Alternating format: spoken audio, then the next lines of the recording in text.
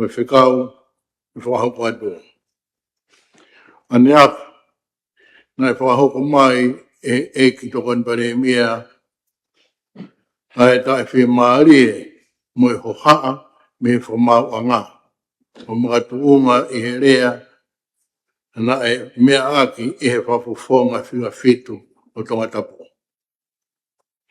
O mea ai whafufonga tonga tapu fitu, i he nolotonga e whemea aki ai komit kakato, i he aho monit taha ni mau sune.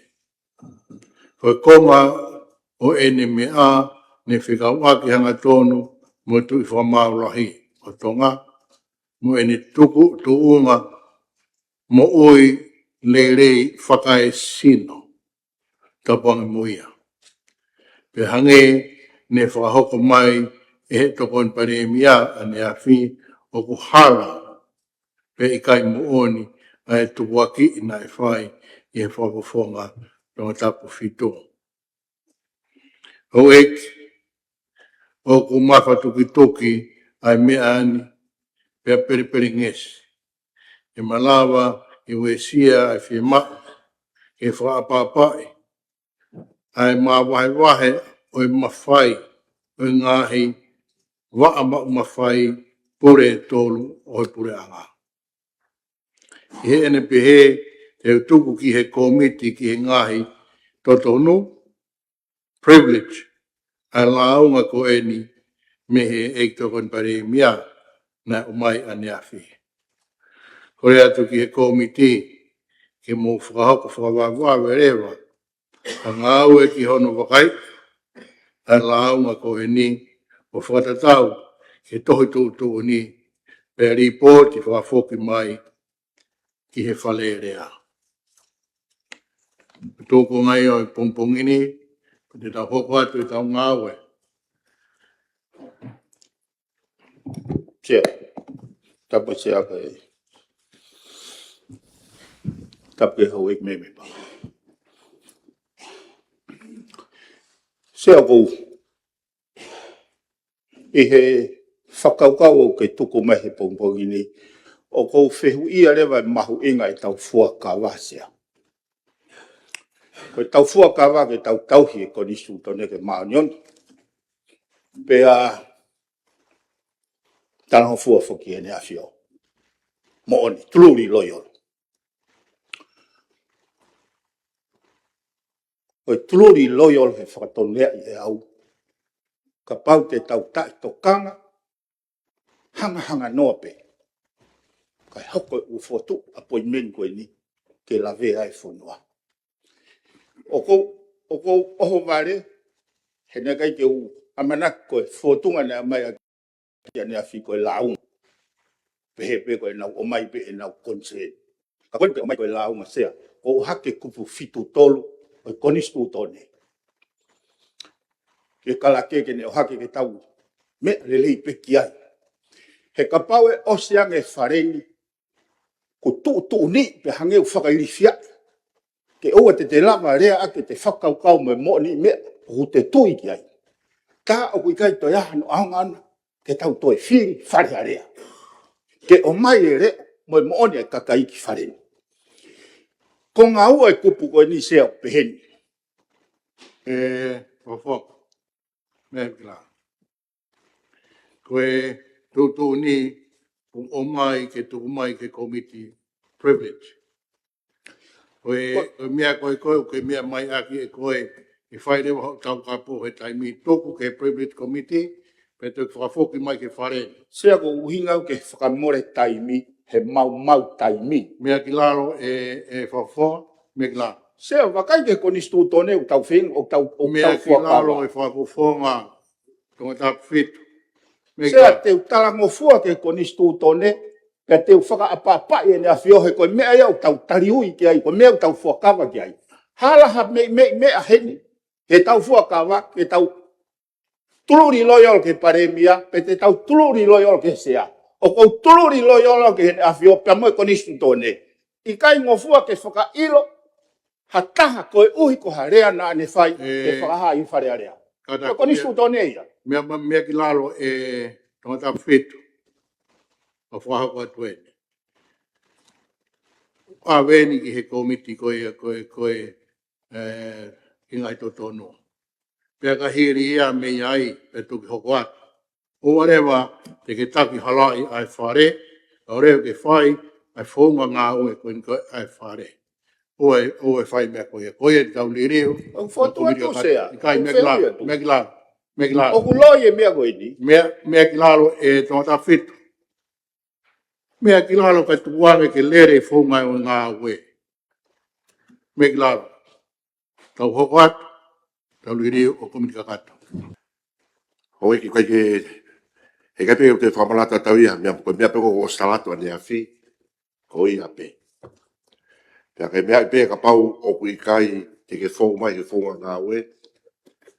Pea ke ki whanongo pe he te upe ati, whawhawhonga, raki, tātou aua, tātou tolu ui o hingoa, pa te o atu rewa hau ki tau tea. Kai ke fu ai hange, tau toi tūtuni. Ai pe ke ki mea ki tua whakamoko, pa ke toki mea mai. Ka tau hoko atu koe ni i he estimeti ai a koe voutie ni ai office pare mia. Tōna fitu. Mea mai. O si o ngō iau. O ngō iau o ku. Hange hono tata ofi mo whakairifia i mautolu. Kai te utoi si ere au e patseti sea. Whatua tau ke tau tari ai patseti. He kohono mōni, koe tau tānoa tatoko ni na was identify au ane afi. Ai mata vai ai costingi ki he palani. Ka koe te haha tau toi mea e whai. Ko pepe tōna fitu ke. Whakamoko. Nai aho ki loto neu pa toki mea mai. Pena ke mea tai loto mai peka neu. Sia. Ti tari mai mai, ki mea whakalau maari e. Kore whakamore at peau ki he whareni. O ware au pito he lalanga mea e kwhenga.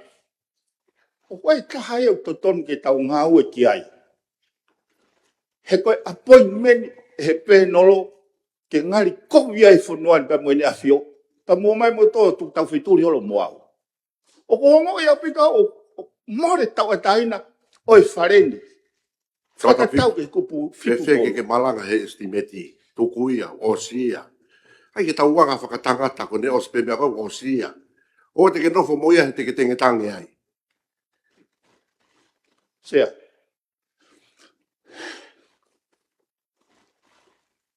Naka ke ulava mohe ane po. Ho haa tu e kwhide eiki. Pehe tō hua ulaunga iau. Ka koho to tonu e hei whareni ke urea. Ke urea whatatau ke he mea mahino kāo.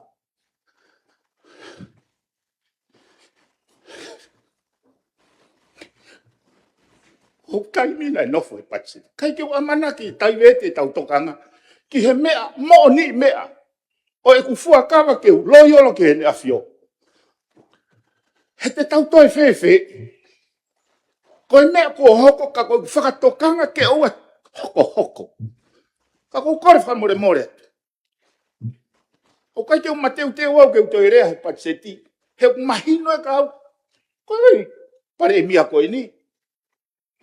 Ko e ku tau ka iwi ke malu e to tonu e tangata. Tau ataina kakai.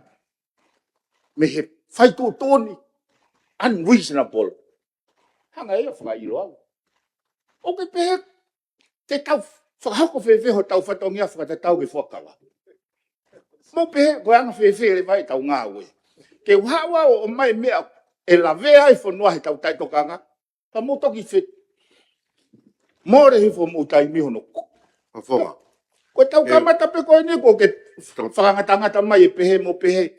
Koe uhinga e wharearea ki tau mai o mai e reo i kakai mo vai tau whakaukau ke mea. Ko haina ne whangata whituna. O kamata pe ane ua pe mai toko whai pe mea koe te ututu ni atu. O si hau whaka. O si ongoe matoko ma utu mamaf. Ko wika peo koe tau estimeti. Ase ni tā ia. Pene mama whako wiko tukuloto e mea koe pa whewhai pa teke peki ai. Sia koe koe tukuloto i koe mene toko hokoni pe. O ke mea i ofisi. Ki whai tuku mahu taimi. O ke mea e whisi e mau atu koe ki whisi. O kua stala mai toko hiwa awhe. I loto o kuei ai wesia ihe mahaki koe na ke mea ke whare. Pea ku whakapapai he society. O kui kai ke ia tāte ni anga tō mea ko ia O kui ke kai ko wesia. poini a kuia e sea. O Ka koe poini a kuia i he tau tae toka ngā. Koe whahinga maha ko ni o pipihi he whāwai mo toto mo he mea keke. O Ke tau mea- whiahui. E malu whewhe ai whare ne a whio mo tau take whanuan pa mo kakai whanuan.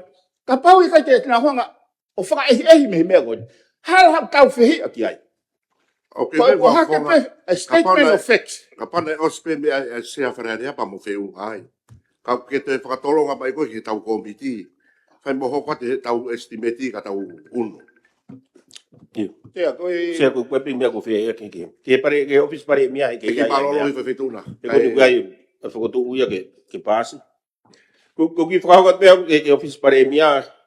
Nai pe ko ki whakamanatu mai mei he koloskula. O pehe na e anga maheni wha iai e se niti na e fōu ki a nau tolu. Whamano a pepe ni mamano whakatau. Pena ui au kai ke toi fōu wangi. Kana whaipe whakahoa ase e minister koe mia mo a manaki. Ko ia o fou me ai ai halanga pa anga ko ia ai mahalo fa alu ai ke OTA mo pe ko na fa hoko mai mahalo ne fa foko to atu ia fa ta mo local fund ki he foket ko ni ko e ka ofisa ko mo pure fa ba ke office pare mia u fa mana to be aku ai mahalo ko fa more na ko tokoni na anga maheni ka ko ki tu mai malo se Whamalot eksea ka Berai, pai ni sake mea. whaimari e koe ni ke whinemoto ane. Koe mao koe whinemoto ane ki he mea mai ke ai whawhonga tau tapurua ki. I he ngahi tau kua hiri.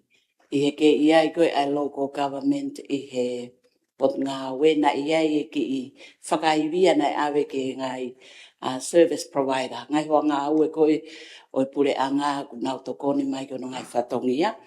Pea ko to'o foke me ia ko ia ma vai me pot ngawe pea ka ke u toi fu mau ma le tok tokoni mai ai e pare mia i he konga ko ia o loto pe sea ke u hoku atu ai pe i he popo ki he pachet mau inga ko ni na e me ake e pare mia pea mo fatongia fili motu ani e kawa tu ko ki task force e tau talanga i ai mahu inga koe o e tau i whai tōko tapu. Pena mea mai pare mia ai supply reduction, pia ku alu e tau toka ngā o kai ke li ake supply reduction, kai alu whakataha o hiki hake pia mo e demand reduction, pia mo e ngahi programa ko ia koe. O kawat foke mau pot ngawe, pa koe ki i waa si tahe pot ngawe, o ku ngawe ia ki he returnees. Peko ki nau tōko whakafok mai me muri.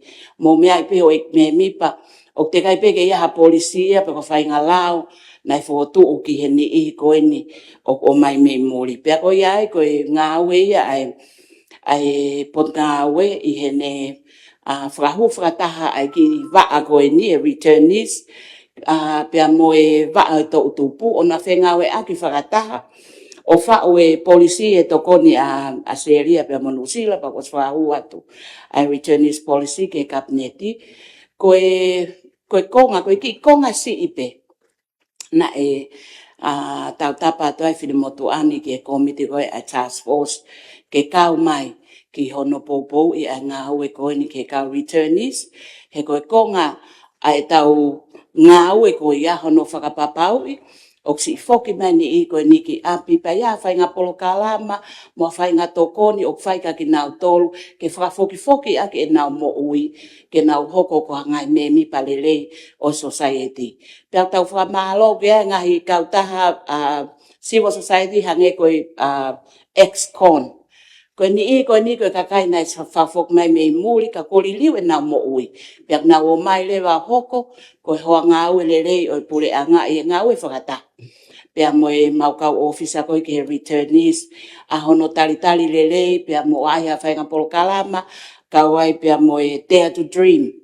ngai CSO ke he ke mau whenga we ake wai ngai whatongia ka ke tau lava whai kai lava he ngai civil society o hoko ho tau hoa ngā aue pak mau ingai ai ki whakaiwia koe ni ke a o ka ki nau tolu. I ono tari ki nau tolu i malae o mai whakahoko e nau ngai training workshop ave ki nau tolu ke nau whakasio ha nau whanki ngā aue mo ngai mea pehe whawhiloa ki nau tolu ke kau officer kolo pe mo kau puli whakawahe i ngai kolo mo society ke whapapau o ku malu ai ngai tau no for society ko ia sea ai fia motu ani ke popo ki he vahe ko ni whahoko ki he tau i whai tōkona tapu ngai new initiative o tuku mai o ku lava o lave si mai a ki konga ke tokoni mai ki he mapot ngawe i he waa koe ki he returnees e ne whengawe aki pia moe ngai civil society me tu a koe ia pe sea malo. Ya mai pare mea. Tape whituna se komi ka katoka o maa ho me mipa e komiti. Ka e whamara ala atu mena e kamata mai e whamaranga ne afi. Me whawhonga tonga tapu ni ma. Pa koe ni toi mui mai tonga tapu uwaki. Ai hano whehu ia o ku to'o he estimate for all koe ni office pare mia e paanga ku ne toko ni mo whai via i u kautaha i kai whapure angasea. Whange koe kora skula. Koe Dare to Dream. Pa mo kautaha ko mo ngai whahafu mo ia. I malanga ne awhise na pe heo ki whawhalharaka nao tau i he patseti koe ni wahe makehe ki whahivea i ngau koe no whapepaki e whai tokon tapu. Ani se ko whemaki whapapai ati he pesi te au whahanoa koe ni estimeti.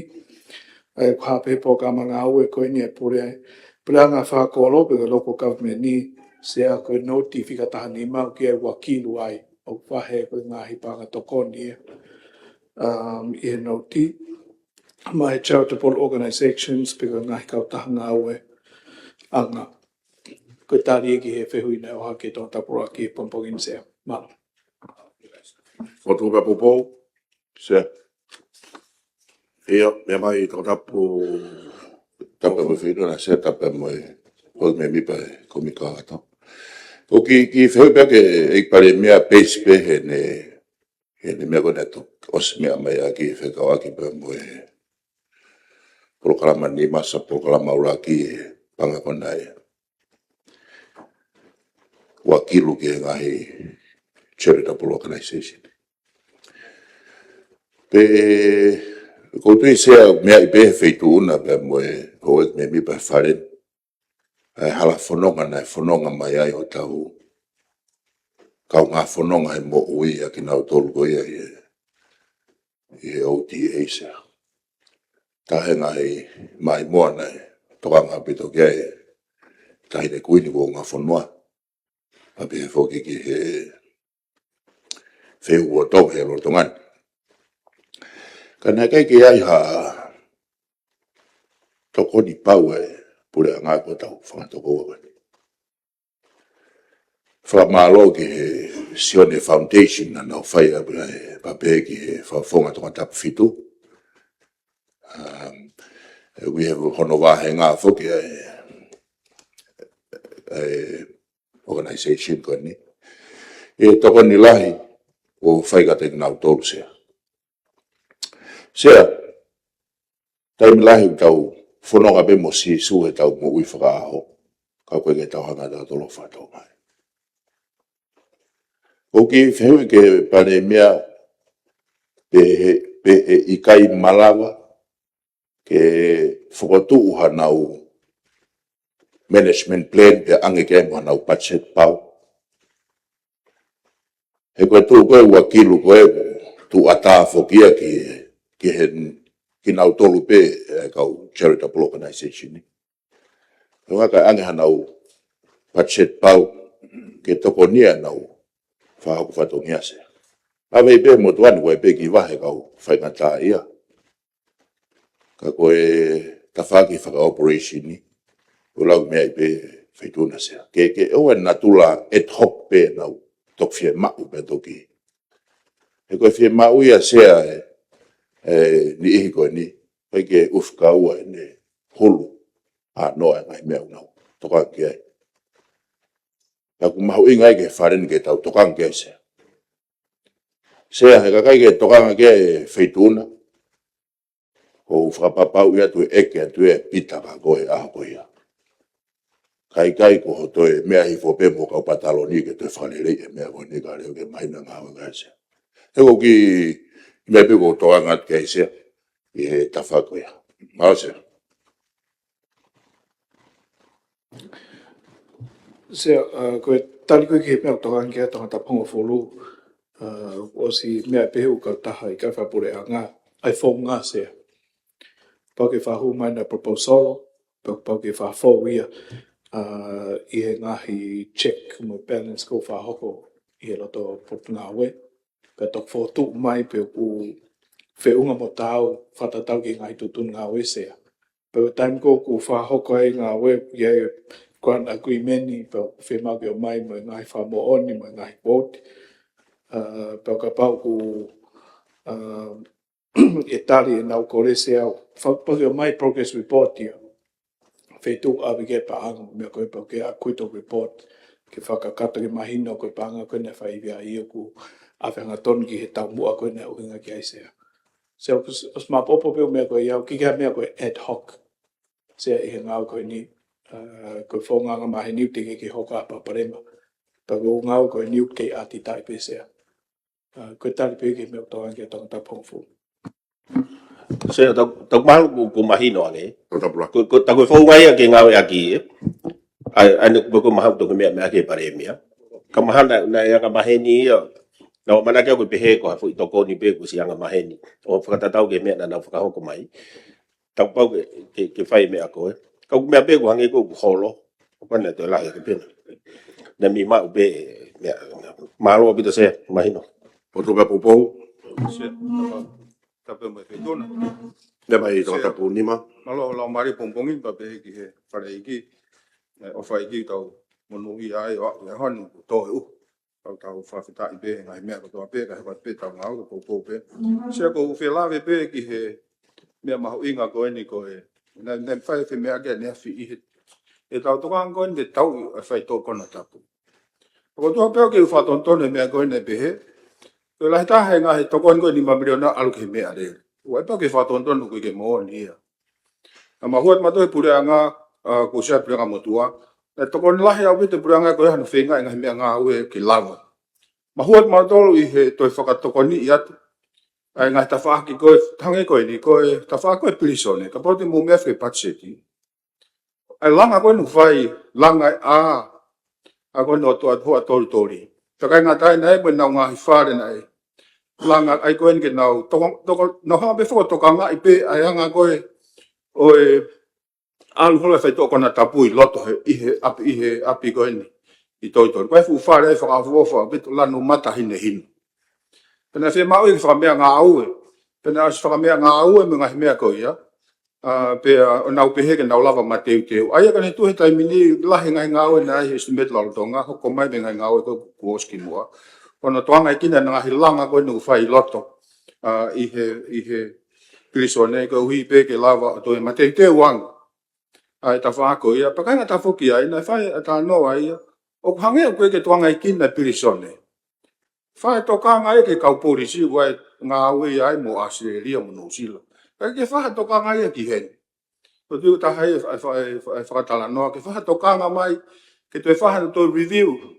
Toko ni mei muri. Ai anga kohon toka ngai kina o aptanga koe o prisone ka popula. Kamata pe me he hu atu mo lere koe loto. He ko tui koe ngahi mea ia tene lava. O mai ngai tau kei koe mo ngahi mea whakahako i muri. O tau whakalaka ke tau ngahi ngā aue.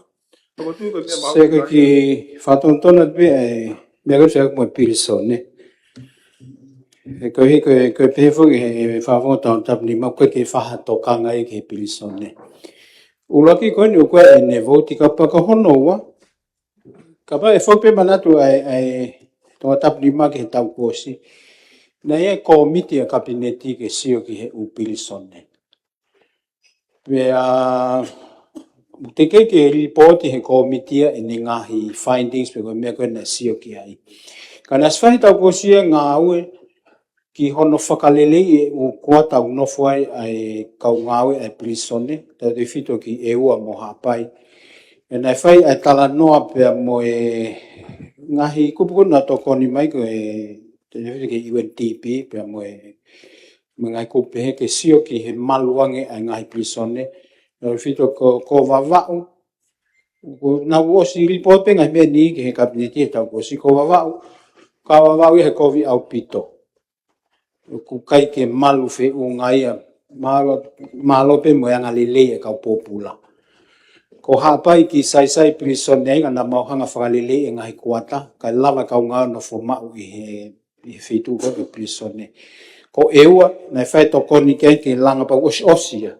Nai whai he moi hono whakalile e ngahi.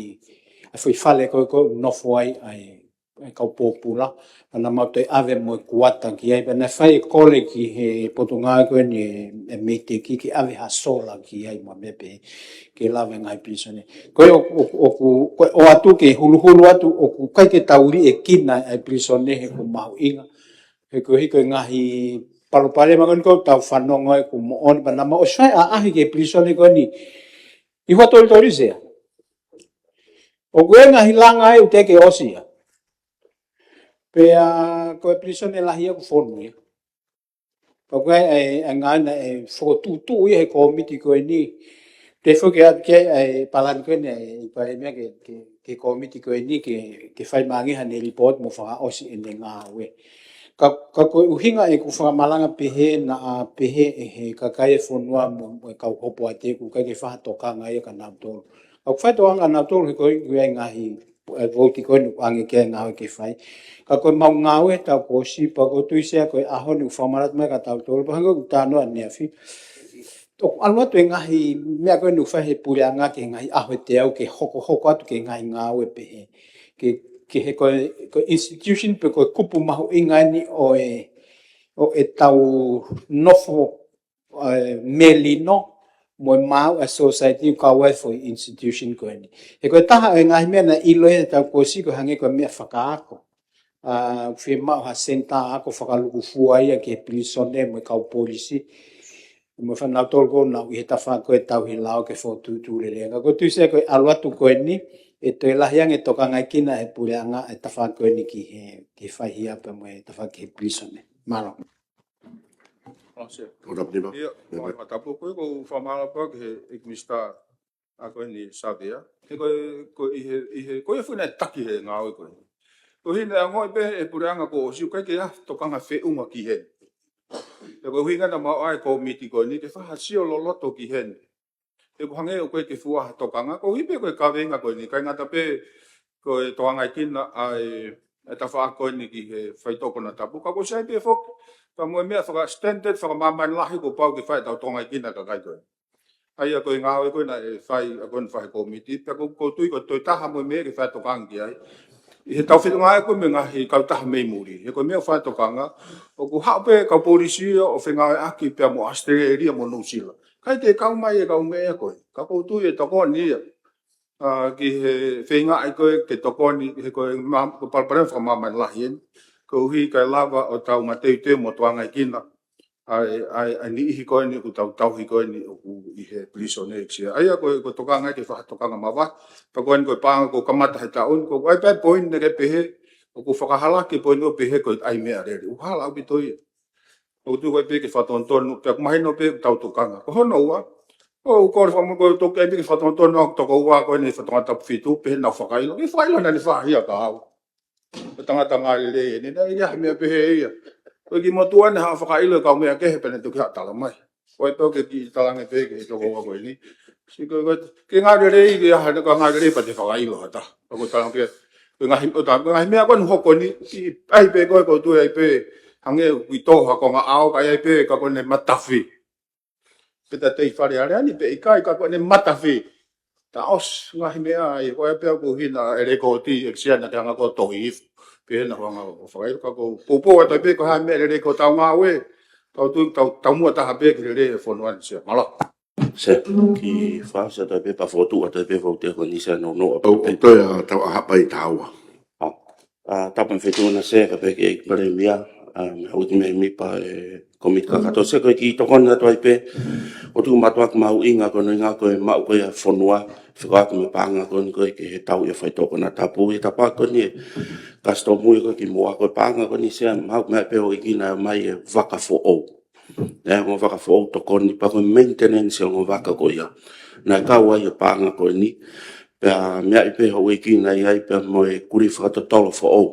Na mai mo ia ke wa kasto mu pe na kono toka nga i ko ya ta whaaki ko ia, nei tō mo ia me whan ko ia exia. Nei eipa mo ngai mea ngā ue nei ota mai, specialized, e pānga ko ni, nei tō muia ko no hinga pesea ko procurement process.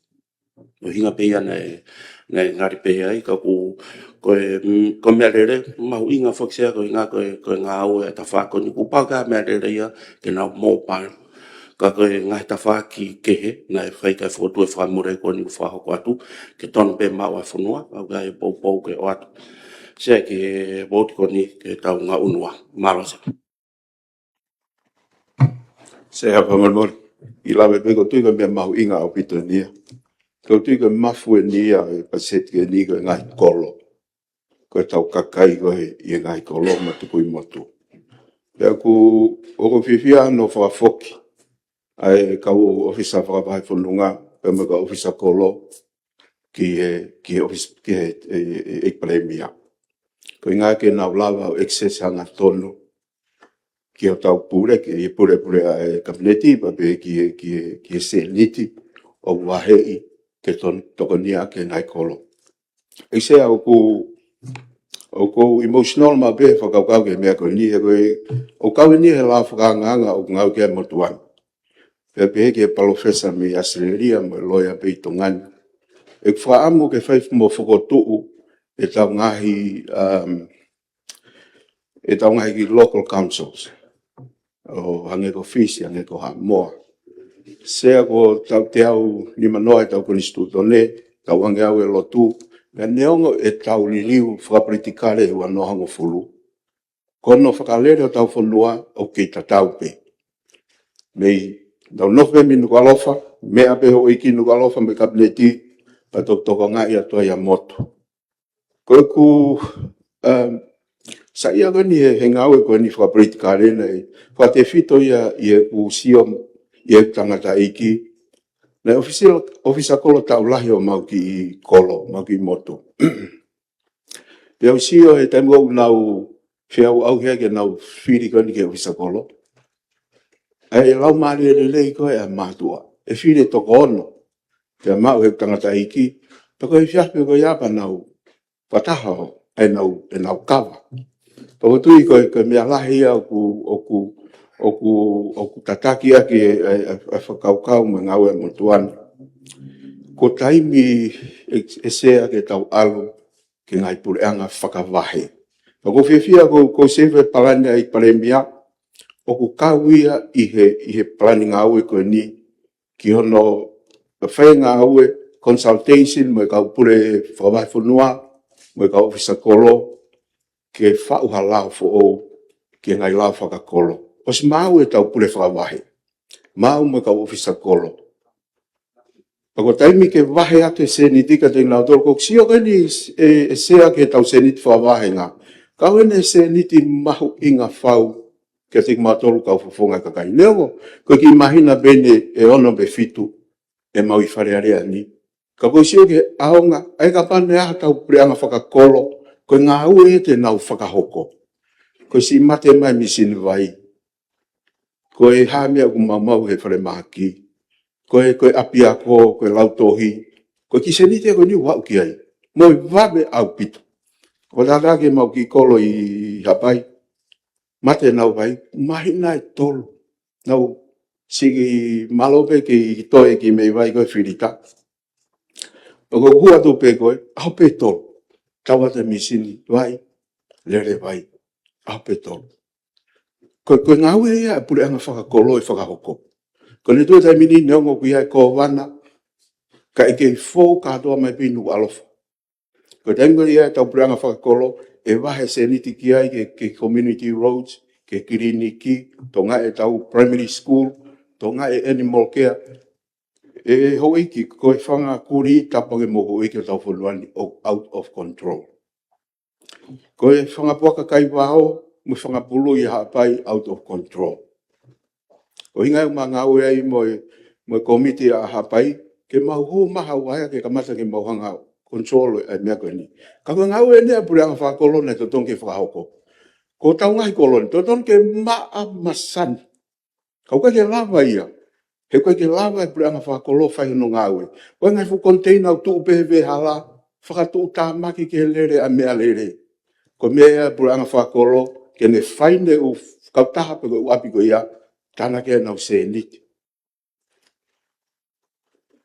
Pako ia sea ko tui koe mafu, o patiseti, a eik pare mea, ko tau kakai, ko tau ngai kolo, ko motu, ko kakawatu ki monga one, ki lofanga, ki matuku, ki ngai kolo I wawa u, te moeongo ni wa, koe mafu ia o tau whanua, koe mafu ia patiseti.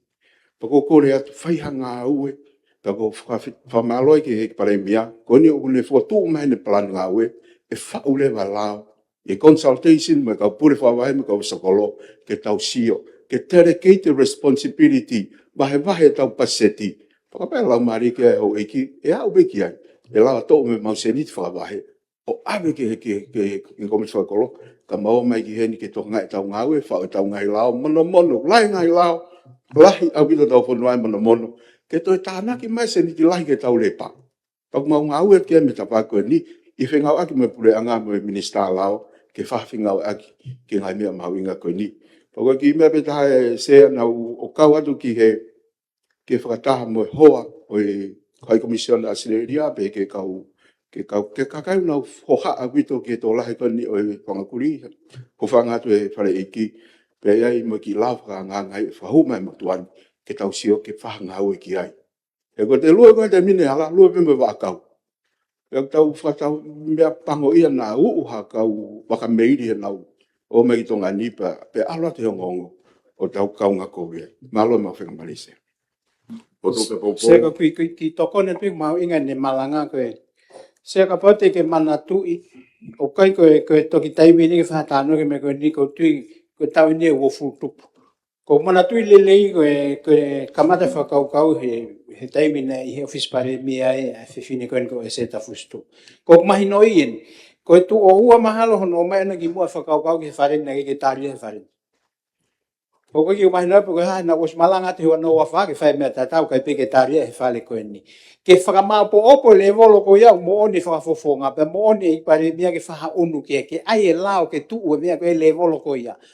Ko tu ko pa ange po ke ange e lau mo fatongia ki he level ko ia he ke fa paki he level ko mo oni fa matala ko ni ko hono wa se ko popo la ni tala no ko ki fanga puaka mo fanga pulu o kai ko ha pa I fa funga ko e ua ka pa o pulu ni mangia we na ko ke ha ke I ha pa o ko tu ko pulu tolu wa fe e now mo vete hol ko ke ilo e tai po ha pure ke fanga pulu ke whana I pe whakailo tō taha ko mea ko e oa te me ka poisi o ngā mahafu I ai. Ko le anu whesarota ma whesarota ko I hano mawhai o nega. Sike tai mau ko he le volo ko ia sea. Ko tau tolu tau wanga tau tolu he pure I pe ko me loto a e mea. Me heni. Kai nofo me ka unga we tahi he o ka gelo po hai nau mea koe whai ka koe whanga pua ka sea koe toi ange ia. Ka pau ke tokanga koe pua ka kaiwa o te au I hapai koe talatu mau tahamano e ewa. E nau mau koe o ku whai ka ko hono whai to o sea koe ni whai mo tau ai e lau whakamapu bagus mea te I pare miau lotonga whai ta. Ai consultation ki ai alu ki he polisi pa hau ki he lau. Ka kau fotua tau e kau whale alea tau tari ha mea pehe kai whakamau po opo e tau le volo koe. Mo nia, koe panga koe nu ave ki whafunga whale alea, ton ke ia le volo koe, ton ke town council, ai ngahi kolo, o ton ke ia mo ko siri o whakafonua. Kai ange ha mawhai I he lau, ka ua whakotuu. Whenua ai tokoni e. Sea, kipe mo ke whai tokoni. Whenua tokoni, ko fuonga tokoni. So ko whainga whakangata e na winka tonga tapu fitu. Lolo tonga whai e mau whakamatala uta mai koe. Le stafonoa. Ka tuku ke o te poini ke osi ko tau I heni ke tau talanoa ke ngai mea lelei ke whanua. Sia e tau mea tau tolu ko Nea spia me pe ia e mai de lao, ke mea ko ia. Pea fe unga, ke toki mea mai moia patok whai ringa fe maki ke pulu mo kosi mo hosi mo mea amuia. Tuan pare mea. I kai ko toka nga usea ko hanga ta ofi mau tolu he mau malanga ko tau palo pale mai Ni sa fonua. Ko mo tolu o tau falala ko toki te mau tuku ko te ngawe ke whai molava. I kai ko tau heni ke tau whanonga ki whakau kau ke tua fia tau pehe ko whakakau kau lelei ko mea ngau lelei tahaya ki langa ha whanua. O kai ko panga wa ngai whanua ula na panga ko ki lawa o whakalele ko kai tau tau he whafonga ha pai ki he ene foi lao ke whaka prepure whaka mea ki tau tau. E tau prea ma whakawahi. Whakakoro. Ko ia ko malanga tuai. Ko pehe fe unga he ku. Ka tau whoki mai mua ki tau estimati, ka tau kokoat. Ko ia ni ko office parliament tau lotonga tala noi pe mo pulang whakakolo ke mahina. Pes fi haya. Ko no lotonga i he screen ni. Pulang whakakolo sa puti programa nima. Sea ki tōna ko pesi ua ko e corporate plan ni ko e office paremia o whakaiki ai e nau ngawe ko ni ke pra whakoro mau inga pito ia whawhimia ke mangu. Ko ia sea he koe vautia ni ai taki o pure anga pa maho inga ke tau talanoa tato ke ngai issue ko ni o kuwhai ke talanoa. Ko e taha whoki o whakatutu ko o tonga whai tai mini kua e kōwana i hapai o kua e kōwana i wawa o hala e ua e kōwana o hala niwa e kōwana. Pa ku whetō aki ai ngāwe e he levolo ko ia. O koe e ngahi mawhai o oangi e he lao ke he kōwana pa koe me ngahi ngāwe o whai e he kōwana o te ke oangi e he lao. I he ngahi potu ngawe ka pau te ke whakaike ke ngahi potu ngawe. Te nau tangata o koe whihulu na ki he levolo ko ia he koe ke whakamahino i he lao ia. Ai ngahi whatongia ko ia. Ko potu ngawe koe motuani o koe whihulu na ki pehe ia. He koe ke tuhu i pau mai he lao ia ai mea utotonu ke iai ai wahe whonua. He koe ke tele ke ipe oangi whakalelei i he lao ia. Ai ngahi whatongia ki hapure anga whakamahenga pehe. Ko whatongia ko e kōwana, o ku kai ke mahino ngofua ia i he tuu koe a lawe ahoni. Ai koe mea uwhenga koe e pare mea ahoni ke whai atu e tala noa mo whatu e ahoni. Ka pau ea hapure anga whakamahenga hangi ko vavau. Koe ha hono whootunga. Koe ha whahinga ngāu tu tonu ke whai he pure anga whawahai. Koe hanga e whatongia o tonu ke tuku ke ai oa to e whai ia mo pure ia tu mi he levolo koe ni o ku tau iai i he levolo i nuku alofa. Ko tonga tapu o ku laha. O whai a si o ki ai pe ko hare e whai ki tonga ko pese te fitu lima nga ngai na nofu i tonga tapu. O ku tauhanga o wahe whewhea tonga tapu ki whahinga levolo ko ia. Ai o koe ke whai ngofua ngā ki ai pe ko mea mahu inga ke tau tala noa ki ai. Pa mahu inga ai tala noa koe ni ato aha pai tahaua ki he mea koe ni. He kua ngahi mo vewe o au pe ki he nofo whaka aho. O hange koe ni tala noa ki paupale mo koe ni o koe ni.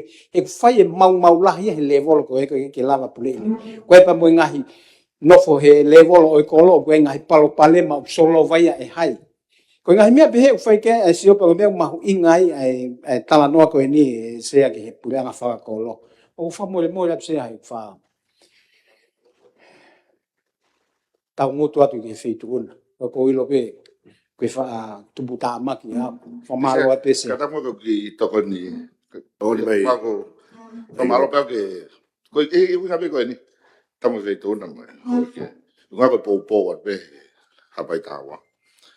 Hanga pe ko e mea ko e ni famalanga ma winga e fila ko.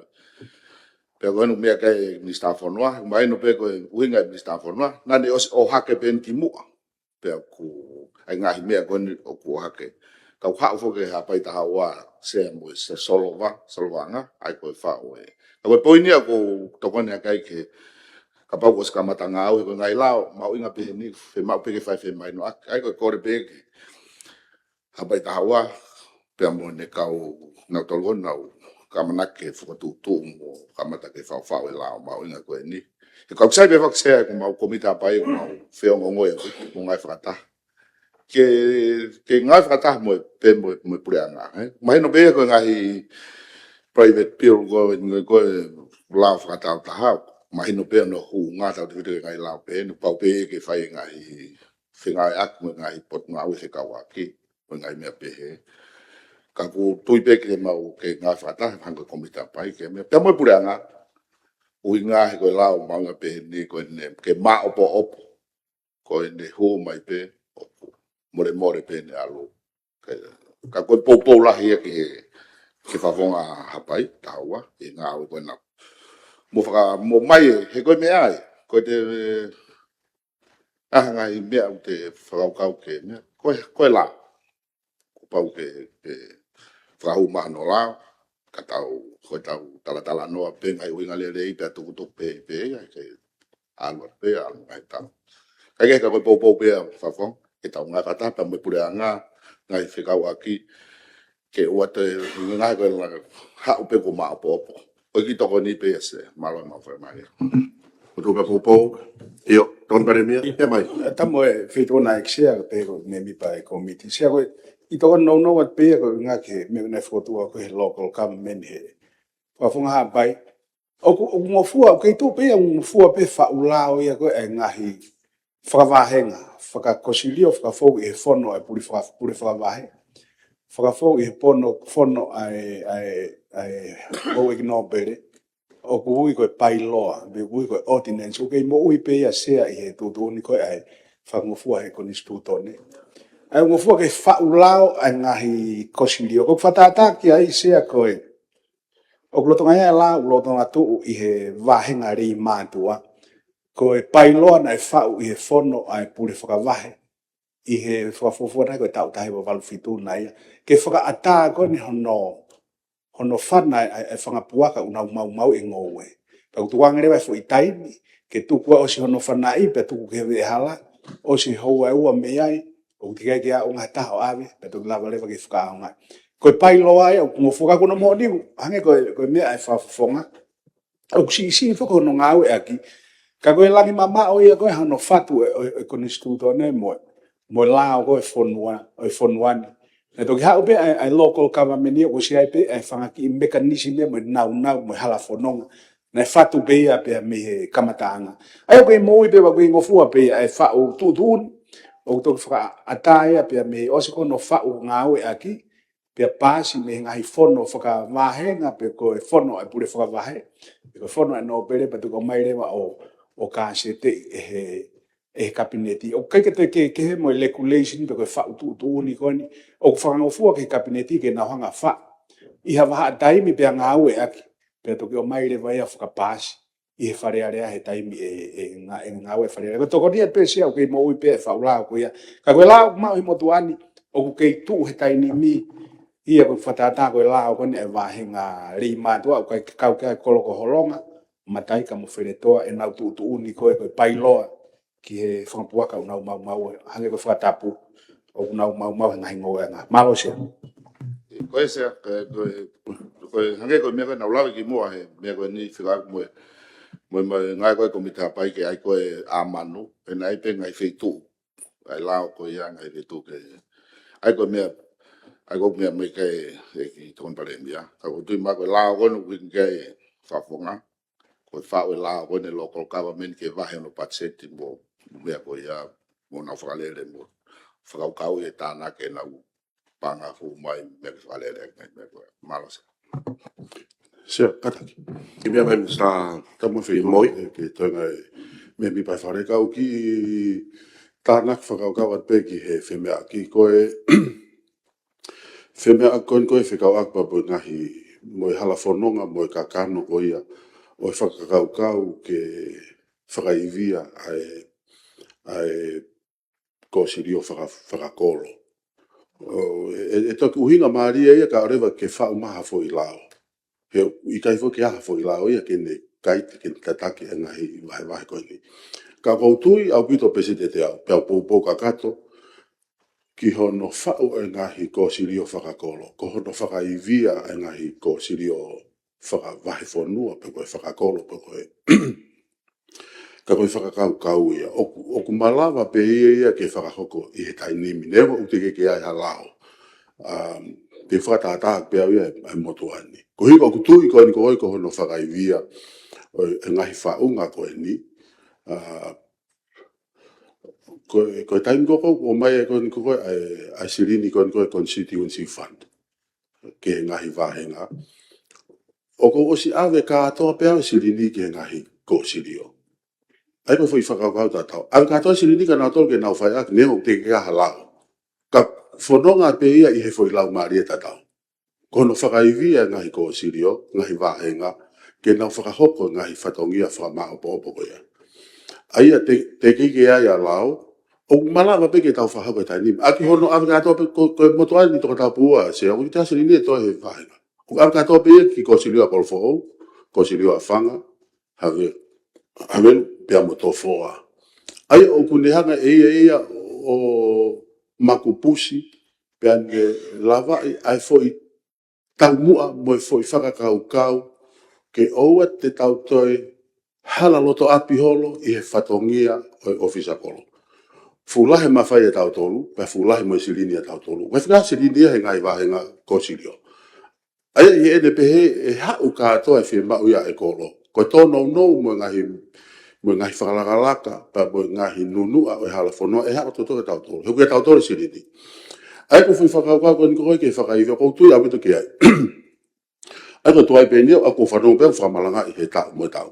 Kau te kewhu ke whai mo maha fo i lao, ke tala noa i ka taulawa o whamaa pop ko tua ke tau whakau ki he kaweinga ko eni, ke tokoni mai e kau ofisa kolo, tokoni mai kau pure whawahe, mo ka kai whanua, ko tau whatongia tau ki o e whanua mo whamaa popo. Ai ngahi langwhara whai konomi ka tau ngahi whetu. Ai ko vai pe ke pongpongi ni sea, o malawa pe, nevo te kei kia hafo i lao. Aki, ko e whonga, ave ka atoa silini ke hene ihi koe ni, ke nau whai whatongia koia, o tau whakaamu, mo tālanga i mo whemea ko e pongpongi ni. Malo. Malo. Ai ria toka, ia mai. Se na ho mai pompongin ko whaamua ko ke no ka whamotari e vauti ko ni tangata whika whitu e office pare miaka o hiku o hake i siu ko nipa whemau ke whamala ala sea. E mau inga ke mau kakato e hoi ki e ngai whamatara ko whenga waki pa mui whotu. Ngā ue kwa he palani ko ni pot ngā ue office pare mia. Pa mui anga koe tu unga koe ai loko government ni tonga ni au ni sea. Ko fie, oape whatata koe ni ke meho i ki tōnga koe lau koe aho ni. Koe whaunga koe ni pure anga, koe pare mia o whirimi whare a rea. Pea koe i he maru koe pare mia, koe kō whānau whiria he pare mia. Pea i lalo koe kō whānau, koe pure whāwahe whiria me he kakai. Pea o kia me ka ofisa kolo o whiria he kakai. Kone tuku ni aho ni ko wana pure whawahe mo ofisa kolo o ke maru e pare mia e whirimi whare a rea. Ai koe halanga i koe tari ui pa mo e whaunga no whiri koe ni. Ai kau taki koe ni tau pehepe koe oftaha e ke loko government e aho ni. Koe mawhai koe ki whao koe ngahi lauhangi koe pailo au i he lau koe pure anga sea. Koe pare mia whoki i he kapne titi na lau whao ngahi policy pa hoko policy koe lau pe ko regulation to whapapau i whare a rea. Kono whawhehona ki koe whaunga koe ia os formalize e pure anga sea pa mahino hangi ko ku whamatala. Pa me loko government ni sea. I loko government ni o kia e no pere moni tofia. I loto he tofia koe no pere o kia pa mo whawhonga whare a rea. No pere tu whaholo whanofo ne awhio. Whawhonga whare a rea whirimi he kakai. I lalo le vai ki ai mo e whenga whahawhi, ai no pere, whawhonga whare a rea, pa mo e pure whawhahe, ai o whirimi he kakai, kau ki he malu e office e pare mia. Pa mo office a kolo, o whirimi he kakai, kau ki he malu e office koe ni pare mia. Pa ma ke mei ai o ka pau whamapo opo he kolo ko ia e nau pule, o whao hako sirio. O ke mo kau me mipa ko sirio mo kau maulakanga. Kono whiri ki nā tolu sea o ke he pehia me he wāhenga ke wāhenga. Aia kono mui i koe ni mawhai sea, ko mawhai koe ke whahoko ha pailoa o i he no pere matofi ase. Ko paanga o ke whawhonga whare ase. Kono whake kehe koe a no kolo me pure anga, I he pore anga o whataha pe mawhai koe ke pāngai office paremia, pa me mawhai koe ke whao pailoa. E ngai tofi ama ke he sea, mawhai ke pailoa no pe. Mawhai ke pānga whao wharea rea. Tu ke pānga koe tu whaat koe ni he grant, koe ni uku haat, koe ni he pokam whikanima koe office paremia sea. Ai koe whaamu ke whatata hai, ai tō ke he koe mawhai mo mapānga ke institutionalize sea, ke whakalao. Ke mahino iai ai sino whakalao hangi koe kosirio ke standardize sea. Ko hiko ne tuko ne taimini koe kosirio no kotoa pe o whau heu. Ko lo o ke malmaluia ai lao koe ke kosirio ke sitita i he pot ngau koe ni e tonga paimia sea. Ka kono malohi anga hono whamawahe pa mo pot tatau ke mahino koe sino koe ngāwe e tau os mea pe ka whawhonga o ke ngahi sino me ngai whaunga o ngau lele i na wahenga. Ke tau to e lele ko ia o apply ia ke tatau mo pot tatau ai loko ka meni. Ko uhi ko ngahi tutun ngāwe ke tatau me he kolo ke kolo. Ka oa i kain ngā pangapanga maari e sea. Ke o atu e whatata ko ni sea o ke pai loa i hapai. Peka aki pa mo e awhonua sea. O tutuni ia. Whakalao. Ke tāno kotoa peu ni whakawa awhonua pau ke ne tāpuni. Pea o ka pau e mau tō taha kena ne hanga whakawa awhonua pa ne mau i tutuni koe ke tāpuni awhonua. O mo uai ko tima ko e pai loa o ngata pe mo uai pa ngai wanoa pe hongo fui. Se talo no whao e pai loa tiki ke hike ai ngahi mo ua ko kiri whaki a tau ne mau i ha pai loa.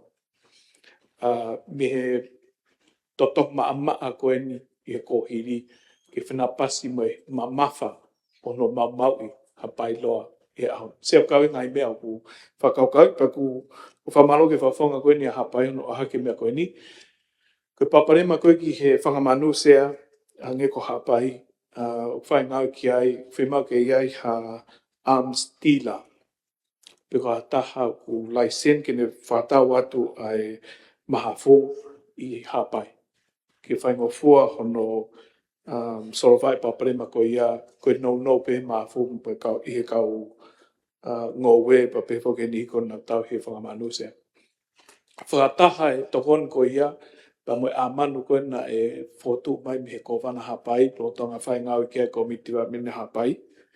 O kia e palani hapai ke mauhanga o tokoni mo whaivia e kau ngau e whanua, aki hono pure i lele i a whangamanu, kawai whangapulu, whapuaka, pa pefo ki he whankuri koe na ku takaholo i he hala o tuwha mo veveo, ki he kau tawhi kaulahi, muna o ngahi hoa, pefo ki ke ni iko na tokanga ki he whaman koe ia sea. Koe whaman ala pe whakau aki pa mo mea koe ni, te ke whauhalao sea, koe pa ngau e tai mini ke whai whata anoa pa mo kau stakeholder, ai koe kau ni iko na loto ngau e loko ka meni, pe hefo ke kau whisako, me kau pure whakawahi. Pea tok mātu o ngai a hono whauha policy ke tok whahu mai pure angahala. Malo sea fotua. O tu papopou. Malo. Whika malu e. Pot ngai pānga ai. Tawatap nima, mea mai. O sea, malo e. Kapi hui ko mika katoa sea koe. Koe lahi taha whoki, ai pānga koe ni ke tau ngahi. Toka ngai kina koe ni he nunu a koe o hiki a lolo kui he potu ngai koe ni. Ai a kui he pānga e ua nima koe ni hiwa tau pepe ua anu. Ai lahi koe ni o pānga kui he hot koe ni tapau pehe ki he totongi no. Hiki a fuke hiwa koe ni wha miliona he tau kahau. E koe hiki lahi e. Koe hi he tau kahau, ko te o nak mai me mai tau koe. Ka koe, maha koe whanki mea pe, ko eke pe. Ako potu ngai pene taha uai ne mea lere fo, ua kilo. Ka tau potu ngai ke hatahi hane mea lere fo, eke pe koe. Ka te haa koe mea lere ni ngai mea. Filipina nga me re to po nga ko ta fo pang lo tonga. Ka ko fa tonga pe ku pe ke te ha me re ha po tonga ko tu po tonga ko ni ko e ke pe ko. Hoi la he nga me re. Hange tau lau fang ku ri mo me re. Ene la. Ka ko e ko ngre pe ki ai ka ko tu ko fe hu I ko ni ki Ai ve whawhanga na ko mea koe ke tau fōfu ene tem koe ne ka whawhanga na koe. Ai ke umea lere kona whakawahenga fō e. Mahe ka whitu. Ta mau se ke tau le se ke tupa tu ke taria tu ke afi la o ma. Sea, koe patseti ko me kia tonga tapni ma ua kilo koe ke mea rere.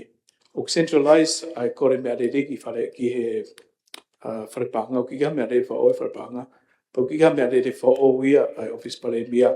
Koe patseti koe ni o ko whakatonu ki he kore koe mea rere wha o. Ai koe lahi taha ki he whare area ma ka whawhonga sea.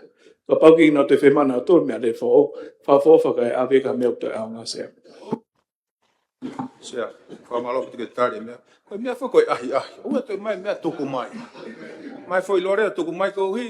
Ro tonga pe lahi a mea. Ko tu koe ngahi ai la koe ni ngahi. Wahenga ka toki. Mea ko peha ko whare paanga. Ko kore whare paanga. Ua te mai ha mea pehe. Awe ka whispare koe. Whare area ka pau koe whare area. Awe ka pau koe mahino. Ko hi kai ua te motu e tuku koe whai. Pe whokia pe aure pe wasi I whare paanga pe mo whispare mea. Ai wha asi koe ngahi mea. Ka pau ko hinga ko whispare whare area. Ora ke hiki o awe ki whare area ka toki whaha tala ngai. Pe ko fe ai mea koe ni.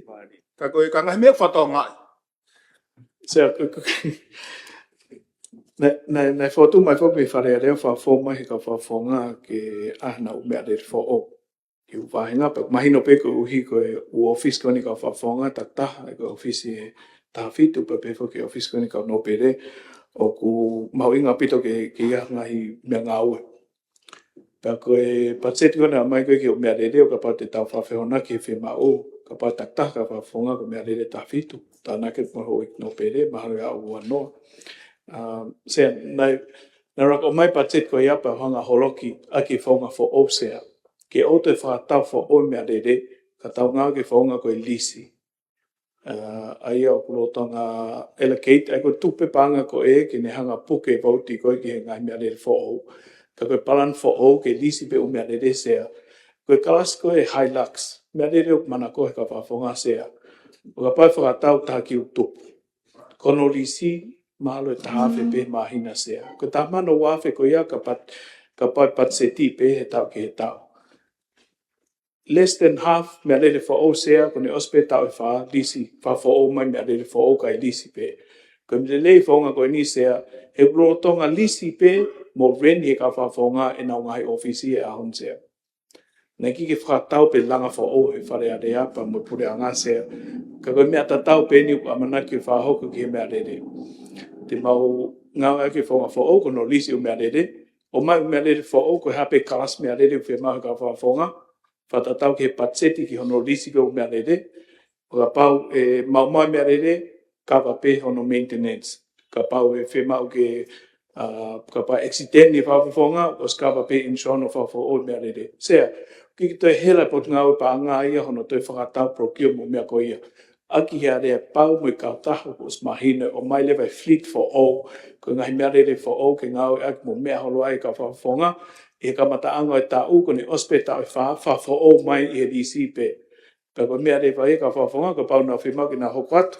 Ki nau mea atu ki kautaha nā lava mau whakatau maa ngahi mea rere kona nau ngau. Ki funga he DC koni whaivia he patseti koni wat me putinga paanga. Sea, o tatau pen mo ngahi mea koe na mau hanga whahoko ki ono malu I mo ui koe ni hoi whawhonga. E kohiri na fuakakato pe pure anga. O au e mo ua totong whare mahaki sea o vai taha miliona ki ni he ka whawhonga whare area. Sea, koe mea koe ia ka pana e tōpeha ki panga sisi o totongi aki e nau insure. Fua ka katohi insua e ngai whamore ko ia. Ka kua tau wako me ko hiri seo ki tau fōe halanga ko ia. Nai whotu ai insua ki kau whawhonga whare area, pepo ki kau mawhapure hanga. Pei aho ni, ko whakau kau tatau pe ki toi poto, smart, hono spendi tau paanga, o te tau toto whakatau mea who'ou, o ka pau ki tau lava afford sea. Ye whaunga ku toe lele yange ahon se kono lisi, pako uhinga ku toa e paanga, koe ua kilu sea, koe mea lele pe ua. Ka te tau lava o whapaanga ki mea lele lahi angi he ua, ua pau te tau lisi, pau te whapatopota angi ki paanga mo iwi pore anga se. Koe tonga ni atpe ka pau na tali lei pe whafonga tonga tapuni, ma koe ki whaunga wha koe ni, te nau fia koe ngai o ato mo mea lele wha hili anko ia, whafo o whakatau whapeo whatatau ki lisi ma re pau se. Malo, pare mea toa. Ia malo ke tari ka koe tango koe mea lere ke kau whafofonga. Ka koe kore te mo toi wakai e risi. Koe kos koe o e risi. Mo ki wakai ke matai whika koe ia. Koe te whakawhiona koe me whakatau mai. O taimi lafi sa angi pe whakatau mai. Koe te ke mo ki wakai matai whika. O koe koe risi koe mea ka mo wakai ko have set interest mo ngai mea koe ia. O koe pe whakawakai ki ia wharepang. It's very tricky one. Ai mea koe ia. Ko to tuko tu peke mo wakai ke he whangi whika koe ni. O ku kai ko mea foga o peke mo wakai peke mahino o ku na panga mari e pe ngai feriri wa koe ni. I he whika koe ni. Ko tu pe koe ni koe mea rere en. A ko tu hanga pen koe mea ki he ke malui na tau ai foke malui koe ni ka hoko ha whatu tama ki na tau whakatau e polisi me ngai ka taha mei muri. Ka koe ni ko tau kamate tau whapangalo tonga tau mai pe ia o tau hi pe tau tol. E mei koe whakilo i heni ko wharepaanga o sangi mei o pe taha miliona he tau. Ka pau te tau lau pe tola tau pe hongo fulu miliona fusili nea ko ia. Tena lava pe ia o tau hiki tau tau. Ka koe tu e ngahi mea pe he. Sai whakakaureka muto e whakai i pe. E matai whika. E ko hi e ko taimlahi ko te tahau pe whangai pisisio mai nau mea. Tal mai ai e mo ai e. Ko taimo e te sia whai matai whika ke he ia. Ko tu ko tu mahu inga pe ai whatoa ngā oi ko ia. Ke ngai mea ko ia se. Ka ko haa koe ki he ke tau tokoni ki he lolo ko tahawalu miliona whok. Ko kore pe e mistapanga e ka mata ka awhe e tau mea koe ni. Ne pe whoki se ni te tolu nima mai koe se ne fi. Ne pe ka mata i saa noari. I ko haa ngai mo uau ke i hau. E ka mata a pongi pe ko awhe. Ko hika whai mo ai pe ke mea he whonua. Pe ka mata ni awhe he koutui o kusai pe whoke whahenga e a koe si he te au. Nau lo tonga malu nau tonga tokonia pe nau tolu ia i he ripe ha mai o tonga whahe taimini o koutui e aunga ia ko hike ngahi patset whaka whamiri ko ka mata whukene i siulai i taha patset i hao ki whamiri patset whihe hu mai whihe hu atu he ose konferenisi ko tui ka ngahi mea tokonia ke patset ko ngahi whamiri i he whanonga ko ni se tamu e kai ngatai pe fi na pe whaka whotu atu ke tau waka a koe na toi mea ai mi koe walu miliona pa mua mea koe lutai ka tuka te pe ke he feituna ai ngai whakaukau ko whi mea koe ala sai ke whanua ku atpe ngai whakau ko tui a koe whi mea koe o ku lelei. Koe taha pe whoki e mea wakai koe ni he walu po ne 5 miliona ngā ue make he ke toi whai me toki mea kai e kimi stapa anfa me more tui ngahi mea koe wahe kai ko tui wai ngahi mea ai na lawa ke tau sio kai pe aha no whahe ngai tau te whito pe whoki ke he tau patseti whi amo kaki ku tau no pauna ke tau no e mea ko tau no tau 5 miliona o tau ki tokanga pe i ngahi mea koe ni ko hiko tau whakapoto na ai pe hangai mea i la koe ni ku tau wakai pe koe ni koe ko kamata e whai ai area pao koe na Amerika pe mo Iran i he tuange kai ata e hau halanga waka koe ki he lolo tau lot pe mo whakaam pe ki lava le te rei hiko pao i lava ia magos pe hangai mahin si ko kamata ke toi whoki mai ai ola le rei ko ia ke tau lolo pa ko tui pe whoki rewa tau tolu ni me nofo pe e tuunga o ku tauanga mahen mo ia unonga pe ai vai tahi te tau whanonga toi i he tau ka hau. He mahalo koe me ko soe pe ki wharepaanga overtime.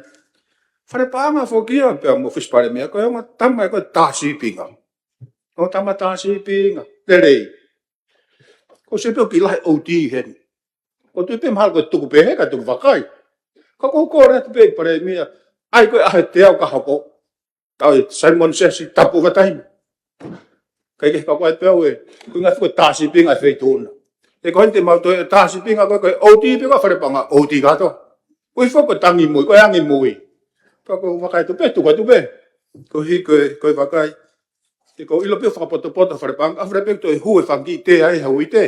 hu mai fangi te ka ke ka ko whakatokanga pia ko hi ko whatongai o kamata ke toi asi mai fangi mea ko ia ka ko tahasi pinga pia mo ngai mea ko ia ka ko whanonga tuken he vai tahi koin ka koin ko whakailonga mai e ngahi mea le rei me ata kai to te whito ki he lolo po hange te tau amanak le rei pe i he ngahi mea ka ke ko ki whakahoa pia ki hen ko tau no pe mahi no pe to ku kaki hiwa po ne family ona fu o wala e hulu ko i tau ka o la e ko le fu ne to os ta ko no fela la tau te whito no sei na tau whapanga wa tau noa tau ta ka ko ne osona ko ia e mea ke hei ko tui tau tokanga pe fo kia ke ka hau ko tokoni ko fai mai pangia mamani mo ATP o ku kei o mai pe ko tokoni crime o tui ko ne matafe tu pe mea ko mahate tau tu whakafoki tau to pese te ni manoa no pese te ni manoa pe ko tau wakai pe kia ko tui ko mea whakawhiawhia ni e mahina mea hoko i he lolo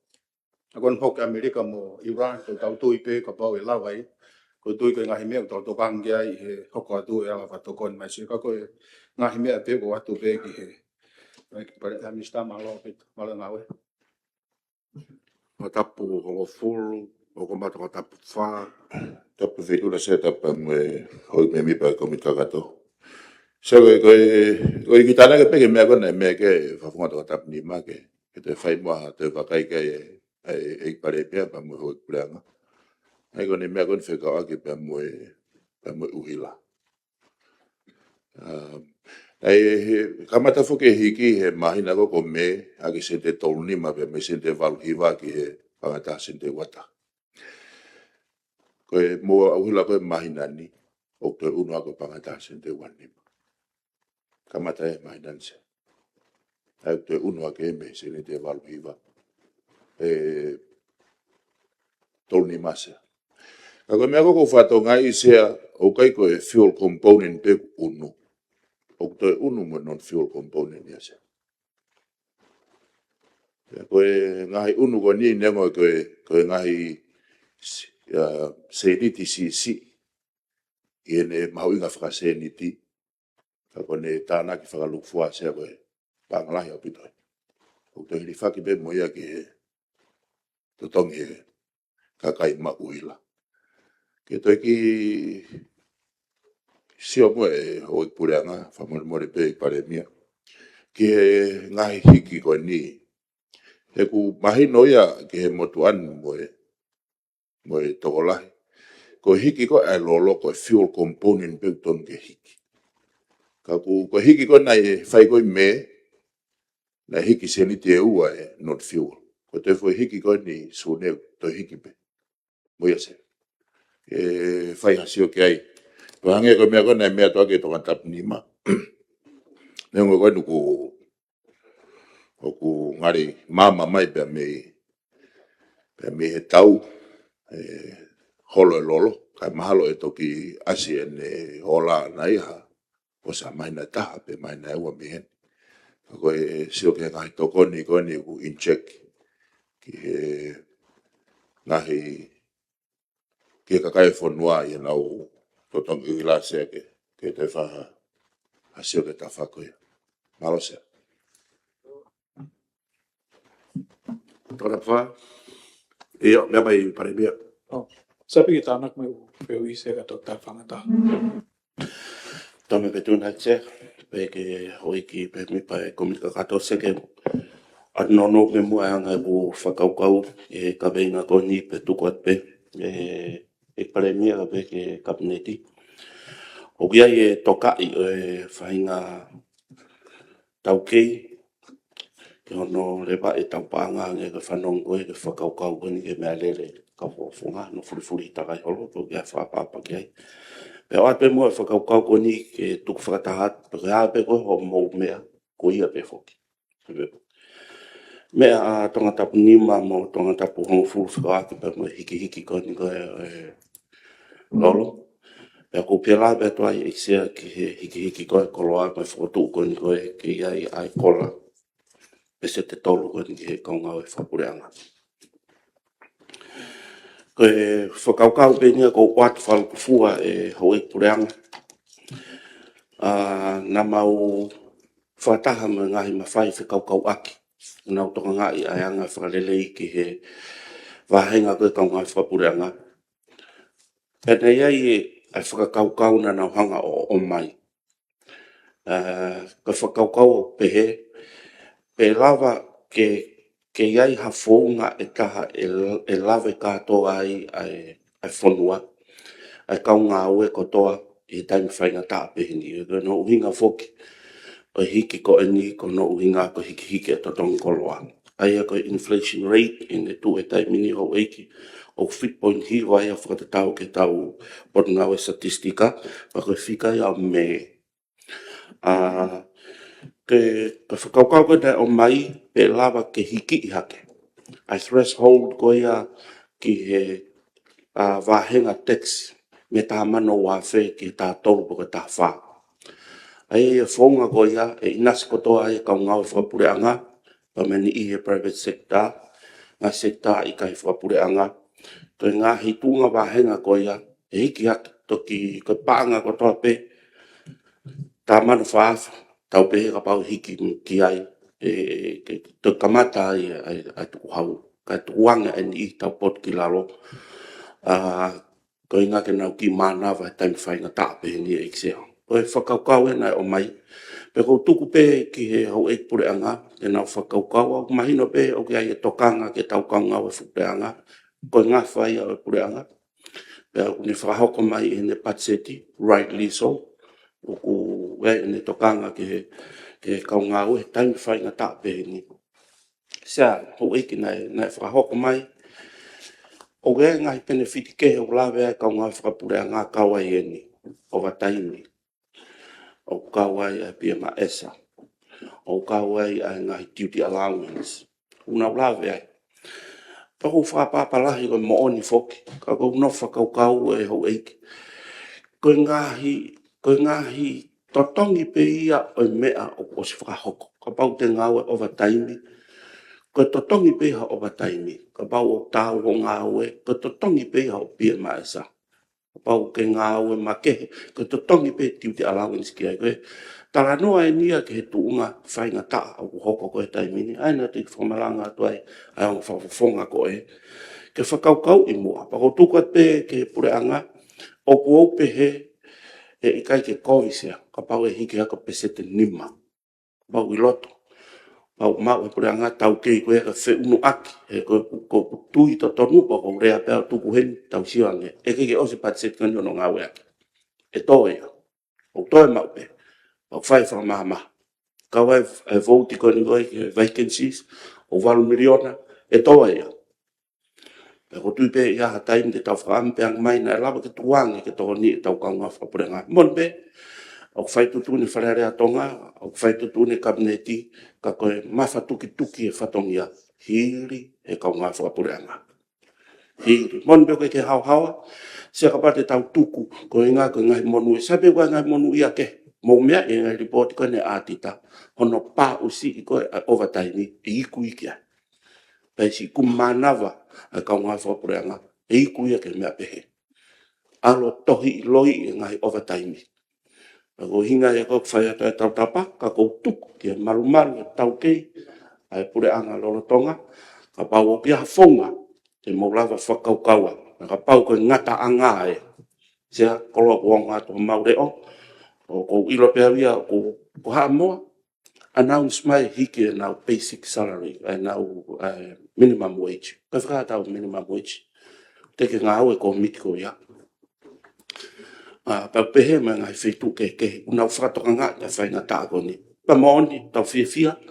Kono uhinga koe ongongo rerei o mai koe i he wā o Amerika mo Iran. Ka kono koe whaiarea koe ka pate mo mea i ho eiki. Koe whakaata pe ia a straight homus ke lava lere lo. Koe hokato a rea ia ke nau whaatom koe Irani. O osi ompe tau ke ia ai whauto uta. E mātua whainga taa pe lava ke toi hoko hamea. Ai koe uhinga ia ke sio ke kahau o ke pau. Pa koe tau whaampe ke rei taha ka te tau whika ke he tuunga whatu tāma. Koe anga ia whakaukau o atu. Ke tau hanga moa maru e tau kaunga whapureanga. Pa ko tukat peau ko ngā ko mautoro mau mea. e fohe te mo mea i ange pe ai tukunga totonu e tau tukunga whakapanga ka koe anga e whakaukau ma o atu whakalukufua pe. E sea, o whamaloa te mautainga. Arabi. O tō pe poupou? Malo. Ka hoko atu e? Tapi se ka tari atu mena tō anke ka whawhonga. Whamarat ki ka whawhonga pa mo e komiti ki ono tari e whauti koe ne ofisi panga. Se koe pesi whika teo nima hiwana o hake ai he whawhonga tō tapu nima. Ai tokanga ki he panga tokoni koe ni he special projects panga makei a i he 1.5 miliona. Se kono whai ki iki mea koe ni koe taha miliona me iai koe panga anga mahen pe iok wahi ki contingency.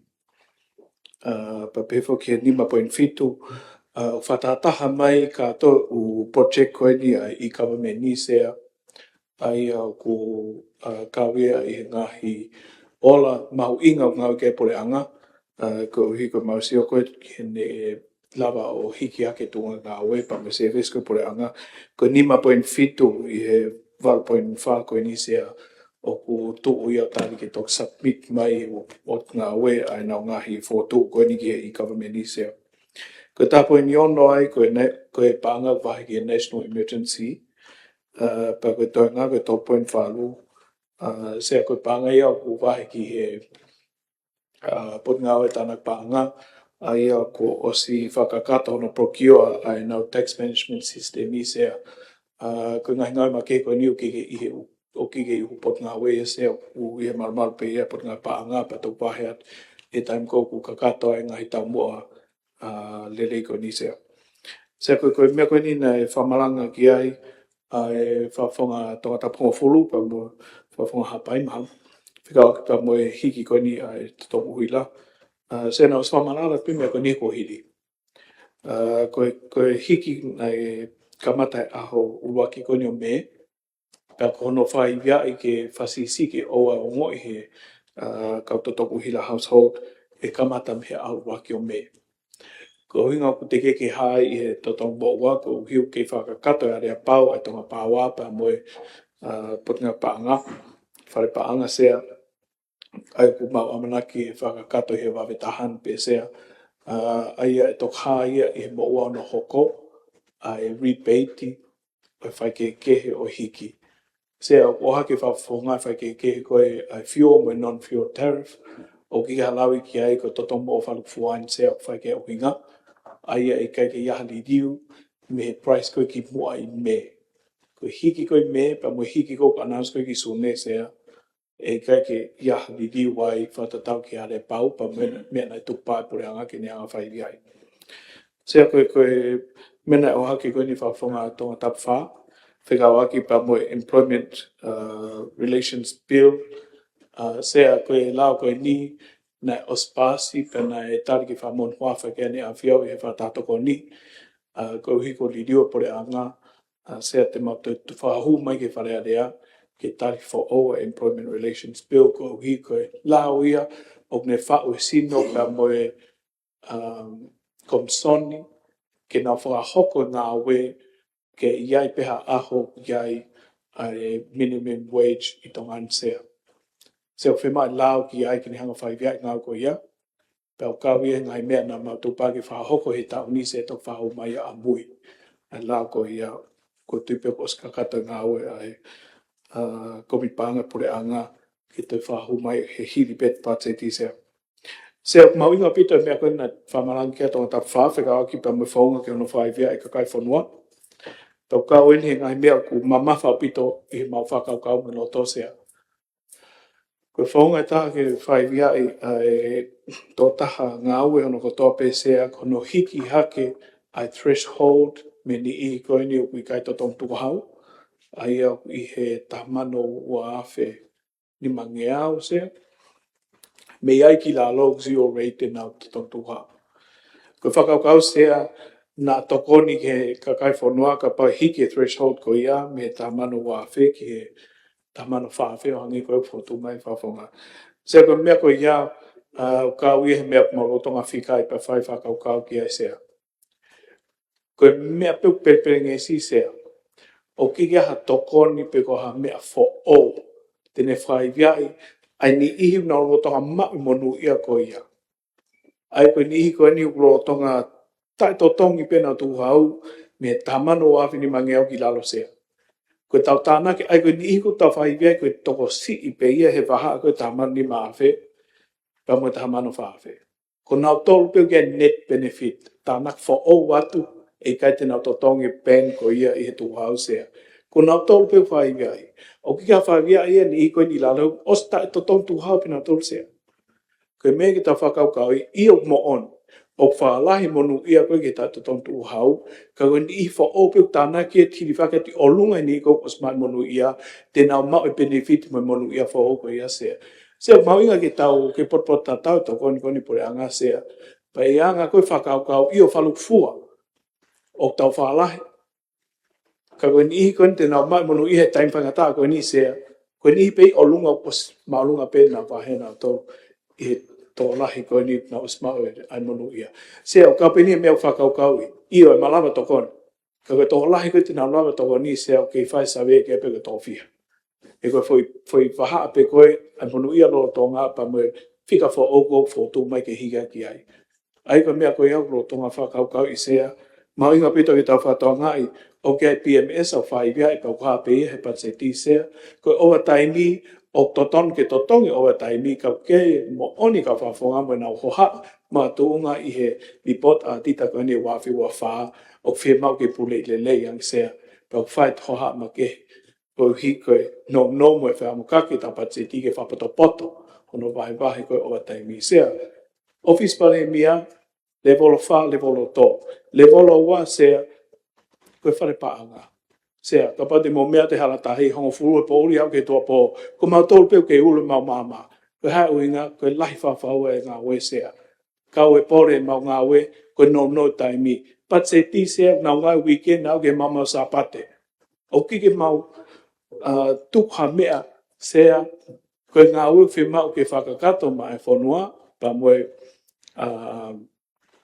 pa moe schedule, mo time ngā ue a whare rea sea, o kike mau toe lava o ngā ue tai totongi, o tai whakalau whi mau ke totongi o ka taimi. Pa pehefo ke ngai whi mau viviri koni na e whamalanga ke ko hiri, whikawa ki pa moe kau nesi, pa moe kau toke tā, o whatonga i mea ko hake kau whafonga sea whikawa pa moe o ka taimi, ka kono purei lelei, ke tau fua tau i he ripot a tita ki he tau wafi wa nima wao no sea ke tau toksio ki ai. Sea koe PMS au kau peke whahoko e pa urotonga whai via. Koe kola hangi koe mea mai ki a tonga tap wha, e tu urotonga au pese te tō. O maos whikai ka pa hiki me he pese te toro pese te nima, e ofia ki he CPI pe koe inflation e taimini, sea ku laka he nima ku a wia fitu. Ka koe fitu koe ia sea, o te ke ha mahino mai ai ola, ai subsidy.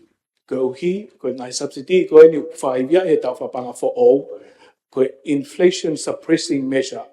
Koe tau whamo uia ai economy, koe tau o mai a oxygen ke mo ui lorotonga e taim whangataa, kai malawa ke tau hoko atu e taim ko ku whoki mai a economy, pa mahino e ola koe na ai tau.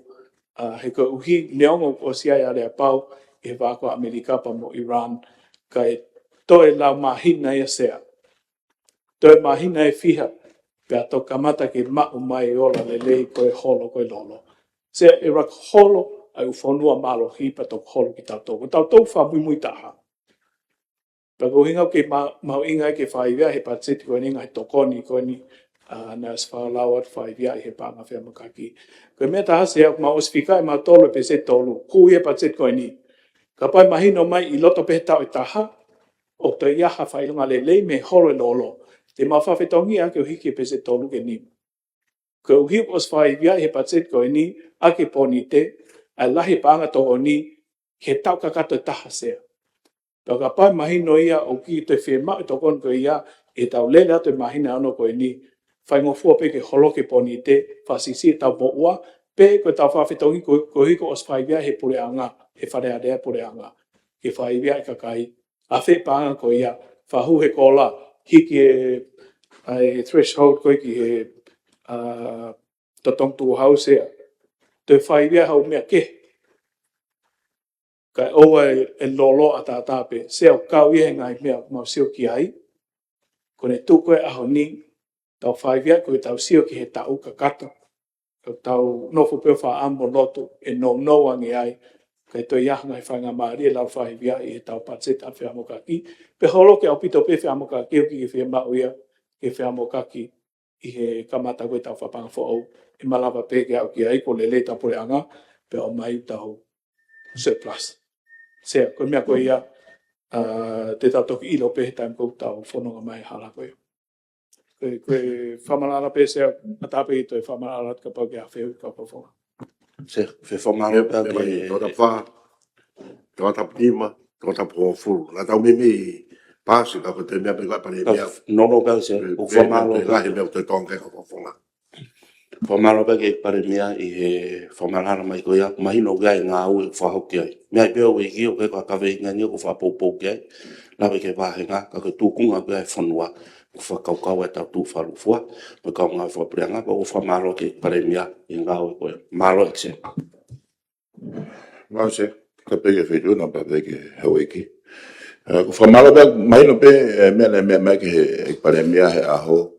I he taimi koe e toki kamatai e hono whakaivia mo tokonia ka ma uhila. E toki to'o ia me nau mua uhila koe he ngahi mahina ka hoko mai. Ka peke toki whamalala mahina keke fu mahino ka te au ne mea ne toki mea mai aki. Whikawaki pia moe ale a pau. Peko e uinga nei e whituna i pare mea ki ale a pau pia moe tipi e lahe ke hiki e non-fuel component, ka pau ka anga e ku mau.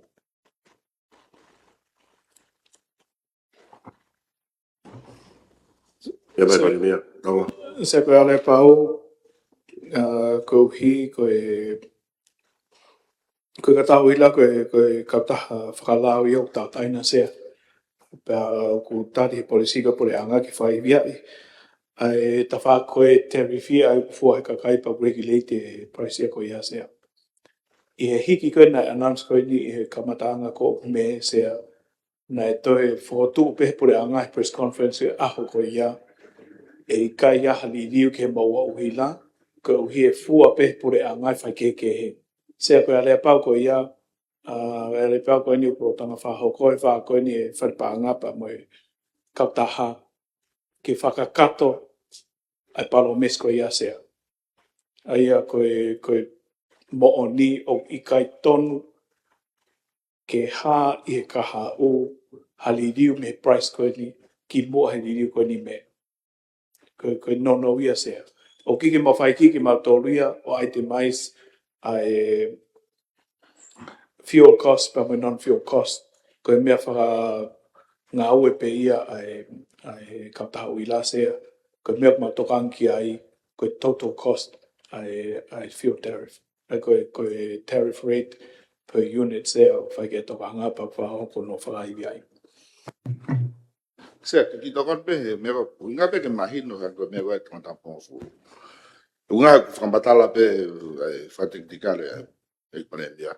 Ka ko mea ko mahino ka jara ko mea anga ko mea e pandemia. Na se ni te valhiwa pe hiki atu ga ala ko pangata sinde wata ke unique. Ka to announce pe pate ui life hiki pe se te u ain ko kha he to mo e tai mini o to ala ka me taha wa ne. Ai ko mai no me mea pare mea ana o to palo mes pe ai te na kama ka to pe e fo hiko ya ai mahino ko ne mau pe are pa mo mea e to fok pe ui la se te valu. Malo ko ne mahino ya. Mal. Tia. Ki lave mo. Adu mo ki statistic. Adu mo ki statistic ke tau sio ke tupunga to tonu ko ni tau tunga te mini e. Tano te fito ke lolo.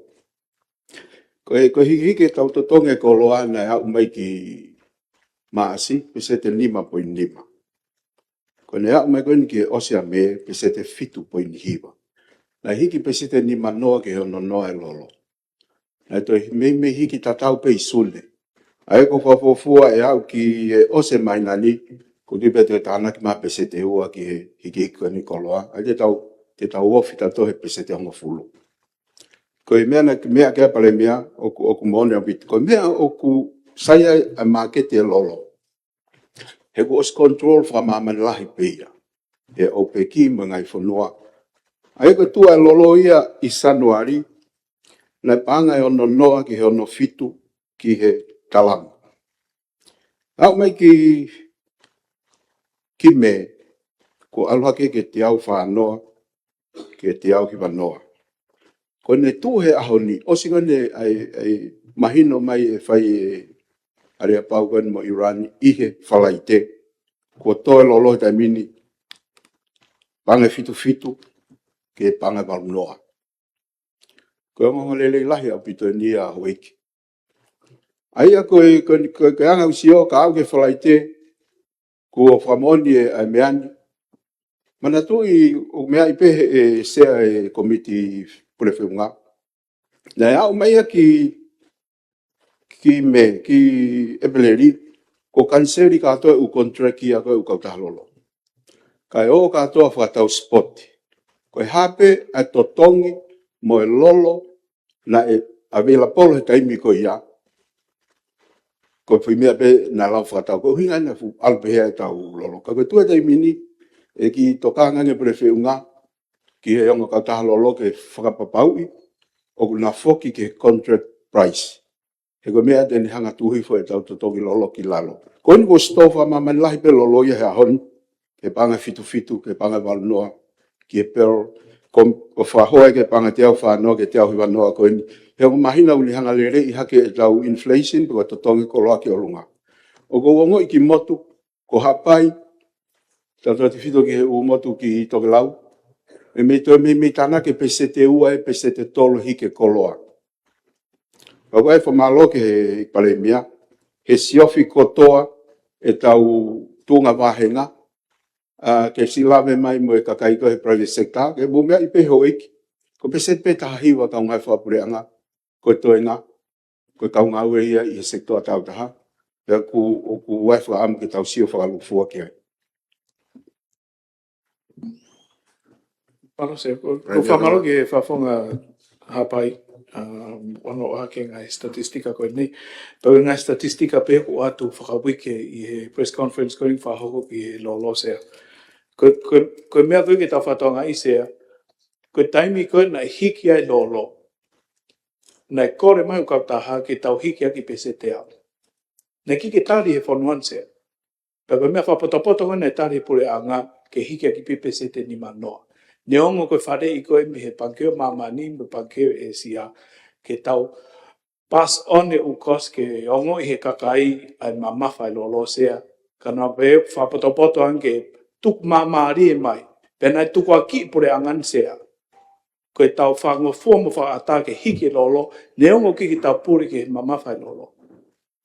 Sai, kau ia hono cushion ai ngahi pe au kula ko kau koe mi tō pure anga sea, na tau tari ke hiki ake pese ti manoa. Aho pe ko ia, fua tau he wike taha, holo e te man ake pese te wanoa. Mea maari e pena ki tau tari ka kato hiki ke pese ni manoa sea. Na tau ke pese te au na tau tari pe hiki ake pese ni manoa. Wanoa ka pau na tau hanga tari ke hiki ake pese te au e shoke ma ke ti sea. Tau whawhufua atu he exponential ki ke wanoa pepa whanoa. Malo e holo ti mana ake pese ni manoa. Koe mea e na mau regulate ai o tari ke hiki ake pese ni manoa ke cushion e blow ka oa e tuka kato mai pese te au na e whima u kau tahalolo. Sea, aho niu ke whainonga lele. Ne ongo e holo ai totongi sea. Pau e taim koe siofi e koe hono holo ki, e ki ke holo aki pese te au. Ka pana tau hiki aki pese te au, te tau holo aki pese te au. E toi cushion pe hono holo ki sea, aki pese ni mano. Ai koe mea ko hinga ki ai, ne ongo ke whailonga lelei, ta toksia pa koe haini loa sea, koe hi koe no transmit mai u saving, mo u benefit for o koe ni sea, e lau mahi na e pa tok tuuta mai tongan sea. Koe ai pe koe hi ke oa e takhalai, o pehe, o ke whailonga lele ahon, te tau mau a pompom, ika, te ke osi taim pangata sea.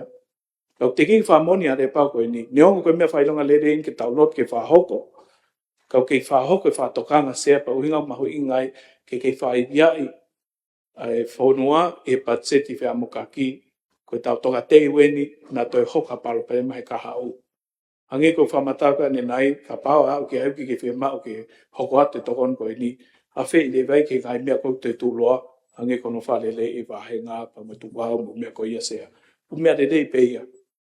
Ka koe tari koe ki he mea kou ku toka mai ki ai whawhonga hapai. Ko whale le wahenga koe ki he usek tātau taha. Pure mā ke tisea. Ko hinga o amanake ke whaho mai lao. Tau whamalohi o iai ha whariki. Ke tau hiki whariki ke iai ha tuunga to tonu mo mā lohi whiunga. Mai kai toinga kai whanua. He pure pe pure anga ki pure anga. Ke toinga koe usek tātau taha ki tau whaho mai lao. Ai ko Employment Relations Bill whaho mai ambuisea. Malo. Sea no ki. Bawa pe kau ki hokat pe. Ko hamu pe ke e pare mea ko ke ka hala ia e whare mai whanua ko at pe ko e mea to tonu hoko. I historical data me mea hoko e ami. Kana mi alat pe ke support ene malanga. He ko mea ko ni he ke hoko wawe me ki tonga ni ke tau pule. Mana mahina e ono. Pe toki tau sio ki impact koni ai. Mea ko whamalola hio ke se agone komiti pule whiunga. Ene whaka uta lelei. Ki he ngāwe koni ki hono control o totongi ai lolo ai ko minister ia pa ngāwe whewhakatau aki mo ilo fo'o. Ko whiurea whoki o totongi tau ngāwe ke tai mini ai ilo fo'o pa totongi tau ngāwe au ngāki. Ka kono mo ni, o mo ni apito mea ia mea kia e pare mea. He kai ke hoko ia he mahina i ua, mahina tolu, mahina wha.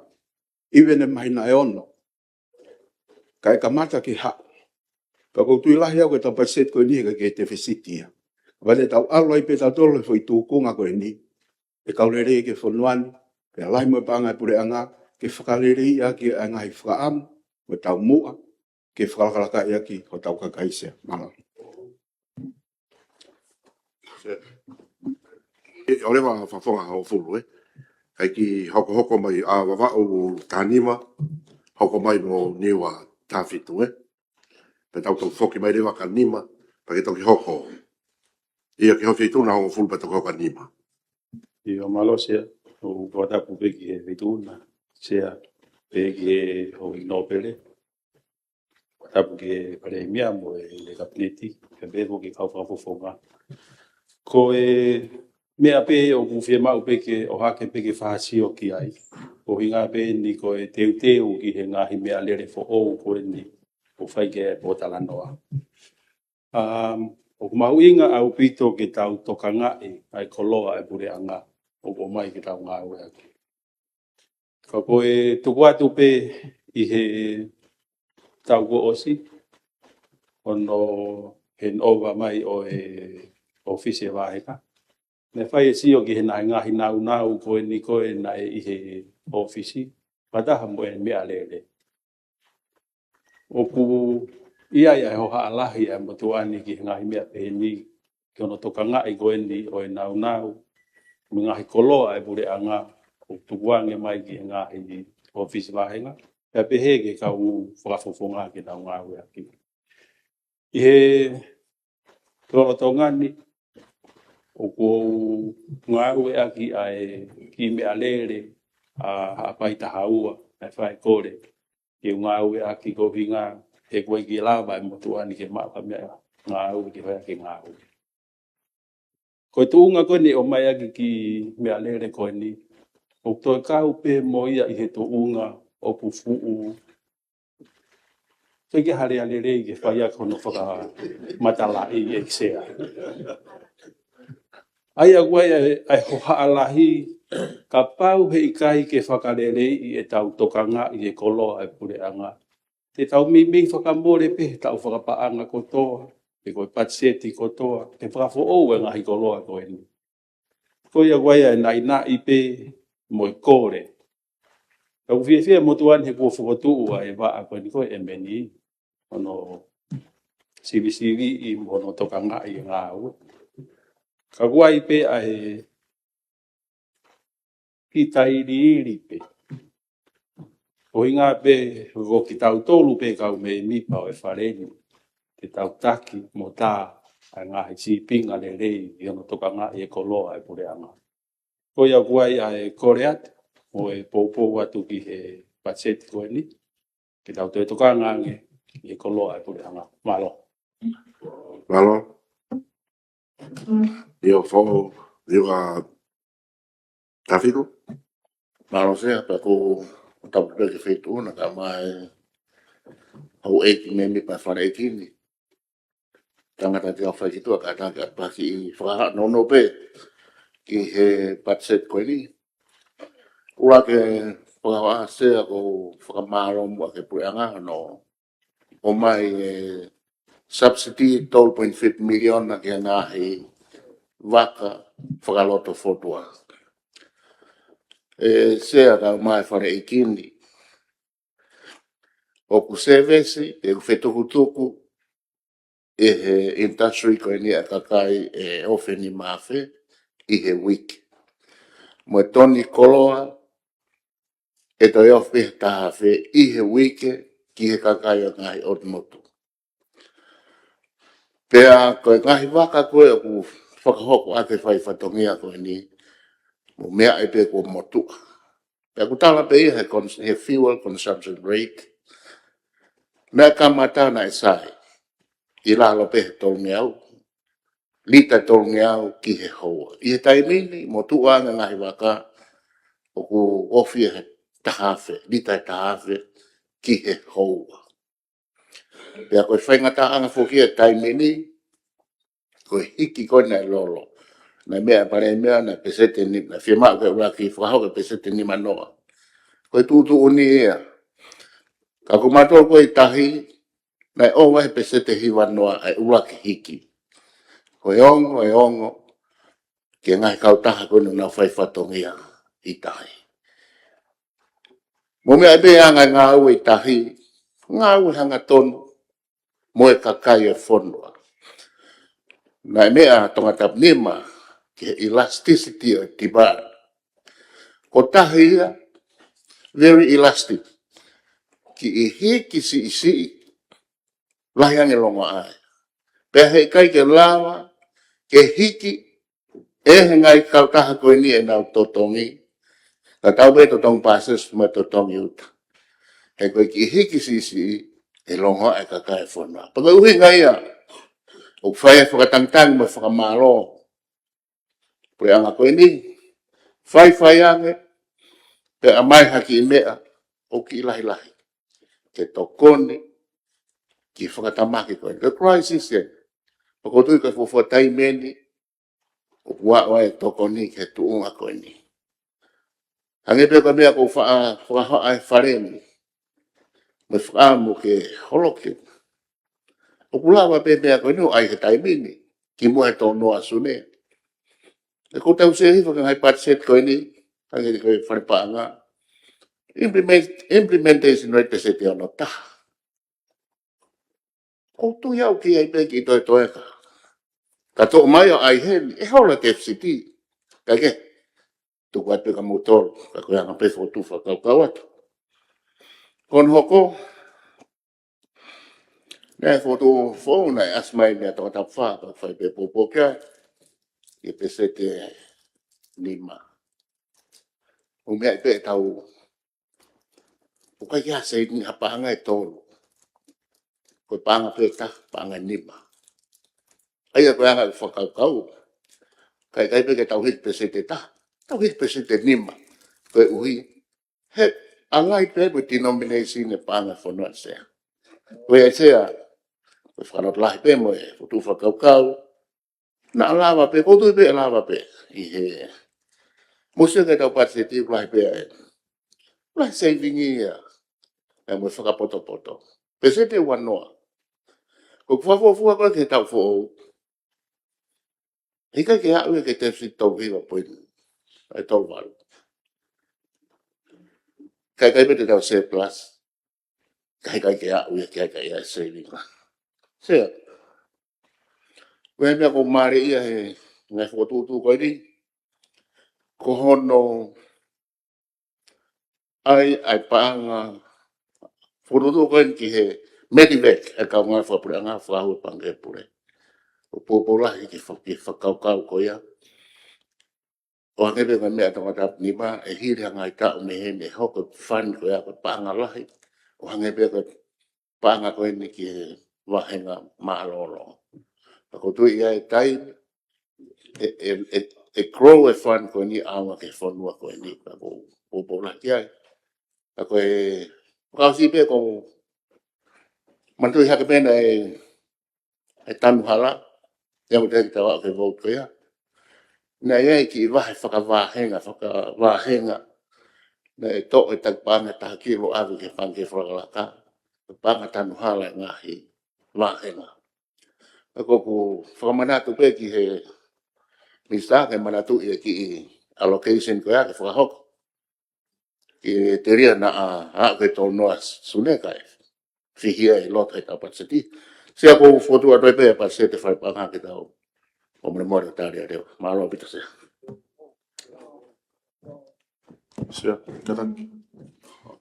kata koki tohon no tegi he ke mea kona o fomeni wa frapa mo panga kon takilo. Ko panga takilo me ma ke lere i matangi fotu tu ngawe pot ngawe ki hono fa gato mo ngai fie mau fe lave i mo tau mo ko panga takilo. Pe oku demo ku ki ngari oku ko pese te hiva ngofol o si malava lava. Wa pe fanki fa ma op ke fa os. Ka kumalu pe siri ni ek minister panga malolo. Na motu ko siri ngoni i trust fund. Ai ko os ko ai tau fa panga ko ni. Anga main ve foko os. Ko os ia ai ngai voti mo ngai patseti foko tok far ki far panga. Ka ko tak ta kilo ko ni o i trust fund o ku lava pe ka pa ke lava fa hoko he mahinani tok fa hoko atu i he tiulai a kos o ku ia ipe. Ka ko pesete hiva ngo fulu o ngai fatongia ko ia ki he tau mua o panga ta kilo o kos malava ia. O ku te pe mo toane ki report ke tu fatu o ku ke fai nga ka pot nga we atu ngai fa matala ko ngai hala na etanu hala community hala varita mono mo ngai ngau ko to pe ke tanu hala e ngai va henga e rake ta fitu ko tu ma hau fano mai pe pot nga we ke mo we mai ko report ke ma ke fai mo tu fai ke rake ta vilu rake ke ta fitu ke mo mea e ko ha ngai ngau e tanu hala na fai ko mo ngai va henga kawai ma report ko di o tak panga ta kilu ke mo mea ko hi ke o to e o mo sia e ka me mi pa he toto e ke mai fe hu ta ta o ta ngo ko to e mi sa ma o fa para ta te te pire ko e na ia mana ta kilo he ko kilo na ko report e ka ka to to me mi pa u no a o ku ko to la hi o ki mo to ho ek me mi pa mo os mea pe na o si fa ko pe ko si ka ka ai ko pe ni o te ke whakakata ko wai pe whakata me nihi tako ko swampe ngā oe ka ngāloi ko ai ko hon whakamanato atu pe ngā oe ko si whakako ki panga koe ne tākio malo hoi ko te o taimi tau mo ki mea mai pe mo Pave toka fai mo tau tari ato. sai ka tau pasia Ia.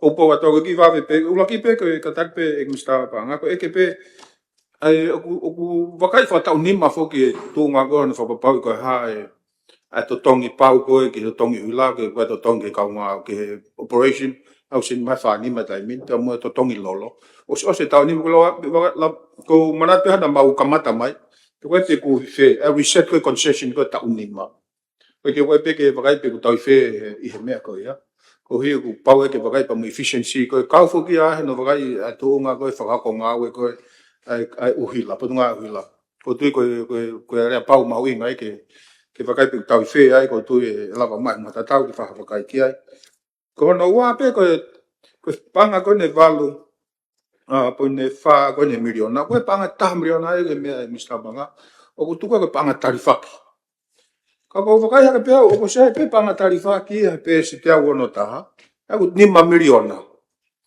ko pe ko se unga pe mai te ai e ia he pe te ai he.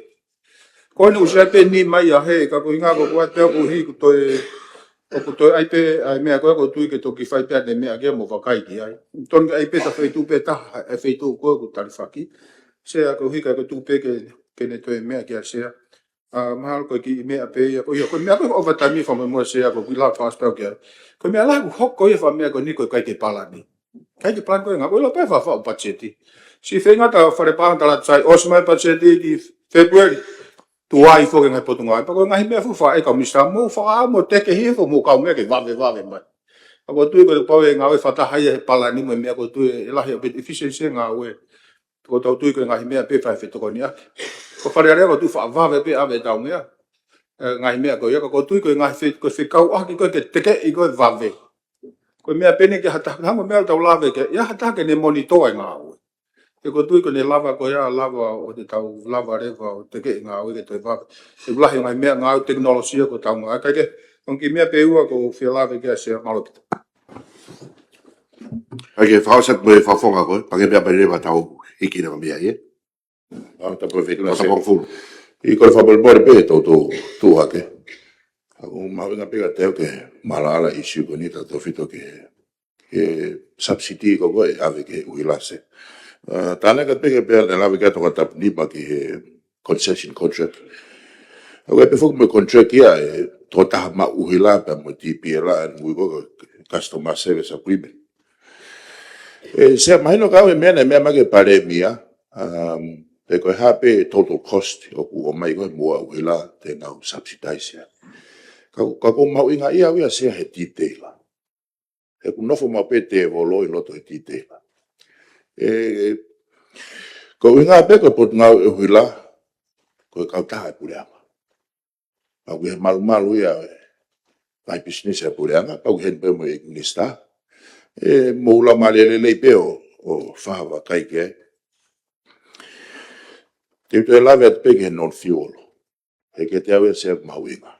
Ngai mahina koko mariwa tu ki mua heki koni me. Nes noa poini fa no ke unity. Ne tu lolo tonga, noa poin wha ni mao no wal ke unity.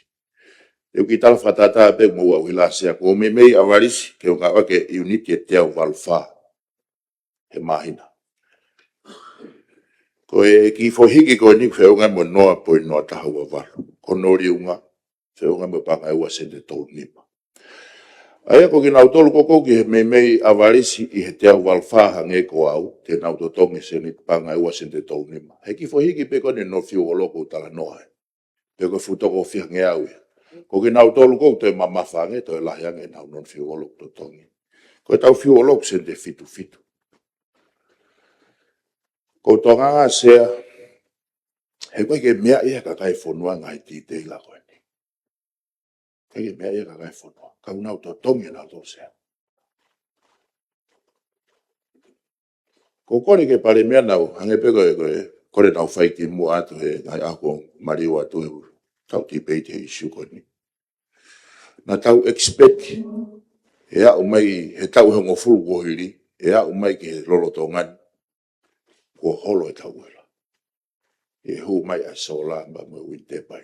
Hamea koke ahone, alu ke te mamafa. Ko fotuat ke buhanga open up e market. Fere e kau investor na willing na tolke o ma invest e whainga project kone. Ako whiwhia pēu sea, he koe eik pare mea koe aho, o kune mau e lau maari e koe. Hono, whakawhea mai e kau investor ki o tau whonuani, ki he ngahi whakahoko whatongia, o kai ke malawa ia, I he kakai o whonua ke whakahoko.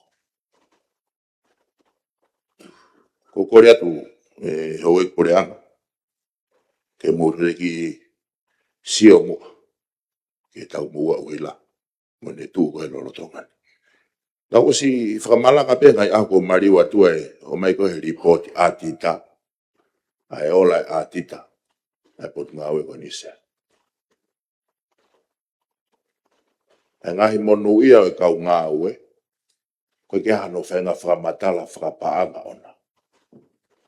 Mo e ni ihi o e kau ngā ue, o kulahengi nau tūnga wahe ngā nau tolu, he tunga wahenga e pare mea tapu moia sea. Koe tutuni ngā au e ki ngai pot ngā au e pureanga, koe CEO pe taha koe ne mea lere. Koe pot ngā au e uhila sea, ne me tatau ina tore he mea lere. Ko te lere atu ki uta, seo ke te whangamon man, koe veni uhila eni mo ne uta ni umotu. Se i whatonton pe se. Whatontonu, ki mea i fo Kei tōna se. tatapong furu. Koe o kautaha business e pura ngā koe ko ha civil service nā tō. Koe ngā i private company, me sita koe i e company se, ka koe ke pe e ko own he pura ngā, pe majority shareholder ai pura ngā. Ai pe ke pe mauhala i whawunga pe whataha ngā i pot ngā ue o whatatau ke policy koe ne public service. Mahalo se. Hoik, fo tōpia pōpō. Sai, tau, piri o whanarea. Tono e whare e ua. O leha whakataha i ngai pot ngā ue e pure a ngā una wai anau whilawe. Mo tuange hauta, me mlai wagapuna, ka pehe fōki ki wafu. Pēlawa peha toko taha ia o whakahu mai e ne kore ke tuange e mea koe ni mea wheitu. O lawa he potu ngā ue, o whakapāsi en, makai potu ngā ue pe una whakau ake. Mo tuange ngā he uta koe ni, e whaiwha kompiuta ia sea. O whiwhia apita mo tuange, ke peho ki pe mo e pare mia, te toko ni mai. Ko ngā e project koe ni u whapanga pe whanuan, u whamalo ni ke pure anga. E nau hanga whai e fuafua toko, e totongi koe ni ki mori, e ue kōsi. Ue pe mo e ngoporo karamalalahi e ua he kompiuta pe sea, ko no whakimisini koe ni koe tari totongi, e ngai whare koloa sea. Lahe au pito hono taito ngā, wala te patu ngā ue, ke whafoki mai e ngai misini koe ni. E koe ko ngai misini koe ni sea, une tala totonu mai ai, a lahe tu hau, ku pau ke tānaki sea. Tui ai pepe mo e polokalama taha ki e tānaki ai pepe ngai pānga koe ni me ngai kau taha sea. E koe ko ngai mea koe ni sea, whima uia ke whai. Whima uia ke tau alta tō mo teknolosia. O whima uia ke whakarerei. Ulawa pe pura ngai a whai ngai koe ni tai min. O ngai mea koe ni whotutu sea. O whakarerei ke tau alu ki hatuunga. O toirerei ange sea. Sea ia pot ngā ue pe nei aho e te au. Nei lawa atu pe mohono whapasi. Ai o tarite e ua. O tarite lalahi au pitoen. Ai o ngai tarite whamaman lahi en ke lawa ke tau. Wahe pe mo ngai whonua muri. A ngai information ki a kautaha pe whato taha. Whekau aki pe mo nau panga tu hau. Ia wheitu pe maman. Lawa ke nau kore mai. Ki a information o ato taha na e itongani. Kau taha pa tau lawa awei. Lawa ke tau kore ki ngai puranga muri. Ia information ta tau pe. Tulo sea. O ngai whoki mo e confidentiality ko information sea. Kau ia ngai mea o ku whapapau e potu ngā ue. Ko haho information o nofo he loto i potu ngā ue. O malo e. Kau i kai ke tuange ki tu. Iha whihe ma. Aha taha. Pea moha kau taha. O pau ke whou ia. I ngahi process. Mo ngai whonga ngā ue. Ko pau ke malu. Ko pau ke malu i he potu ngā ue. Ai tō taha. Totong tu hau ko tō pe. Kau e mea ku tonga ngā ki ai. E mahino. Ko re ko ti. Totong tu hau. O malu. Sea ko e waho noua mahuinga e potu ngā ue ni mau kau atu ki he society ko ni pe mo e kuropu ko ia unau tonga ngai. Ai tau i o whaitoka na tapu sea. Tau mahina o pito ia, he ko mautolu ku mau pure i ai wafu. Ko ia mau pure i wafu, i he tu hau pe mo e customu sea. I mlai wapuna, pe mo fua mot fok sea. O te vehe pe fok pe mo wawau ia sea. I wafu pe mo mlai wapuna o wawau. Ue tokanga makehe ki ai ponu ngā ue. E ko hui o whatu apureanga lo ua a ngo eria koe ni. Sia pe ku ue ngahi nau. Tōni mai ake pe ia he ngahi ngā ue mai ngahi pureanga koe ki mua ka koko ia i taun sea. Ne mai ai ongo waka o ma upita ko speedboat se ua. O whiwhia ki whahau ko tōni mai a Japan. Pana rea te motuani he wike kuosi o ave e taha ki wawa. Pe tuku pe taha e tokani whai ake o ngā ue. Ko ngā waka koe ni sea, e lava pe ke tau alu ki a whitu, i a taimu no. E koe ko konga ia o e custom. Koe ke nao o tuange e kakai koe ni, pe kono release e waka koe ni, ke lava ke tau mai ki tongani. Mea no wa, ka venga te nau sea koe lori une lava o scan ai container. Lori ko ni sea na ene e wafta walu, wafta hiwa.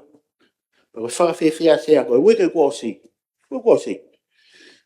Kamata ke ngā werere e fu lori ko ni. Ko toa nene a siaina.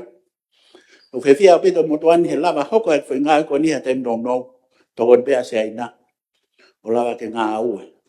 Uai ngahi mea lalahi e tene lava whai sea. Ko e ngata behe ne scan e ngahi container mai me muri. Au ni to lava foko scan a ngahi container maha. Ko ia hautai ke foke atu ki muri sea.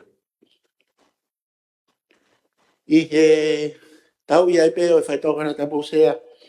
E mea bena mea kia ia e paremia. Whekawaki pa kuia i mua e uwhangai whakatapu. Kua e pia mua ngokuri e ua e potu ngāwe. Mai whakatahai a pia mua e kau polisi, pia mua e tau maru e whonua. Amanaki ke tupe taha i tongani ke ngau malai wakapuna pia mua wafu. Ko ia lewa pia mua e taha o e monman ko ni e atuia ki wawa. Wai ai ngau e waofi pia mua e potu ngai polisi. Yono whenga ke langa ha whare i wawa. Ke tau ki ai o monman ko ni. Se malu ko e tō mea lalahi pe ia me aho e proklama aho te au e poru ngā ue. Ake ko mea koe nau lawe kai ke fuaru ke tite la he mea whapanga. Ka ko pau panga ko ia e ono pointaha miliona koe ni koe nau lawe ki ai he operational fund e poru ngā ue. Ko ngai mea koe ni nau whahaka atu ai o whapanga hakia. Ute epe whok pe moe waa mahu inga pita poru ngā ue koe intel pe koe intelligent. Ai au ngai whakataha ia pia moe ngai kautaha me muri, sotia, kau polisi, kuhi ko tau ia i pe ia whakatoa kona tapu. Sea wai iu toi whakaloloa sea, ka koe angai ne tuu sea, pacheti ke potu ngau, ki ho potu ngau e, ka u fotu at, malo. Kota lima, mai. Tama sia ma to e pege o iki va to malo e fit patan. Ka malo ke mista mai ne paset ko ni. Ko potunga e fun tanak tu hau. Ai ko fa malo hi ta ko to be fo ku ta hi ko ni stu to ne ke tanak tu hau. Ai ko fa to ngia be potunga au e ni fa pa pau o to tongi ano tanak ki ma fa ta ta mo lao. Pe ko tu ko fa to ngia ma wi ngai. Ka ko fela ve pe ki he panga hu mai ko ku o mai ko ni pesi tol ko ni algo fa matala ko ni palani ai ekmista to va pes to fa balangi ka algo he fa tonga ko ne fotu mai te pile tolu te pile tolu wa ko ne fotu mai ekmista e potunga we e panga ko nau turi fua koe ke nau tānaki e tau whapanga kahoko. Ai koe nau asko na pēs koe na, tau whapanga uano wa fitu, e koe kolom hono uampe. Kolom ulaki koe panga e koe ku tau wamanake tauni. O ku tolu ahiva poin, tolu ahiva. Toni mahiva, skata tolu ahiva poin e taha. Miliona e tauni pa unau. Koe fotu koe, potunga ue o mai nau tolu. Nau pehete nau lava tāna ke tolu ni mahiva poine ua miliona. Ke heia mo mea mai wharepaanga ko he estimate pēsi ni mawhitu. Ko whika ko mai wharepaanga e pēsi ni mawhitu o si a whenga pē mo tolu ngau tolu nima poine hiva miliona. Lahi a ke mea ko mai pa ngau e tāna pa ngā ke ua tolu pone tolu milion. I he pango no mai i he estimate. I pa ko eke pe, kwa mea fuwhai ke hai ta kona koe pa ngā nau lahi pe hena. Ka mai mahana o ke wha koe he mea. Ka koe ni ko ngā ku ke lahi en, kwa ka ki ke sisi en. Ka ko whaam ki whatonga i ange pe ko hai ke he ni. Ko hiko fu ke a ke ne ua tolu pone tolu milion. Lahi ange ai tāna ki mo veke potu ngā ui he mea tene tāna ki. E mea ko fotu mai tau estimate ko ni. So ka pana mai ua tolu ko me I tāpune toa e te whiseti e whi amo kaki. Ai ngā he mea ko ni ka ko tui māton ke whawhinga aki e potu ngā ko ni mo whare paanga. E tu unga ko ne ai whakafuafua ke panga hu mai I he tau kahau. Tonu au bito ai paanga ia ko whafuafua he tau ni. Na tonu au bito. Ka koe fu whake ke lahi koe ko kora te mua ke whahatokanga ke ekmistapa ngā ke mo whaiange ko hai mea ke pehe ai. Tau tāna ki. Wa hei no loto lahi au ko tu tonu ange whika ai minister ko tu ne rie ne lula fua ko I tahe ko tu tonu e. I he whika koe se. Koe ula kia kohono ua. Mai no pito I he panga tāna ki koe I he panga koe estimate ka hoko. O ku holo ake ne panga estimate ia koe ai potungai koe ni. Ake 12.2 milion. Whawhihonaki aia koe whawhihonaki mo I panga koe ne at koe tau whapanga koe ni sia. Ka kuhinga holo ia koe ni. Ko toke o singa na whi project na ne mea mai I he tau koe ni I he aho te au. O ku osi ai na e pa 12.2 miliona na e fotu he na programa whaka computer fo'o. Ana u whanunga pēr na mea mai pere mea ko osi. Ka ku toi asi mai fu 12.2 mea koe na pare paanga. Koe ai ke mea kastomo. Sa tu toi asi tu o ua ia. Ai ko nga tu hifa tau whakamore ko na te whiseti, te tahe. Pa te taha ke revenue ko na mai mea ulaha ke ua 12 milion. Sa nga ngai whika. Ka kou pehe ko en ko tui ko whika kanu ai wharepanga ka pako osi ko ton ke osi ia. Pa kou hake pe mea ko ni ko hike whetoke ke pe aki. E tau ngā ue ko hi ko whenapasi me pes whatolu ko ne fotutu ngā ue e ki minister. Ai ko whelawe e mo ne tawhaki ko ni. Ki he ICT. Pea kone, ai ko polkalama, taha polkalama nima CE. Kone whakahoko mai ai kone tawhako ni ICT, ai pes wha. Ne pehe ko ase lava ne polkalama, pese te au. Ngā au e kono toko nia ngahi project whakamatara whituta kima teknolosia osia.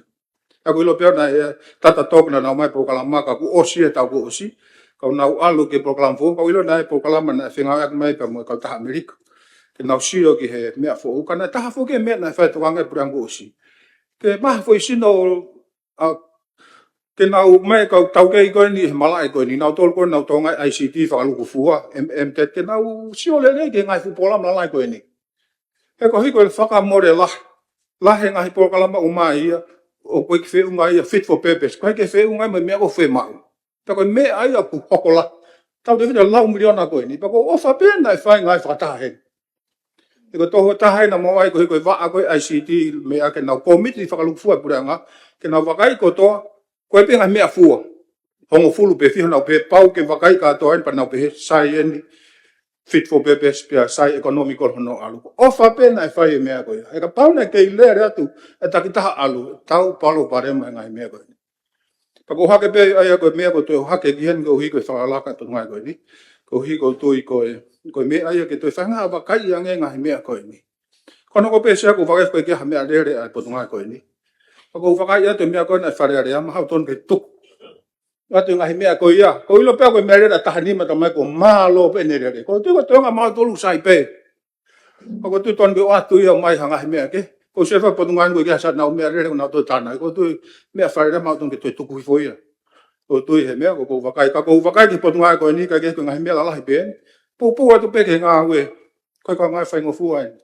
Tau tau te whito. Ko pokalama koe na ai koe ke ngai whakatau koe ni ke he. Ngai whakatau mo vete ke whai koe rekoti o mea. Kai ke maa uia. Te whaatu pe ngai wharekoloa huat. Ta pe sirini pa kone. Mai pe koe sirini koe ke toi tābe he ne ki calculate. Koe mea koe tat ke tāi he misini koe ke tāi. Ai maha inga ke o te whahawakai. E ko hui ko palpare malahi ia. Lahe o tupulake ekonomika e mo whakatau koe ne whangi wharekoloa. Koe ni whamawete, ka koe pānga u hao me koe kene hanga ho ata mai ai lahi koe ia. Ko tu ko taha ia fu e ria. O to ton ke fa si of le ia ko hi koe ke record mau me ko ia ai. Na sa me ape ki mo petal mai ki to ngau. Le mai fa ren ma ta o si de pe. O sa nga me ko ia ta ko ke. A me ko ta lau. Mai e sariote mo me lava le reo ta ngai ki. Mai fu me e pe ngau. Fu lau miliona ko ia se. Ko tu ko hake pe ko tau fo o wen. Oi fa manato tu pe me ngai me ke fa le reo ta ka. Ko tu ko ngai me ke fa to kanga ke ka ko hake pe ko hi ko pot ngai ma ngo ni se malo bet. Mea mai minister. Sea, malo sea. Kau peke u whala wala atu ki a tare atu ngai whiu ko ni sea, ngai whiu maui ngai.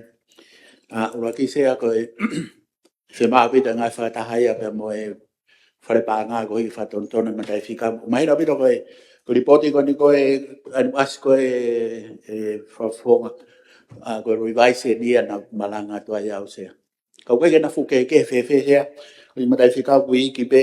Pau kare pa mo ngai mea ki whatontona. I ono wan sea o mone au pito, ko e 12.1 miliona. Ko tahe na ngai Pulkarama ai potunga oe. Nei totongi ai 12.1 miliona ia mea kuni naulala kia nenai. Ui aere wa mwhoi totongi 12.1 miliona ia i he tau whakapaanga hoko mai sea. Ko pau ke whai mo ia sea. Haini na pick up mai whafofonga. Sea koe katoa e mea koni koe i he aho te au. Pulkarama katoa koe i aho te au. I o mea lalahe ua e potunga oe koe digitization sea pe mo revenue mobilization sea. O whiungai mo ni manoa miliona. O mona apita mea koe na lawe kia ai pafufonga. Wangai mea totong he taimini, wangai mea osi, wangai mea o kamata. Kai alu he tau enima. Ai wani manoa miliona koni sea o whiunga pe lere he tau enima. Pau ngāwe kia i ngahi waa whekau aki a whekau aki pa mo potu ngāwe. Wai Pulkarama ai e mai wha, wai Pulkarama ai World Bank. E pa koe ngahi totongi koe ia sea, ko pau ke whai whakatau ia sea. Whamalau ia le whapopongā neo mai, ne piki mai mea koe ia. Sai koe Pulkarama koe ni kou, tau talanoa ki ai, totong 12.1 miliona tau ni, mo tau fōu. Ko tau whenga ia sea, ke tau turi fua ki māman la. Ko au ke a fisi a moha moa, ko au ke a Papua New Guinea, os mai whanki whanua e Pasifiki e nau kau ki ai sea. Hai ko mena ulawe ko ki ai sea, e whuirea ko e compatibility, data. Ko sharing information ko he intel, mga whaitu ko ia sea, ko pau ke tatau e ngahi Pulkarama. E pau whewhapanga pe ia e ngahi whaitu ko ni kau na whapanga sea, ke hoko te pa e ngahi ko ni kau e potunga awe. Compatibility, maui ngā pitoi. E ko teimu tau, hai ko mena mea ki ai pare mea nea, ko teimu tau ia drugs. Taha pe no wawe taha no mau, ko mumue panga. Waste the money flow. Pako mea ia kou whengai koe ke compatible e ngai Pulkarama koe ni sea. E ngai Pulkarama whapanga ia. Pe alawa ke tō mai peha taha wheitu. O hao ngā oe aki tō ngai. Nata tau tene tō ato whai e fish ha moa. Mato e whunua pehe Pasifiki sea. Maru koe mea ia o tau ngā uno ki ai sea. Ne o pela lahe panga sea. O pau ke tau tariu i tato ki maman. O pau ke tau tariu i pa tau ngai whakatahe. Ke tau nofta tolo isolate e tō ngai. He kai ke tu e foi mamani ko ni ka tau hopo ki tua sea. E kai te tau alu whataha tato pe mamani ko ni. Pako pau ke tau ngā unu whataha tato. Neo mo ne mama wha sea. O whamalo ki he whafofonga ne o mai. Ho kiki ha mea lere e poto ngā hoe. Sea. Maa lo ka pau e mai ene mea lere pa mai mo mea lere tonga tapu hiwa ke ngā hoe ake. Ko whangi mea lere ka no urere. Maa lo pe e nau ke kātaki. Pau mahalo e whahu mai ai pe ia whafofonga ni. Whapase ale wahe whare ni ke kunga mea lere whau e potu ngā hoe. Hala pe pe potu ngā e mea lere sea. Ue me mau Pulkarama whau ka ulawe ke whema o e mea lere. Ka mata ke mau decentralize me noto nuka alofa ngā e potu ngā hoe sea. Wai office whau fotu i Tatamutonga. Pea ku lava tu ki ai aho e ua. Kau ngā hoe. O whai ai ngā hoe kon whekaua ki pe mo text mo tāna ki tu hau sea. Wai whaamu e hoko atu ki tonga tapu ono. Tonga tapu ni ma e wahenga koe ne whafonga sea. Ui ke lava ke decentralize ngai mea koe ni. E na mawahe atu of ke kakai. Sea, tāna kia peki se ni tia sea. Tana ke ki se ni ta mo ma fa ko ni ko e uhila e lo sea. E lava pe ke to organize decentralization ko ni. Tala ke kakai. A moni te tu site mo mea ke holo fatu ki ta ramo to. Pule lu mo mea ha ke ka ki ha holo hi pe ko vai lo te sea.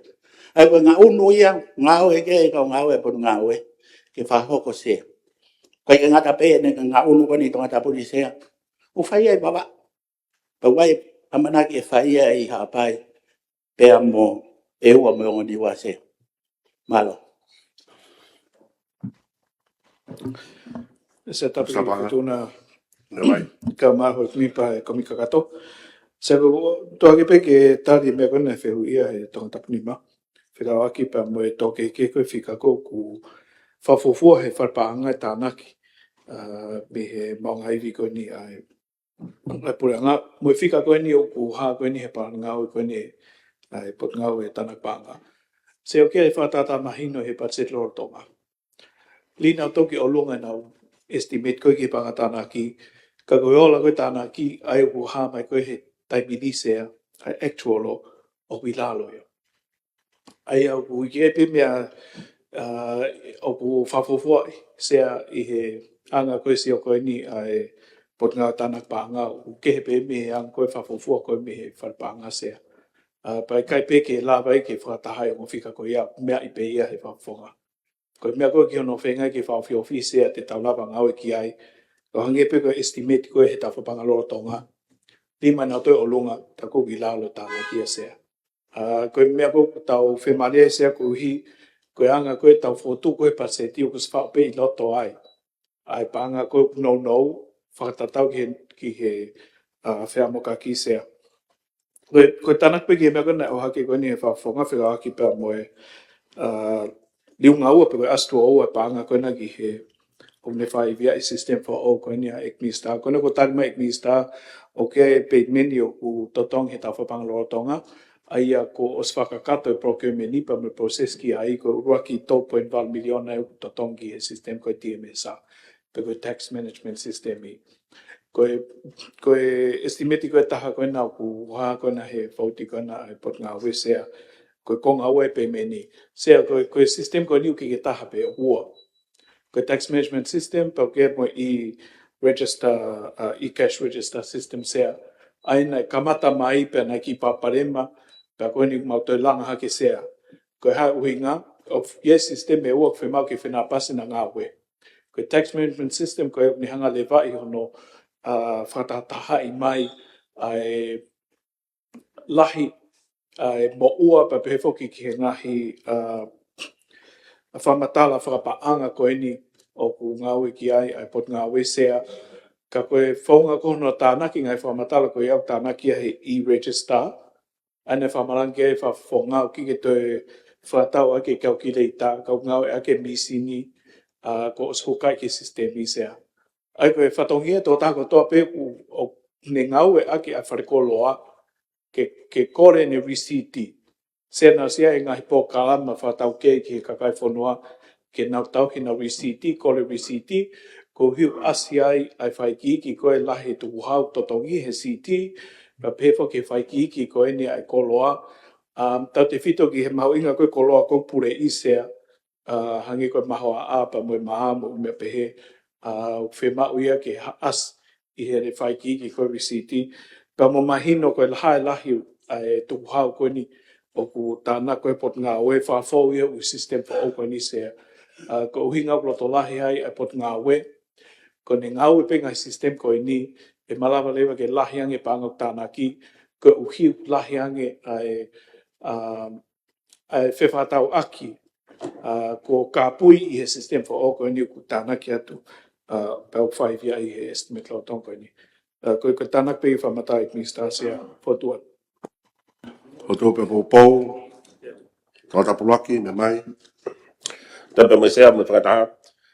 Ko tu pepe hange ko e kini nei whai e minister ke ne potfolofola au tau tui ko tō peki ai.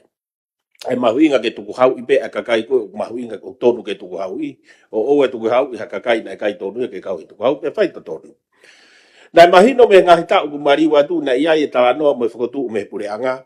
ai sistem ko na ave fu mi fare paanga mahalo ki he ngai fare ko loa mo amanaki te hanga fra ma opo pe ko tu ilahi pe he mahino na o singa au e sistemi ko ya pau pe ia pure anga na ilonga to sayang e tanak paanga e fotu e sistemi ko ya he ko ni asipe me ngai fakalere e fotu tu fo e potu nga we o nge pe ko me agoina ko me mai ki he ek pare mia ko ki ko fra be ne ke ek minister ko launga ko misi ni FPOS ai o kuo fai kata wai he ngai fare koloa o nau charge e nau tolu e fi ki he tokotaha fai whakatau a ki he customer pamahana ko mea ko ia waha whikau aglaha e pure anga ki ahi wange kate au nau tuk whanonga he reti o ai whanongonongo ai ngahi panke ai panke ta whikau agi mo se ni tiko ia uku ikai to tonu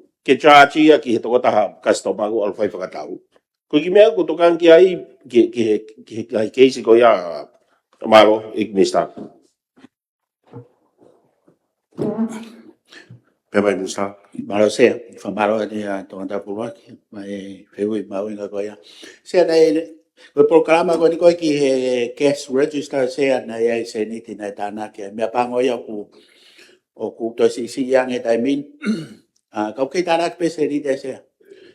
A ko me ko ni ko ki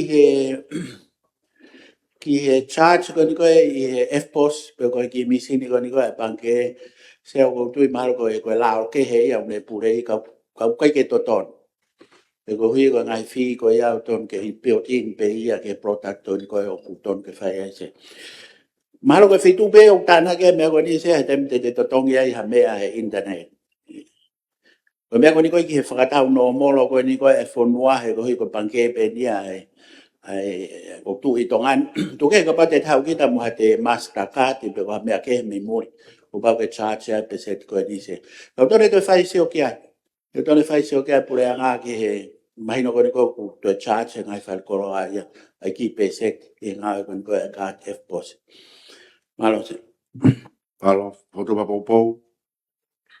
Ya mai a niu a tafitu. Hapai tau, patoki mea mai pare ni ai. Malo sea, ko korbe ke kufanga whakarapu ka e. Ko ki whiu taha pe. Ki he misa. Ko e whakawhiawhia pe ko kai ke te atu hau fo. Ko e whia iwa pe motuania. He tuunga ngahi aria me ngai mo ua ko e. I ta whaaki ko e ni. Pe kua hanau whakakau ki ai ke. Tāna anaki. Taka pau ko o sia whakawhitaki. Ka ko e whiu i pe sia maro apika. se ka ni feu i mau inga bit ko i ko tem fenga ta anse ta te fito ke ko ngai business ko mata ke na ula vea ko i ko mo ua ko tunga we se ku e to fahu mai tutonia ko i ngai mo ua se ko tutonia fe tu ka ko me fai he po tunga we se e ke mau to e lau o mo ua ko ni ko ku lo tonga tu he tai mini e charge leva na me ko ha ko he tai mini ta pe ko na ko lo ku mai wa fu he tai mini charge he text ko ko ngai mo ko ni ko ki mo se to fa po tala no ai ki ai da ma wi na bin se pa ko fi a bit no ha ke fe wi ko ni he ko wi ko fe ko ni te na la vai ke ta ngai fa ta ha pa mo private sector ta ta te fito ke fa ki misleso wi ki ange ke lava he poto ngā oe o whakaivia ki nāu tolu, ke hoko atu e nāu businessi. He ko mō meneti pe ma whakawhiwheka mea koe ni wafsea, lahe mea e hoko he whonuan. Tā te whito ke whanki business koe ni. Ma ulotonga hoko pe e wafsea. Ka koe whehu i rewa ne hei kai ke mau i lo i o kuke palo pare ma ia, o ka pau he kai te ke a uang. Mea kotoa pe ia u tālanga i sea. Pau tu whalao pe ia, koe pe lao pe he ia e poto ngā oe. Ke lava ke tau tōni, hanga mea koe na lava ke nei, tau tōni e private sector. Ai whangi business koe lo tonga rere. I e time tata. Te tau mobilize. Ka mo private sector. Ke aha ngai business e fotu ufo, pe oa te na uiri fia sea. Mahalo koe whehu ia koe. Te ke iri fia fotu hao business ko hui koe tu hao. E kai. Ko te iri fia. Me ange se. Me ange ke poto ngā oe he ku. Uye CEO mo kau ngā oe tola. Manava offer sea. Manawa ofa sea. Sea, te utoi fa o sea leva foi malanga sea. Yo e ko ki fa o sea leva sea ko hina ke kore mane nai ke malanga pa ko te malanga he ofa sea. Ia tanak tu hau ko ni sea pachet koe. Ta va be por nga o ia tanak peset lahi ai peset e funoa ke o lunga. Ka wiele we foi panga o puri ai sea. Me i ono no fitu no wa pe te o na ngai ta. E pa ave a frahu I he taimi ko mau booking mai e me whakapoto koe financial report. O whahua foi panga ia koe ni sea uia koe expenses. Ui koe tax expenses. Pa kua mai ka muri o reporti mai ki tongan. Ke tau fia tax expenses. Sea. Ono maari e anga ia. Pa koe whao sea foi. Koe panga ia sea o ta o whai ke kakai. Whinua mi reona ta. Koe whanoko mai kakai e whanua. Koe kapotu ngā oe tanak panga tatai. Ko le mai e moto mi have urik pu fa tom ko ni ki puha. O koe pe lao ia kai, ko koe ko tano na me pe ke fa lao se. Wai tu ni alao ko hai me fai ki ai. Sea ko ngai ofa ko ia sea. Ke me ai ka kai me fonua. O ia. Ko ko ta ngai me ko ia. Pa ko pa ngai ko la se. Malo. Malo se. Hapa I taua, na mai. O tapo tu I sea pa ke whare iki. Ko ki whehu I penia ko tau senit whako tāna ke tuku hau ko tau senit I tau whawhalala I ke whapanga ke tau patseti. Pea ku tau popolahi pa uai whamalalahi ke Islam ne kau ngawe he ngawe ke kume tau senit ko ni. Ko tau senit whaka tau tolu me he remittance ko tau panga me toko na family ko tau export o hanga tolu ke tau panga mohi ke tau foreign exchange. Ko senit I ni ko tau whawhalala ke whakapanga ke tau patseti. Ko ki whiu penia ke misa o ko whatungai ki whalikoloa. O ko tupe ki ve ngā ue o mau wharere ai e. O ko whalikoloa ni tōlahi au pita kau whakatau wai. Kau kai ki hawi siti. O ko ke nau ngā ue ke nā tōlia misini tana ki aniko ne cash register. O ko hane ue si alahi ke tana ke tau seniti. Wakapau o pehe te wha ngā ue ki whawawawi ke o whalikoloa ko toa pe o te ke nau ngā ue a cash register.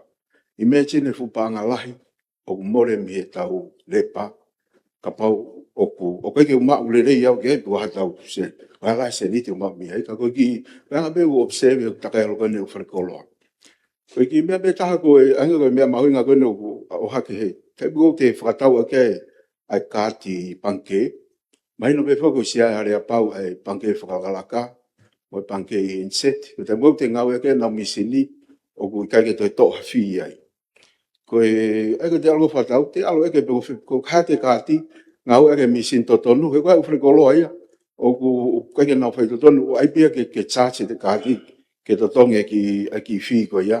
Ka ke toki wha mahino mai pe koe ngahe ku o kumahu inga upito ia ke ilo ke kai whanua. He taimi ko nau ala whakatau ke nau mau ai whamatara totonu ke ua more no ia nau seniti. Malo apita. Malo sea. Malo ni ki hapai tau ai whiu I mawinga koni. I o tai whakalao e kai ke o atu haro isi. Me ngai whalekoloa. O tai whakalao e. Koe mea koni koe ki he totong F-post pe koe kat panke sea.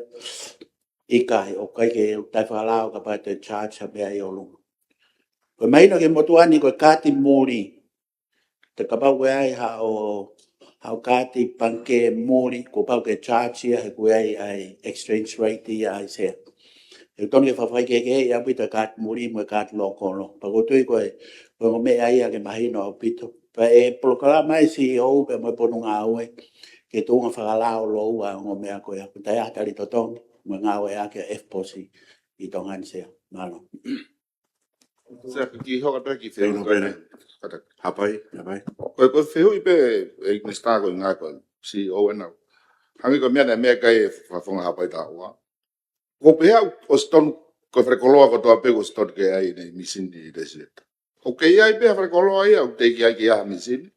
O Weston ke kakato misini he.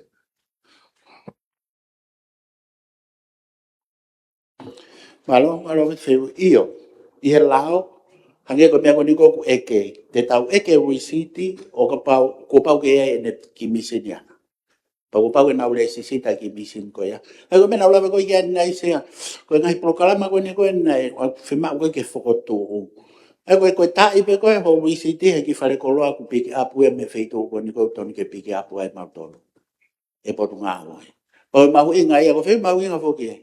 Yu ka fuki ai proklama ko ni ko e a te au mga me panga ko na tala no ke i fe ma we ai ni mano me reona ta ni ma ka ho mai e ku we be foke ngai fal kolo ta min e foto me pe ngai fal kolo we ke ka u mo we ke ko e ko ngai nga we ko ya ko pau ke alu mau pe nga u mau pe ya ki mo ko hi ke lava kepsa ka to ngai fa ta u to mai yu ko nga da pe ngai fal kolo we pe ngai business ke e ku pau ke lava ke ta na ki mai mo si ti i he e ngai fonga ko ni se ma ko me ke mahino i ni ko me ma hui ngai ko ai fe hui ko unde e ke mai efficiency e potunga oi o lava he potunga oi ka kata hon fatongia ke tana ke panga i kai po fe ma o pi moni o pi me mai ke ai no pere e ko hi ko lava ko ke tau whakapaanga. Pa whimau ke whakapaanga e potunga oi sea.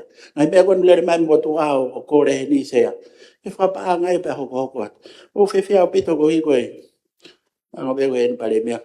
The responsiveness koe ai pare mea me mo whare paanga ke ngai mea koe ni sea. Nei lava kato pe ia ki mua e o se a te ao. Pega paanga si si en sea. Panai pingapu pe ia e tonga tapu nima. Ai ngai paanga koe ke to tong whakatau. Panga lahi eni. Ka tau sio ke paanga lava he potunga ue tāna ki. Tongi au tupu miliona se. Foto ka pou ma wau tani ma mo whapone mo pe ko e whatongia pe mo tuania a ko neuru mai pe mama ko ati ke mea mai. Malo sea. Ko e whakamalo pe ni ke he potunga ue i he ngahi nau fo o fo teknolosia ko ni o ku palani ki he wahenga ko i wawau. I ngā ue. Pende usi o i fo pe i he palani ko ni o ku iai e kuri whakatotolo. Pea mo i misin whakaata. Pea mo i he pouti pe ko ni ai potunga ue ko ni o ku iai pe ai nge. Ai paanga i ki hono tau ki mo whakalere ngā ue.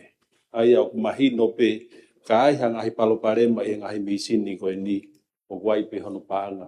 Ui ngā kono mono mono, hono ngahi. Kana au toi sio pe ki e tawha aki e taha i e whikau aki ko ni mo i misini whakaata. O ku ke i kumi hono kongo konga ke whai hano ngahi ka lava ke ngā ue lelei a misini ko ni. Pe ko kore pe ki he ekministar ki te whai pe ki whakamala alange. Pena e mau pe misini ko ni uti ke a umai, pena os ngā ue pe ai ka mau. Ka koe sai o iai pe ai paana ke ngahi aki. Ka koe kore pe ki whakamala ala pe mi ai malo. Me vai nisa. Ia, malo sea. U whamalo pe ni ki e whakaponga o mai. Whiu ko ni. Io sea mone o pito e ai whawhiui. Ka kuo i tonga tapon sea. O ngai misin whakata sea una mui katoa. Anko mea kona lawe ki ai. Ko mui mo lori koni koe kene scan ni ai container.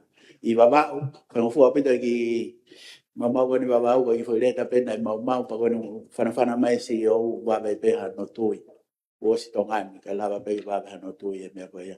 Aina ka mata atu pe me tonga taponi. Kau whema pito ngai misin scan a koni wawau ke lere mo e se. Kau whiwhia pito he ohake he whafofonga e ai ngai misin i koni wawau. Kau he programa alahi o whakapaanga e se aina sea. Pea o kue ai a ngā ue ki ai potu ngā ue ke hoko atu. Pea o toka ngai pea mo wawau whafonga. Malo. Foto pe pou se Tape fitun. ya mai tau ta pou Tapa me hoi me mipa e komi kagato. Ko famul mo pe ngari falo lo. Me pe ke me he egnista. O gefo ke ai misini e pose ni e ngai fare koloa. O fa o pe ka kai fonua o ka ke nau te alu ke ATM ka nau ki kolosi ofi pe o kore ke se nau se ni te me ngai pisin. Ya koe ka pau te toho tua tolu, koe pāngai tolu. Ai me nau charge pāngai taha ke fui. Toho kotoa pe. Pe ke whāsio ke pot ngā ue, tuku hau. Ke isi ue ia, pe mui pānke e fo. Pe ki me peko whila me tau keise. Malo. Malo. O tu pe popo? Malo. Atap fit, me mai. Sia.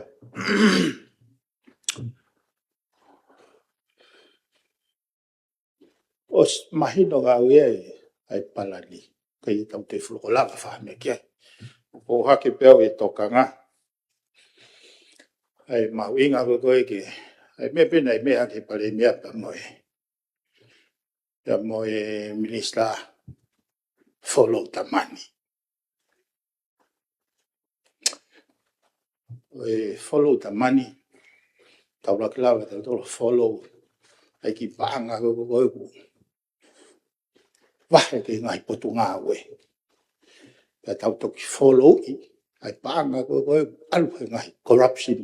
He ngai network kai tua. Koe whie poupou peo ke mea koe ni.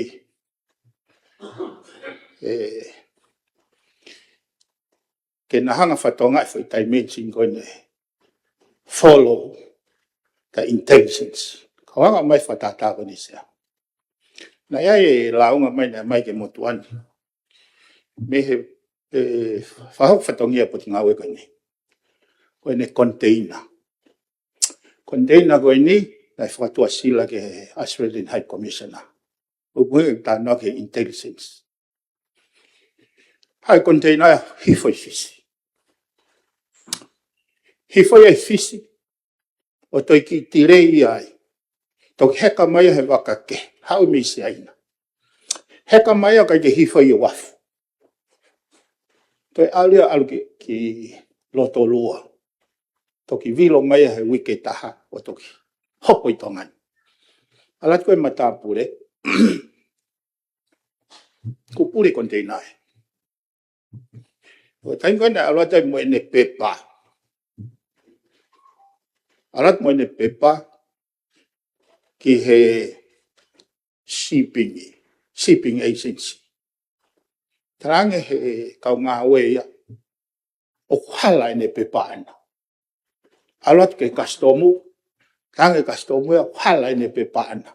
Takai he fufo i networka. Ngā ue koe ia. O kuhinga i whatanoa. He ku alfa ke ai organized crime ia.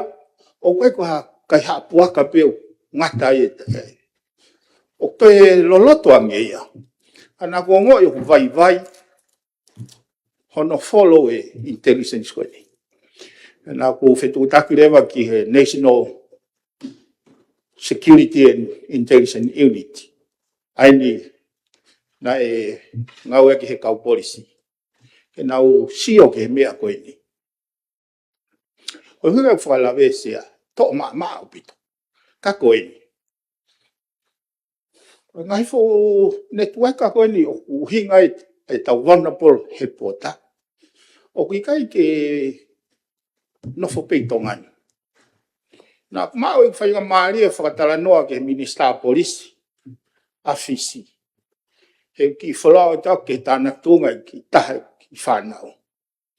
Pea organize pe e ma whakataha.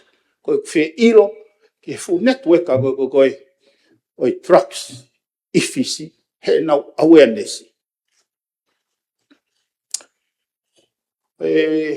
Mea koe na u piki me ai.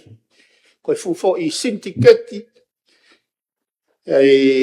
kau trucks cartel me South America. Panane hake hingoa koe ni Antonio Gomez.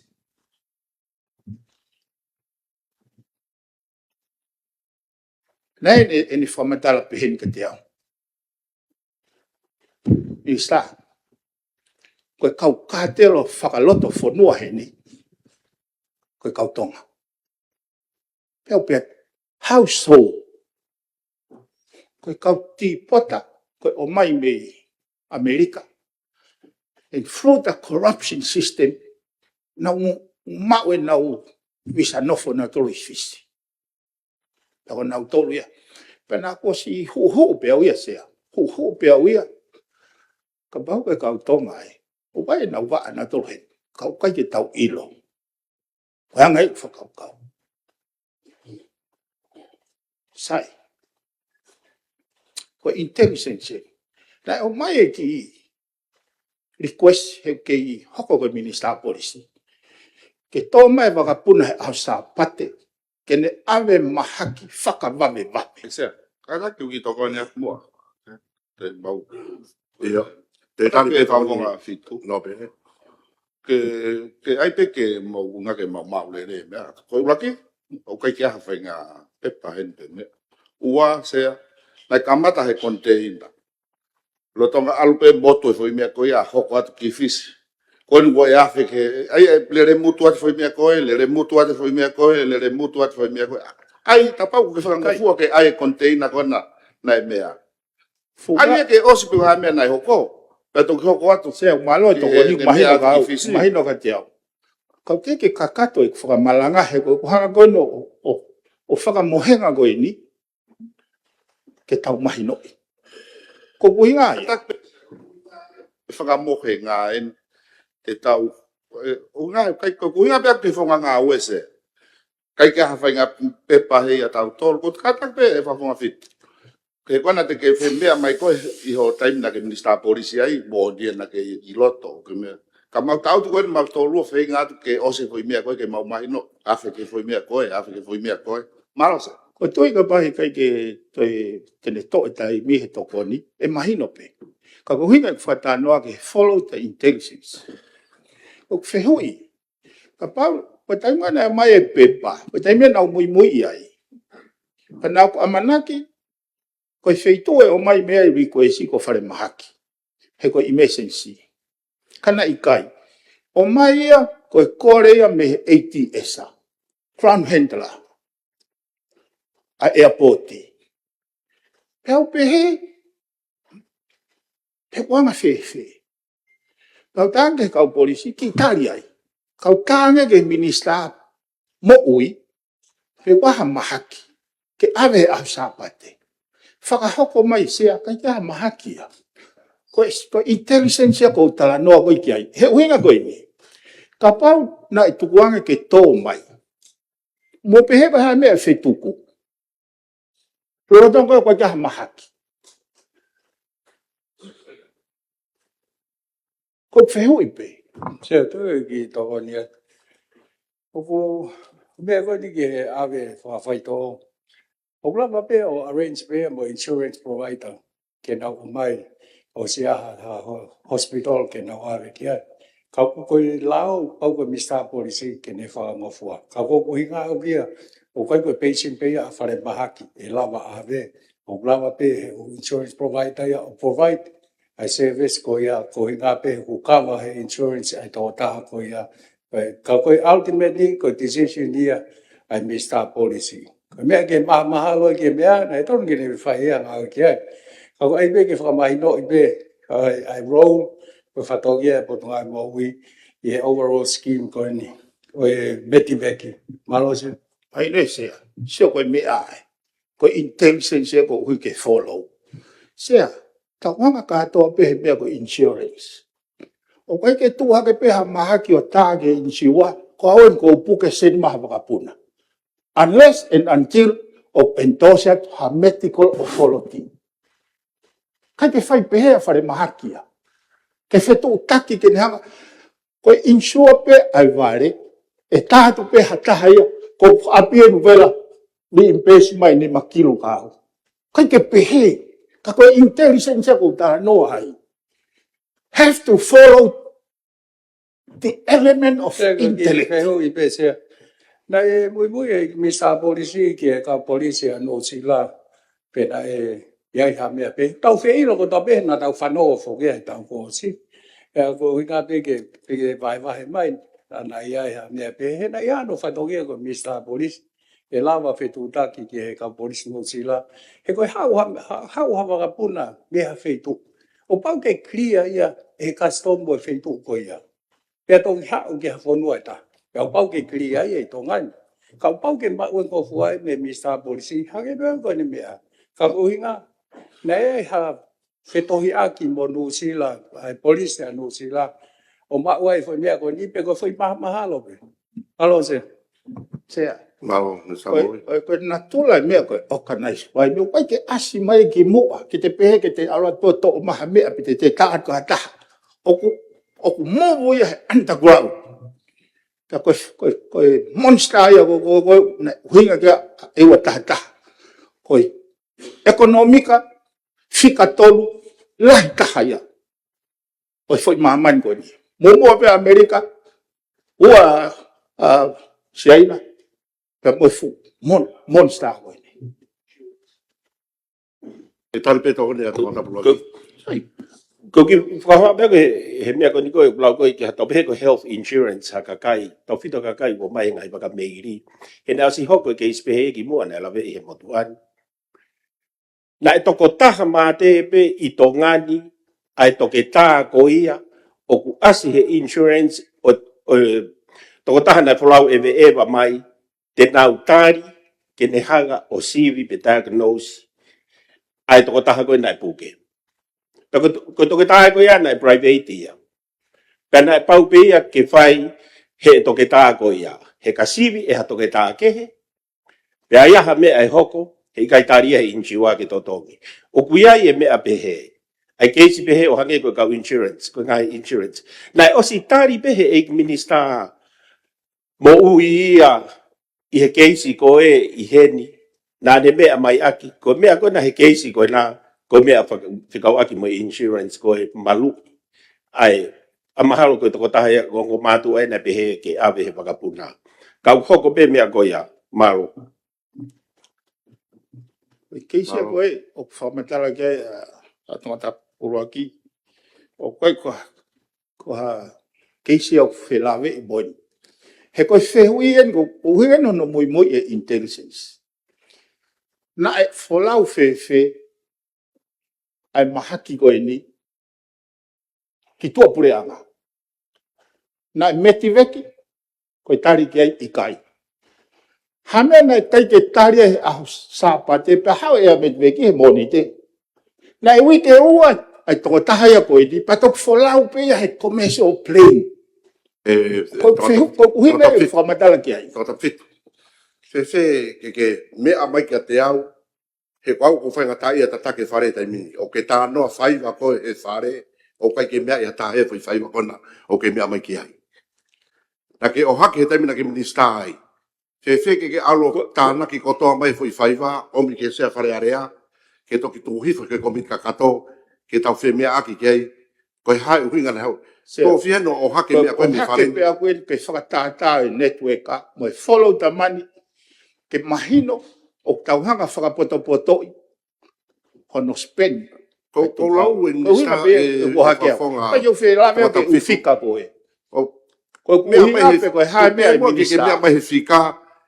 Ko mea te pea ne hu sai e whare. Ko mea mai peni, ko tau alu ke whakamauanga, ko tau alu ke tānoa ki hia, ko tau tānoa ko. Sea, koe tau fuakawa, ke tau whai mo oni, ho tau poto, mo tau wiwi, mo tau tuku ingata.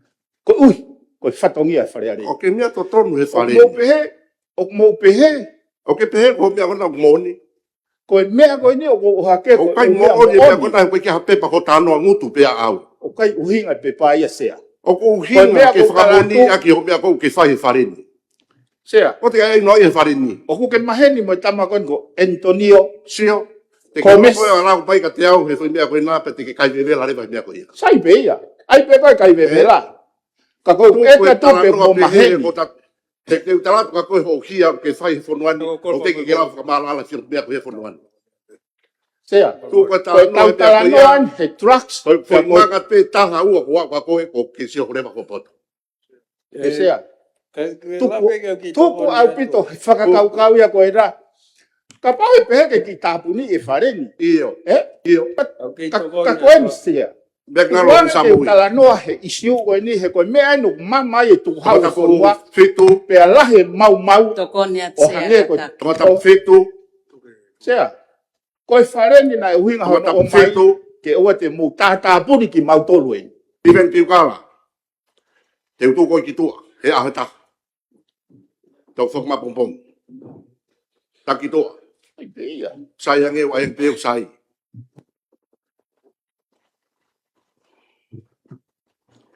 Bekalo bisa ambia. O te tau ai hamia mo kore ka mo tolu ka whafonga. Kau ga hamia mo o mai ko mea au peia. O mai peia tua. O mi ke sea ke tau mea kia. Mea kono ne mea ki ko fu mea whakamau anga ia. O kai o kovi au pito ia. Pea whihanga ia mo anga tau no fo. Pea wha ofa tau ngai whamiri e tainu nau whanonga mai ei. Ke to nga mo ui pehe. Wha mo whanau, wha mo ngai hoa. Pea to tonu pinga i mea koe konsenis mo ui lere ia mo tonu. O whai e mea koe ia. Ka kou kore atu. Whekau e toko taha koni ke mawahi mea ia pini. E tai mini pēkau skiriti. O mea mai he mea kou totonu ke tamu mea ai. O te mo te mea mai he mea ai hopo. Pe mo te mea mai he mea kai ke sā ia. Lere ho mo toto wai fa whepa pāka lawa taha wharenu. Ka mo whamore more he hike o maureo lo e lahi. Ka ku toko taha pēsea. Toko taha pēsea whanerea, toko nsea. Toko taha musea komini kakatou. Mo toko wano. Pe ho ki toko wafito, wanipa. Ka tau hoko atu. Ho eiki, whamore more pē. O tūpea pōpō. Hoko atu e.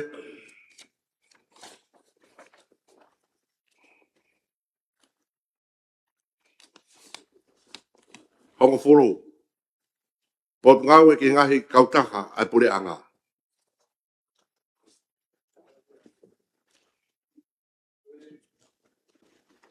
Tamu fitu na se.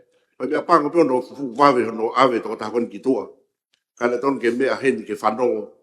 Ke more panga e whanua no tuku ki tua e kau poa te paku te whafoki mai pure anga. Koe fu more lahi whakamara he panga e whanua.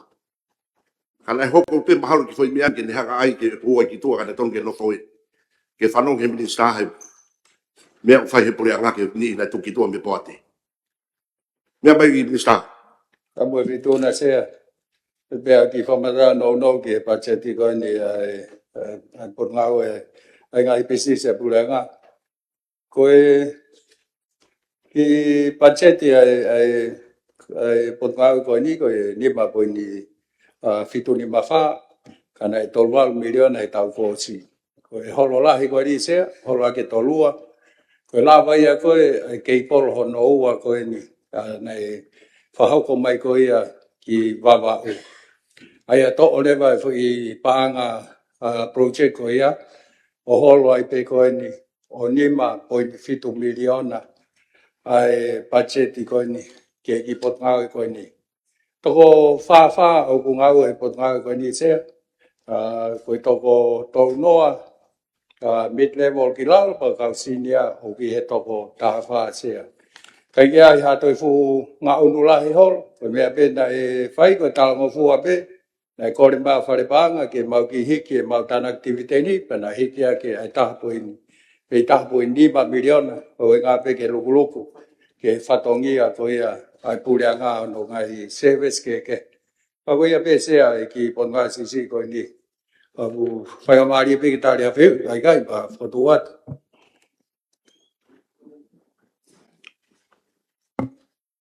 E mai tautapu o fulu. Tapu fitu na se tapa mai o me mi pai komit kakato. Se go fi be ka ingilista. Ai me kona na ke to me mai aki. E go panga fia me he panga tu hau ka kai fonua. Na to tonga ki na tolu ko ni. Na ke to me mai aki na fa malo lo. E go hange ko argument ko na whanongo, ongo e motuani ku whanongo, o kwange nei tai whakalao. Ngā ue, e Minister Malolo, tō tap nima pa mone purea. O ku whehu ipe aku ia sea. Pe koe whiha e pāanga, tū hau e whonua, nei whakamorek, ki e kure tiwe tiwea ni i koe nei, ka Malolo i koe. Malo sea. Pēswe ia wau. Kai ku Pēswe ia kai wau. Pesi koe nei mea mai ke he sea ko mi kakato. Kai ko ku tāno au ke ku macheti. Ko pēswe ia kai o wase. E koe Minister ko ni une tō ngai ngai poate. Aku mahi no pe ngai mea whakakauta maa ia. Ka ko toka ngau ke he mea kona ke mea mea kisia. pango pe whawhonga ko iko ku rea ke mea ko ia. Ka ko tui mahate ula pawhai ki ket ka koe anai ange. Ka koe estimeti eni anu mea mai he Minister. O ko kau kei a mea pe he o klotonga hoka te mini. O whai whale re pure ngaki mea ko ia. Te koe ia ku keke pe se lolo ia mea e whamawanga ia koe. Koe ku tonga pēo ke ki macheti au ia. O pau kwa whiu whika me ngai whika koe nā. Eo, tonu ia. Malo. Se tamak sea ba Pea mai toko tapu nima. Kameit kakato. Ngone o pito sea koe maha koe mea lahi pe apungai koe ni uhikia ke tolu koe ne ta. Koe pe fuku hifo ke tokoni koe ni ki na i koe 12 miliona.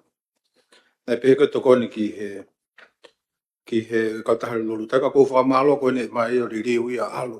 Toko ni ki holoksi te tolu no e tau lolo pa kou whamalo atu. Tau lave ko toa ia tonga ko toa whamalo atu. Ka koe eka te pēsea, ka kaa mea ke homle more pēsea koe eka nei whiha koe e mea ki lawe mea i se homle more. E ka venga koe na ke mea mai e mea koe na e totongi koe pure anga rotonga ia. Kau puate.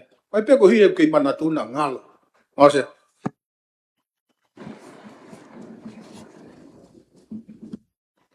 E Minister, mea mai. Whamara ke tātam te mai pōpō ke. Aki langa ngau e pē. Ai ko lau ko siro me dia e whamawa nga mo mea ko mea ia whamawa nga. Ko kai ke asia ku wau te au kia hen ko pau whatoa kia. Ko toki mea mo sea. Ko pau e ta ki wheu i kai mea ko ni lama le le peo whawhenga ke tariat. Paro. O tō ka pōpō. Tātaha.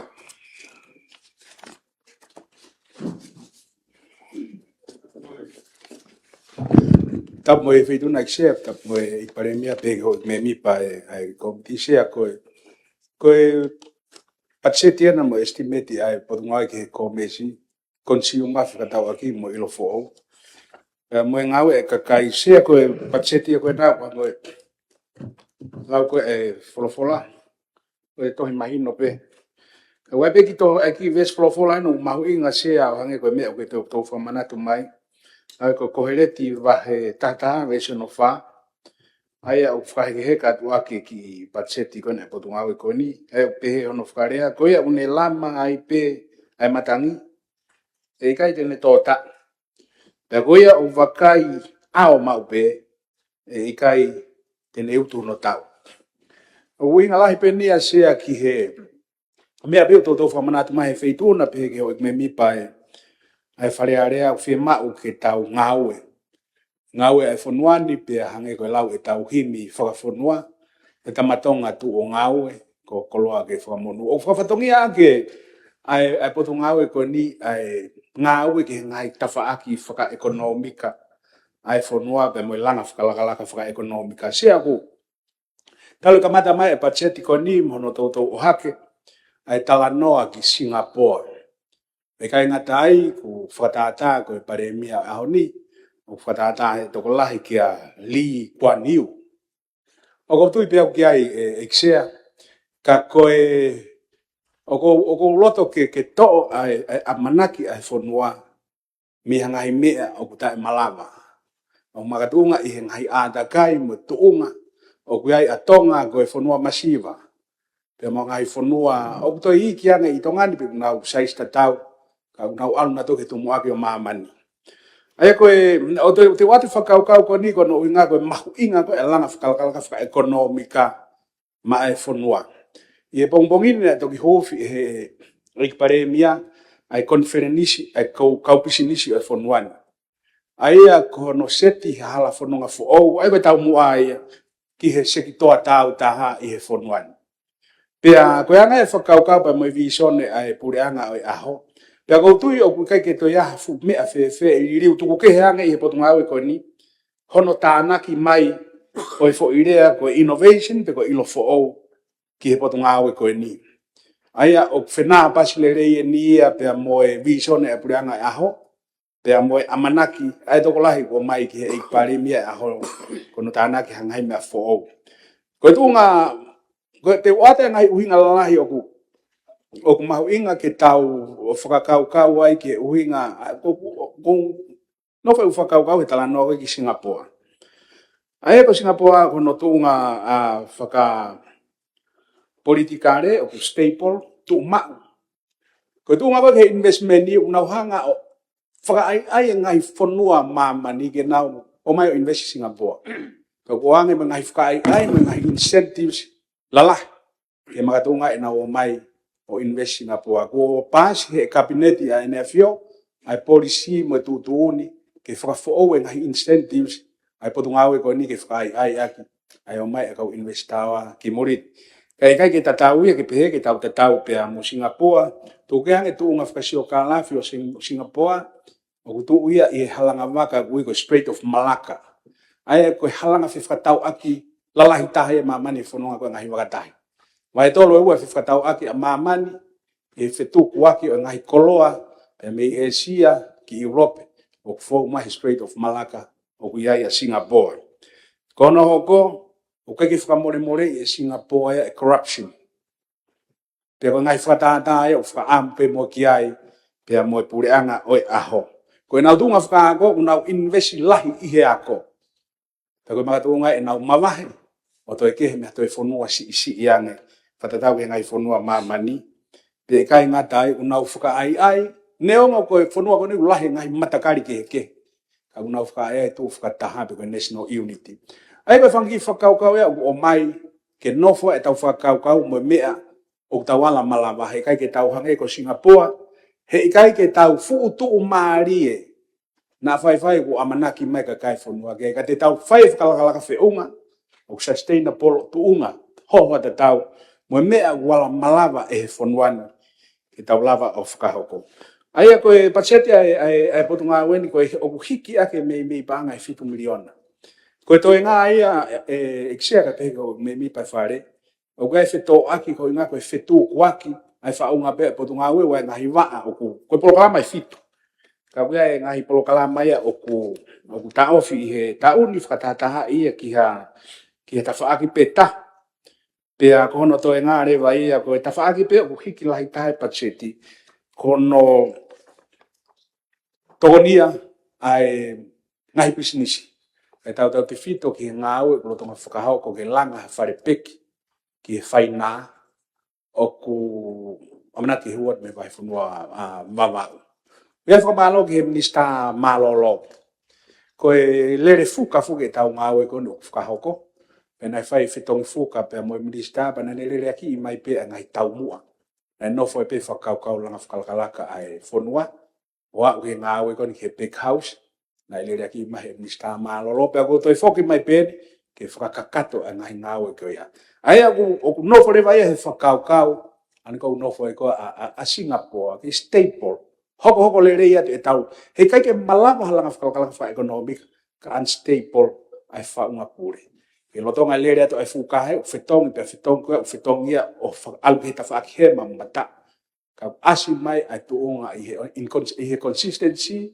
Pe malama ke hoko lere pe au staple. O hange ko ngai whaamu ko tau sio ake whanua koen ko Singapore.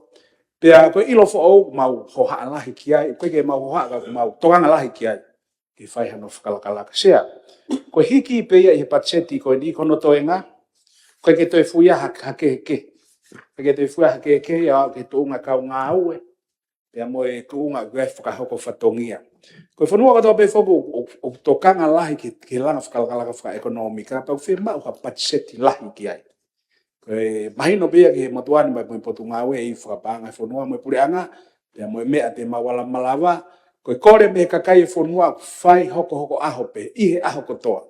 Kore ke toko ni e nau ngahi pisinisi, kore me ngahi pisinisi o fo molo, ngahi pisinisi o ku ikai ke lesi, hita kore ihe aho kotoa.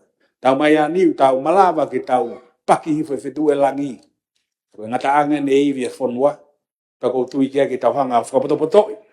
Ke tau whakahoko hangai ilo fo au, whakakau fo au, tau whakahoko e tau langa whakakalaka i han whengawe aki, ke hoko lelei pia stay polo, ai tu ngaki ka au pa tau tu whai ta mawe National Unity, ne ongo te tau tō ke i he taimi ko toa pika ko angai whakamusea. Ko ki pachetia e potu ngau e fo au koe ni, hingoa fo au koe ni, ko commerce, consumer, whiwha tau aki, ilo fo au me ngau e kakai, o tukat ke whare eikini ka iaha wheu, malape motuan ke tari atu, paka iaha tō nou te whakatoanga mai pe ke lama hanu whamalala. Malo eksea. Mea mai. Ei no pere. Ei hapai. Malo se, tamba fitu na eksea pa tap mai hoi ke komika kato, pa pe ki lave pe Filag mo vote ik mistake ni, famalo ke ik mistake, maar kot nga we om alipot ko ni. Ako tu pe eksea, e me kon te ulave tu ai e aunga pe ke fai ha no fa mahino e ko nga ko fe mau pe ya hangi kon deo ko tau patseti tau ta no nga fika mo nga me pe ka pa wa pe ka nga me mau ing fe mau ke fa mahino nga tunga ku ai filag me fra fatongia mai ngai por filag hanga ton me por tunga ko ya pa ton pe ya ta fit ke time mau nga ko ni patseti ke o hake e mahino tau pesta hape he mau ke funga he me ko ya tempo tau fe mai no aki ke ngai me ko ko sono ase o ku do fa ha ise a figa mahalo pe o me o fio fet pe he pes te o fa e por kala ma fa figa mo fatongia fuki o por ngai ko ni kon fa hele si sit mo license o pa ko programa ko ya pe ko ta kai ke o ko kai ka ku la ve ke fika ngai fika ko ni ko pe po ke ngai fika di ka ko e fika ak pe mo me ngai ka ve ngai se a fa ya ngai to ke fon wani tau te fito ki he ko hinga fo he ko ngai makatunga ngai makaturi ke fon wan se he lotu pe a mahino pe o tau hanga dueni ke manaki konferensi ai sias lahi fon wan pe a boy amanak ke whakailonga ta o wangeau o lotu i fotwat e kai ngata ai sea o toi aspe fok he tau konis tu tone yang mau inga i ai a o me bege faren fa o hake hen te kawaki mo no tau he sapatese ai ko mea ko lave ki ai o ku fai e te toke ke ake pa mahino be wai ngahi na e uhinga pe ngai makatunga ne o ko ai te kawaki mo ngahi business wava pe sapatese tarifito ke ngai fare kai e mai motuan se mahino pe ai he mea ko ni ko yang mau ka to mea mai ni staff mahino ke fo malna to ki na fai ngahi riu mai ko ni mahino pe ko nga ko ke kau a he mai ke fonwan pe ko kau tua pe ko kau tau ka kai pe no ai mai ke fonwan o na ma o no fo he tau ngahi no fo tal no fo anga hotel mo ngahi no fo pe he pa ko ma u ia he ke ai ni ko mai no pe ia tau pe tai fango fulu ko si pe o mahino pe ko no fo anga he fonwan mo tai ko ia ko tau hotel la hi pe ai deadline ai ko tano ai tai mini pa na mahino o no lava po tau pa ko ki kau a he tai ngana na me ai pe me no fo pe o te pa tau he pe ai ki na tol he tai no he nei o au ke sapate ai na mahino pe na tau lave i pe mo tuan o le ko ana le pe na ngahi me ai fika wak mo na ka orkest pa ko farkai tau i pe pa ko malo na mga tungai hono whakataka ko alvo ko ni tau e taimi mo ha ko tu ka na mga tungai mahalo tutun ko ni ke whangofua ngai business tau te fito ke ngai wharekai ke awa ko ni sapate pa mahino na to apply pe na to ke ngai license make ke na whangofua ke na wa sapate pene o whika wake mahalo mo tak mamata ko tu pe ke o hake re ke whamahino pe ia i free vote ko ni tau te fito ko na tolo na whake ngai license ngai mea ko ni ke ngai wharekai ko ni pe ko ngahi uhinga ia mo mahino sea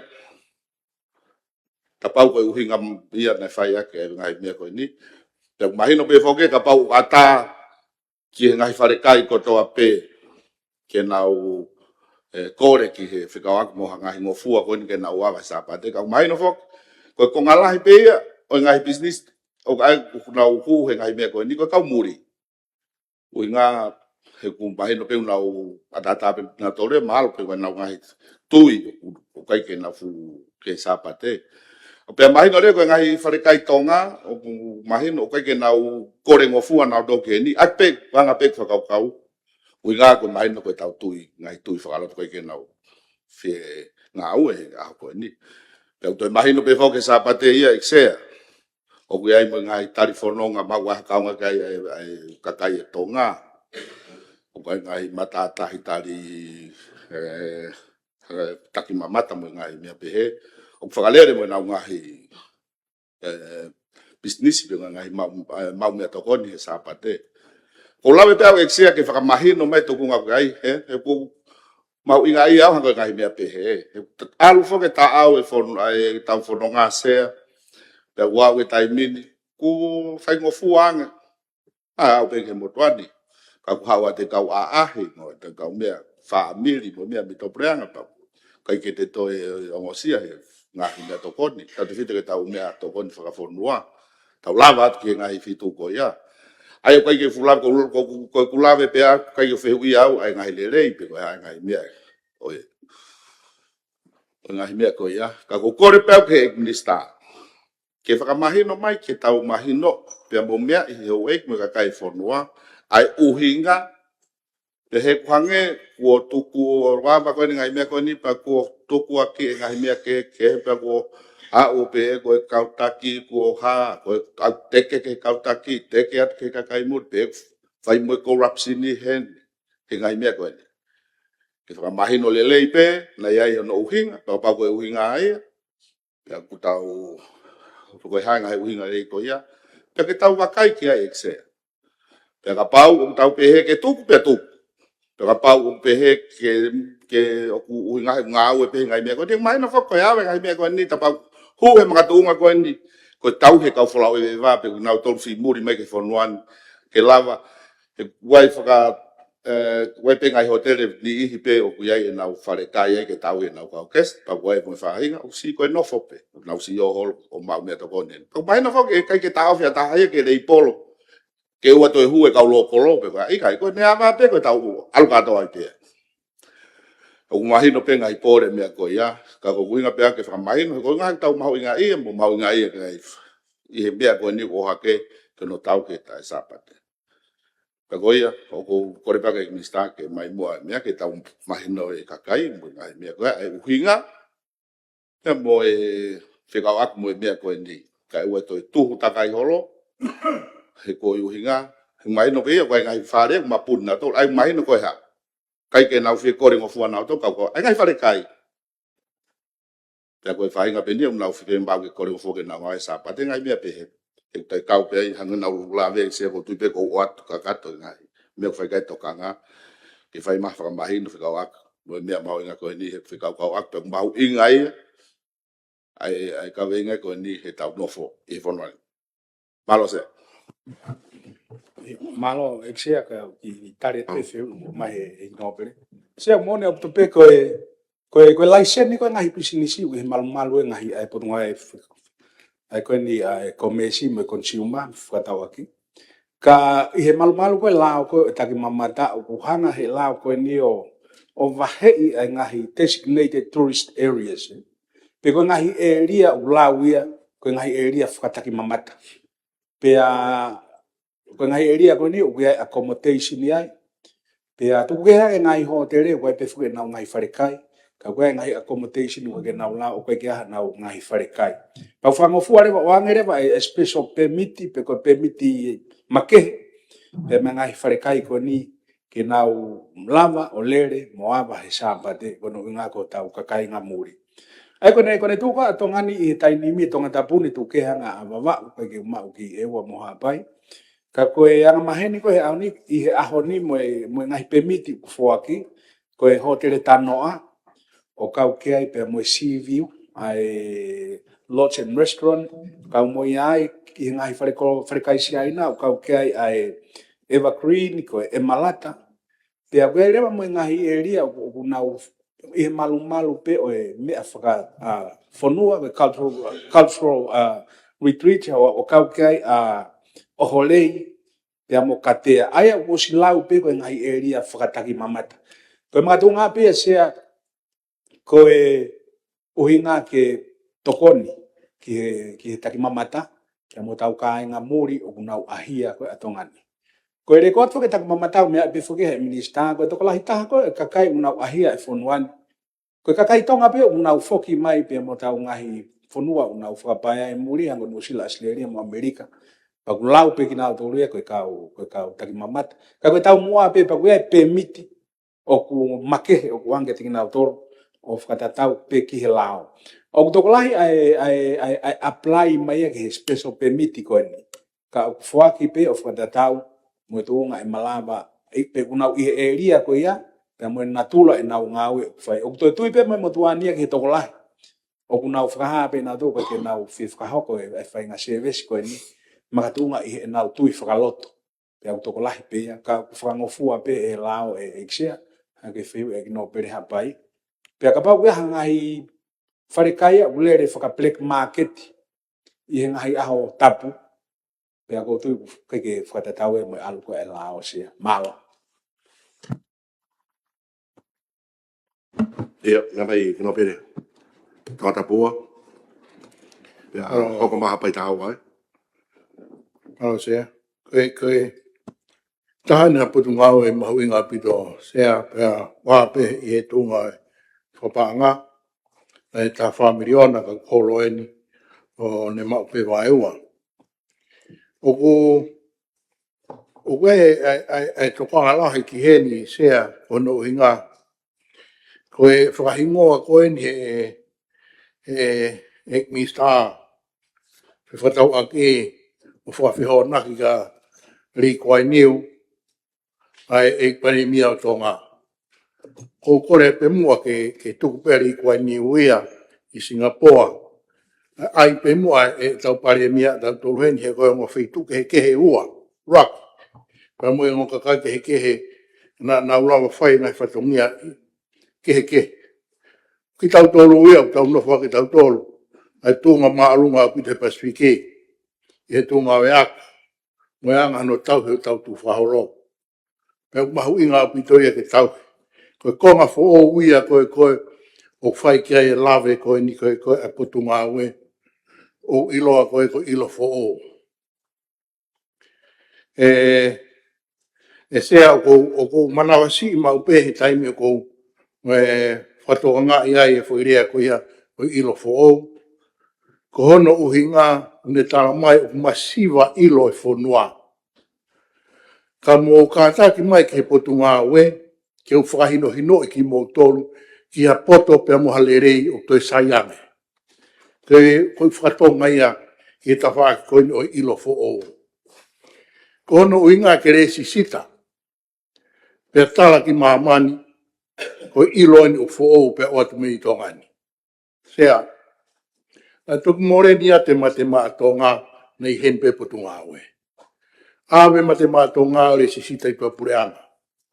Kai ke lawa he potu ngā we o alat o ta ofi. Kai ke alawa ta ofi ko hono uhinga o kumore ia ki he whonua ke. Koe mea ia tongani. Ko matema atonga ia ai koristonga. Ha mena ke na ulawa puke. Kai awa ia re sisila fonua ke. Pea hoko ia koe koroa o kakai ke. Ha mena ke na tufa maha fonua ai. Ke whamahino koe koroa ia ai fonua ai. O kuhinga pehe whamalanga sea kono uhinga. Koe tuunga koe niko no re sisita ha ilo fo o.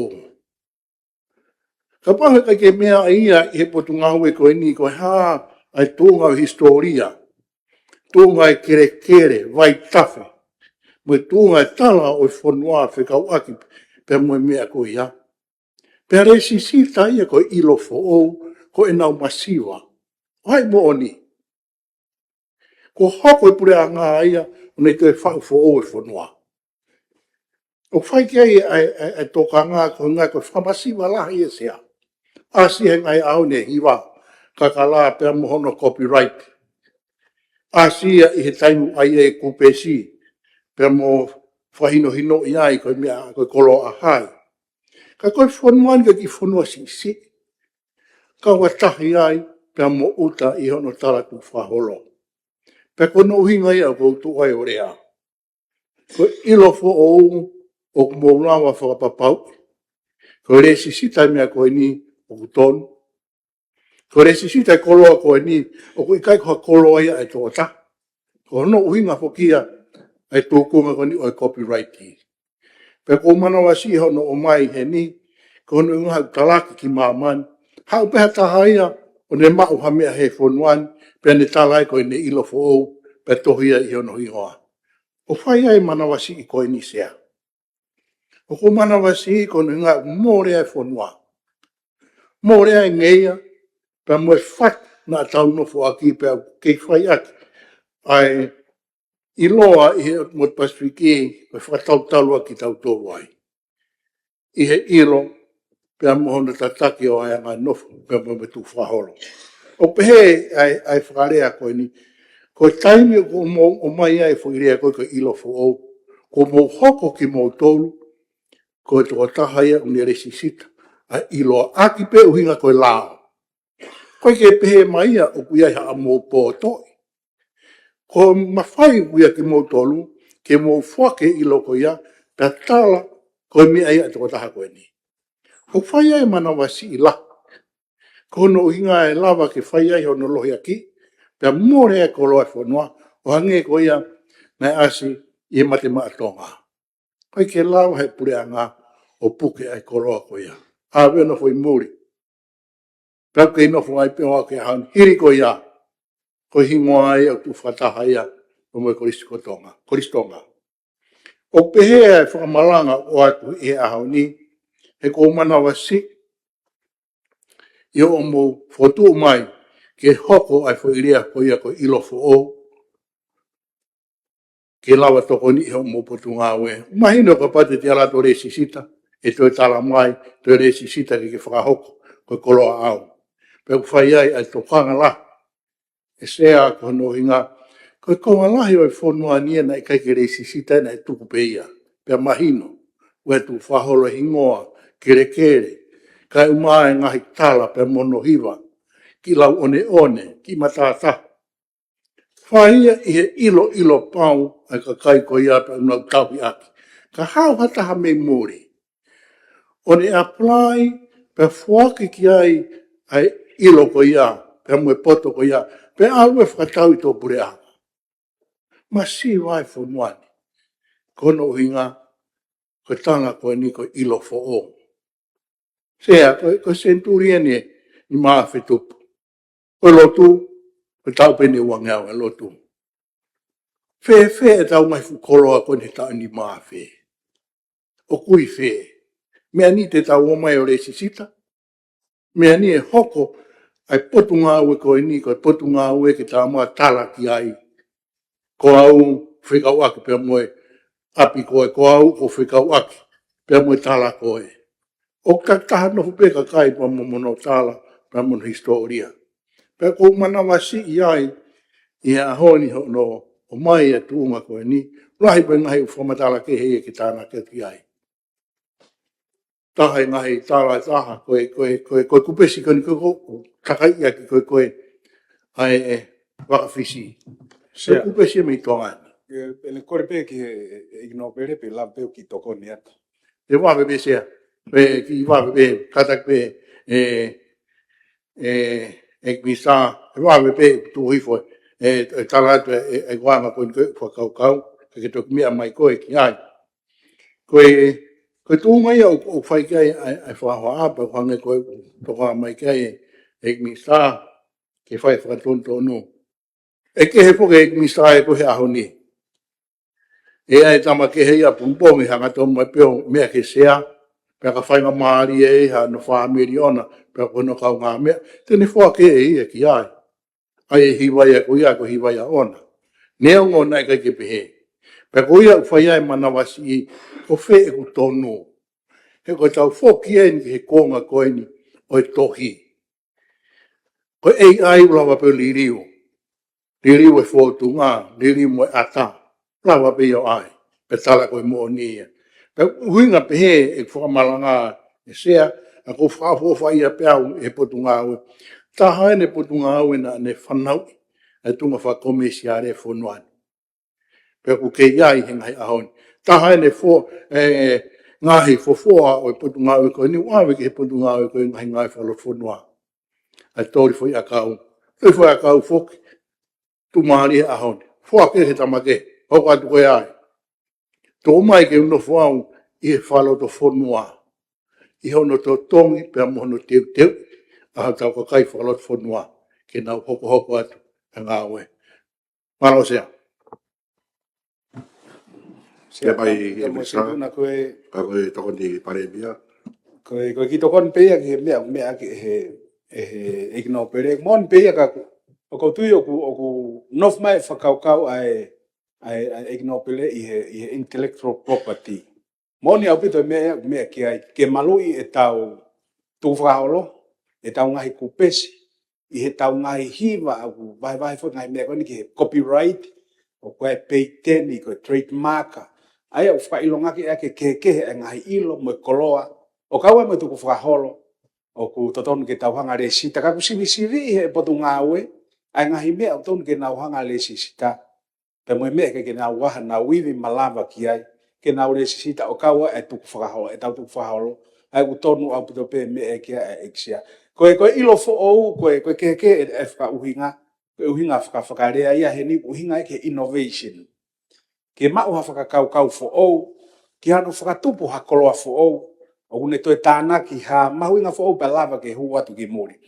se ko e fa ta ki ai nai lava mai e matua investor pe me siaina pe na mau ki lere holo mui ati na tolu ke na usio i tongan ko me pena na ula ki sio ke ko safa feitu ko to pena mau lere ai ko safa pe ko na fa ka ta mai ko lahi ta feitu na tau alu holo he ahoni e fonuani ko safa tala no mai le na to innovation ko ha me te tau liliu a ke safa ke hoko ko koloa e kai ko tanga oku mau me to kon pe me e fa mon manu hang fa tapu pe ko to fa inga commodity pe ko fa inga product e lava ke hua ki tu pria sia ko o tau mo pe heni ai fa kau ko innovation ni ke ngai ilo fo o pe ko fa finga we a ke pe mo e ngai kau ta fa ba pria nga kai ka ko moni apu pe me ko ko me mai ke ai igno pere ko mate matonga ko me afkalao na kautana na ulakanga na tole sita pe ko kulup ki mu ai pe to ki hua te motuan ka pe ke minista malolo ke potunga we pa no tonga fai na u fato ton falao ka tau fa me apango ia me ko na e hoko ko tu ta tau ba mo igno pere ko koloa e funua ka ko fe la vere va he innovation pe ko ilo fo o monificau aki pe mo investment ni muri was pe fo ke programa fica fa aina tari e kabineti hono whakapasi, ai polisi pe ko fonga ngawe fo o ki he investment ni pe te tau whingai, ke o mai ake hakau investor ke na o mai ki murin, mei muri o investi tongan. Ko tala noa ia whaingofua e tau tala noa ko pehe, tau o kore hakau muri ke na o mai. Ko tala noa ko ke na o mai o ngahi e niu heni ke hoko ke koha koloa, ke ngahi talo pe koe manioke ke mau mea whanga ki koloa ke huat o loa ka kuna ulaki sio kau investor ke me de nau ma ke return he nau investment e ma i tongani ko ha ngai fra ai e fonua e fai no fe ma ke tax free i ta we fia pe a hu mai ko i he customu o ta tute wa nge mo periote ke nau ta no tong tu ha wa ai ko mau e foi package ya ko ya hono tari he kabineti ka to kon lahi ya ki he whakaukau ko ni ko ke ilo fo ko ia pe sia pe ko fotu atai pe Fono, Sera ki ia mai tau tau, pe tau hoko mai ni sta fonua. Sea ko ki tana ke pe mo. Ka we ni he o ngā ue ko mau inga ia e motua ia motua ni ai. Tapu me sea, tapu me pare iki. Ko ke motua ni sea ko lok mi sin ni o taulang whakalaka e ngai ko ni. No tō mnau whau. Ngai policies, mo ngai makatu unga ke langa ki e tau economika. Tu mawhare paanga mo panke ta whaki, ko lori lolo ia. Ke utu ake misini ko ni. Ka ko pot ngau e ko ni.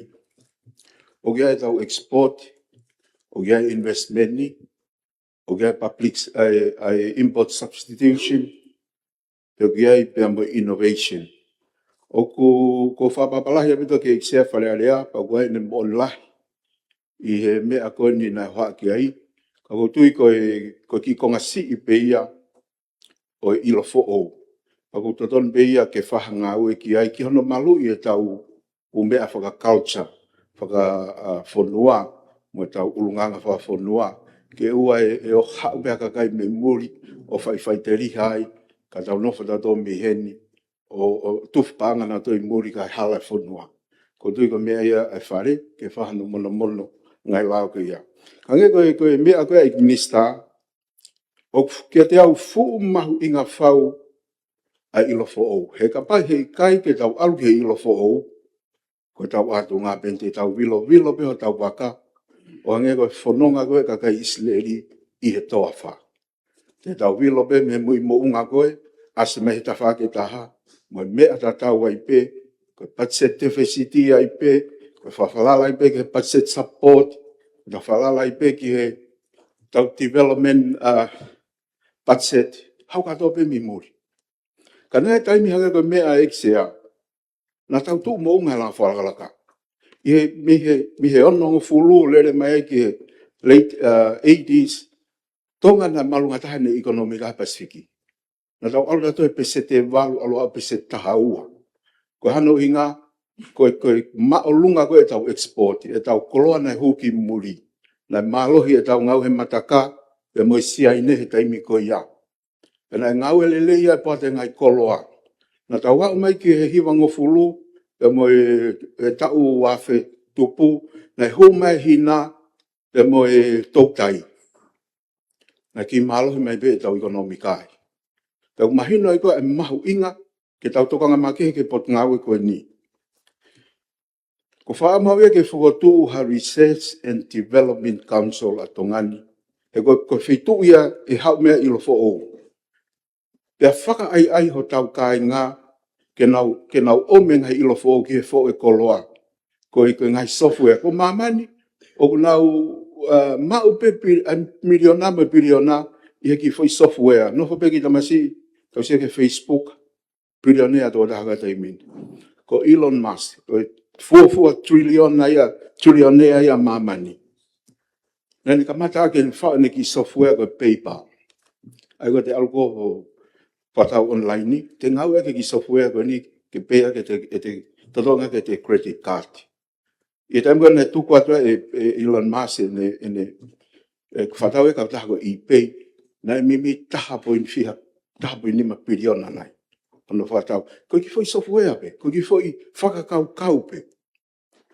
Ka pande tau whakawhi mai tau kau toke tā, mo tau kau matau mei mori ke nau o mai, whakotu ha tau Research and Development Council puke center, ke whakalaka ia ki a ilo fo o. Ko si aina, na mau tok fok mai mi ai. Ko mea mawinga na wako mi si aina upehen. Ko tahiwa anongo fulu, seina ko tahia whanua, masiwa tahai maman. Kau e kau whanua, ko taimini, ko se aina whika ua I mamani I tō maari. Ko hae whakapuripuri a se aina, innovation. Ko hae whakapuripuri e taha, ka kai se aina pe mori na naulanga se aina.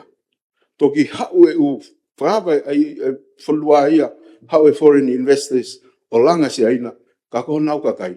Nei os migrate peka kai se aina ia se nturi taha no taha whita taha walu, I mamani. Ka ko nau, ko foi training ko kea tō ngani tai mini, hono ome paanga me ngai whamiri, oku ofi he ono ngiau miliona he tai mini e sea. Kia te au mai e tae walu, pe tae hongo fulu tau hiti, a taha piriona. I ofa maha tau kainga. Ko ni o mea mai e misa, ko toko lahi taha e kau fulau ewe wa mai tonga ni, ko tau kakaipe. Ko tau kakaipe te nauhanga o langa tau whanua.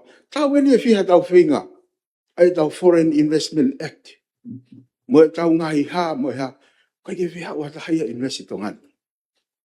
He whiha mau e ilo fo ou, mo e marketi, ka kono e tsase ngai mea kea ke atakai o tonga ni ko tau kakaipe. Ka ko uinga nau kore ai, ka pau te tau whakaukau I mo e capital market. He ku limit e tau excess ke credit, tau fuma mafa. Ko inga ko tau ke panke, o whi mau e ngahi mea malui. Tau ke kakaipe wai nau mea malui te nau excess ke finance. Ko credit market, te ko capital market, o whaingo fua. He ku whakatau aki ai, ai ngahi, poni te koni o te tewe pule anga ke whapaanga ke tau deficiti, mo ngahi mea ke whapaanga. Tau malu ia te ngahi mea ko ia. Ka whaingo fua, ka pai tu e tau ko sirio koni ki he ilo fo ou, mo te nau lava ke nau recommend ai ngahi credit koni, pe ko ngahi capital koni, ke langa ke ngahi ilo fo ou. E lava pe, toko tahe me toko tapungo fulu, hau mani fo I whakau ke tau developer ka software I tongani, e hu mai panga lau miliona. Ko whakata pe ni sea, o koe mau limu I hapai, ko mea ko iko limu tanga. Ko mau motu, e a upe ia toni e tahaf, a limu ko ni he taimi ko tō limu, a urele ia me o katopa ki December. Taimi kona whaahua ai ki sea panina whaapangai ua ki he kilo Amerika. Ka kusi I pekia atu e kau tangata na nau whai ngawe ko ia. Ka wea kau tahi Australia, ko nau ngawe whai ko no extract pe ko no to'o e kemikare mahu inga he rimu, o whai eke umea whawhai to'o he kansa mo he hafua. O baanga I taha mano ua afe, ai ki fo I kilo e taha o mea kondo fukoi teni, ai ko kilo limu e te au wanoa, o mau mea kilo e taha. Ko whainga ilo fo o ia koe, o totonge alu ke hatau whanua. Ko ilo fo, ko tau nonu. Lahi apito ngai kemikare nonu, e tokoni lahi. Ki ono langa ki o tau whanua, pa tupu noa ia pe nonu, pe lava e tau kau whaama tō. Ka koe whotu whakau kau peia, ko sio ki he tau kakai, he oko ne tori, ko popo pia ke preanga. Tau ako I ho tau kakai, pe whai nau whiri. E unau, plau ki muri ko manau moui, e unau nofo I tongani o tokoni me ka tatolu. Ke langa tau whanua. Ka ko pau ke tau whotutu hangai mea, fo o. Hangai polisi ke whakai ai nau tolu. Ka ko tūrahe mutuania, ko tau kakai pe tau tolu, te tau langa tau whanua. Te tau langa tang mamata, te au ono noa miliona kumai tau, lava ke toi whakaliri ange ngā tau mamata, whakalahi ake ki tau araka uangea. Miliona. Ka te tawhanga fuatu e tau Research and Development Center, ko Center ia Innovation, I patau kore ki Nusila mo Australia, mo wala mato koni mai. He oku more, e tau toko tahafe, tau pehepe awari se tahafe. I e tau, ki Nusila mo Australia, I proklama luluf, o aluai ho tau kakai. Pak whenga mahari e ko tau kai ngake na ona tōku manau moui. More ho tau kakai he o tori, lai whahinga nau sinofa I pe nau tolu. Ka tau kore ki Nusila mo Australia, ko ene mo api o tau kakai. Mo tokoni mai, whakatū, hawaa, kene tokonia, a ilo fo e kakai whanua, mo investment me muri, ke tau langa ke hatau whanua. Ka lawa ke na panga mari na ose tau ka ki muri ya lili wa tonga nyo ka fonua ko ka muri na farere malose Foto, ia, i minister. Sia malo ko tano fo ke fini ke tano mau inga pa na tano pe ko si ki e lia ko ni ko em ka mia ko ulaki ko talano ko ka li kwan yu no pe me no pe ka ko pe ke tu ko pe mo li kwan yu ke ta wa ko mi ai ko historia tanga tai ko ni ku ave takai e mani ke a ko ngai fun tane tu fa ki fun wai ko Singapore sa sta tamu da to e fun wa ke pe ta to lahi ni ma miliona na po ka ko fu ka kai to lahi ko e ni ma miliona ko ya no bla na to no fo e le ta ta motongan ko ha no hinga ko me kan ta no ke he fini innovation ko e ke kau e fonua e ko ni he GDP ma alunga ta mo tu mai ta to e walu ki ai ko ta e ni wa no me ko ka kai ko na to ki wat pa na wo mai po ka we ka nga fa pulang o fa ka fe ka we po tu nga we ke na wo si ko ki fonua na to fa ka lahi hono tanu pa na o mai ai nga industry ke tu wai ka ko foi ki fo ke ni na le ki ai pe fai ke tala no ko ai minister ko ki ko e anko ko tala no ni ko pe ke tau foki ke tau ni ma fe ko hil ke to mai me ha me ke fai ke tau innovation ko tu ko fo lo ne ocean apa ko inga ke tau kupesi mo tau popau ke ja no mau inga fa comercial na ia ma man fa fa lu fo ko fai tau fe fa tau aki ko me no ku tala no ke a ha pa ta hawa o ku mo oni ko tu pe na to ki au ki he report e minister ko anai e liliu ko si la pa ke no fe ka ko fe ki fa ta ko ni mo oni ai ba de mo se ke ta ngo we pange ko ta na ko ta we ne fa ngo fu e ta wo ta kai ho pe mo ave ki ta ngo we ki to pula ai ko he ho lo to fa ta no ke ka ba de ta se ki ha mo o si et value pe na ta na ki mau inga na to ke no ka ki to atu e me ni i o atu i he ai ku ye he market ko commodity agriculture commodity ko fui ta aki mai pe ai u fi mo talo o fa o ave he container ki he market ia ko ki mahin ko me no ta tala no ki ai ko ilofo pa te ta fa ta pe ta ngowe ka pa ko fitu million na value ta export he time kapau te tau liri o mehe ame pehe i ki he processing. Hangi ko whai kia tala no ke tu o whare i wawa. Kapau te mo aiola ngai hawa he ngā, kai ke tu o hanga i whale pehe i ke whai processing. Kapau te tau o wawa kai ke po ngā koe ne tō taha koe ni na keke as innovation e kohili. O kai ke fuo mai ka kai tō ngā lesisita hanau ilo fu o ke whai. Koe hano hinga. Koe purana koe ni o ku whenga ke alu ki he level o koe a mo ngahi grant ki he level o koe o e kakai. Ke whaka ai ange o ange ai mea mahau inga ki he ngāwe ko e seniti mo mea ngāwe mo ilofo. Ko e porunga ko ni une whai ni ngā yako business. Ki he kakai ko he level ko ni. O kuia e ngā hime ko whakatātā ka pate mo se ki he coffee pe mo chips. Hanga e o kautahe ko ni o ai e na ki product. Pa ku whakatau ai ase. Ko e coffee, ka tō coffee ko ni o nau ai o lili o ai e mila coffee. Ko malawa puna po na market i Nusila. O ku to e ke he ange hono value. Ka pau te tau alu ki he innovation ko e uhi ngā ia. Ko e whakaama ko e matapa ke hau e foreign investment, te nau hau na tō me mea ko ia. O tala mai, ko e mea ngā ue heni mo mau investment i he mau panga. Ko whiho mou kakai ko o si a ko i ke ngā ue industry for all ko e. Ai ko mea mau inga ko e tau tala no he efi afini. Ko e hono copy ko e innovation ni ko ka mea lama tuku.